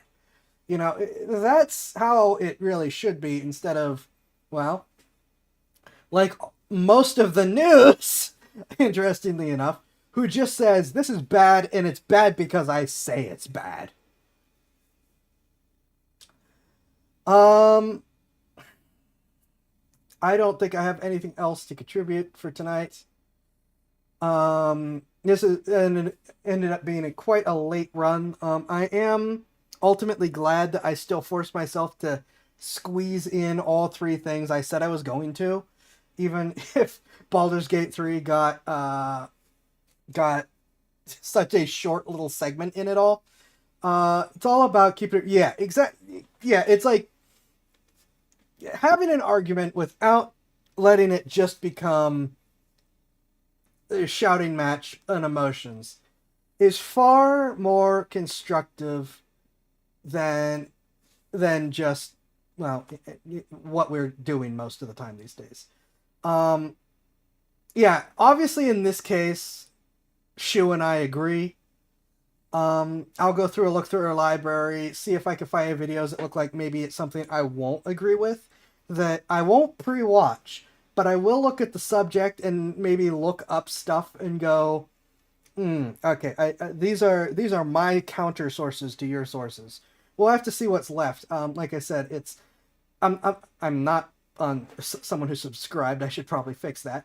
But I am someone who has ended up watching a fair chunk of her stuff, often because many of the VTubers and streamers and regular content creators who I do watch her stuff as part of the rotation, because there are often people who also watch Brandon Herrera, Fat Electrician, and them. They tend an Internet Historian. They tend to add her to the mix too, and I'm super late to the party for that, because as spicy as Fat Electrician could be, she is so much spicier.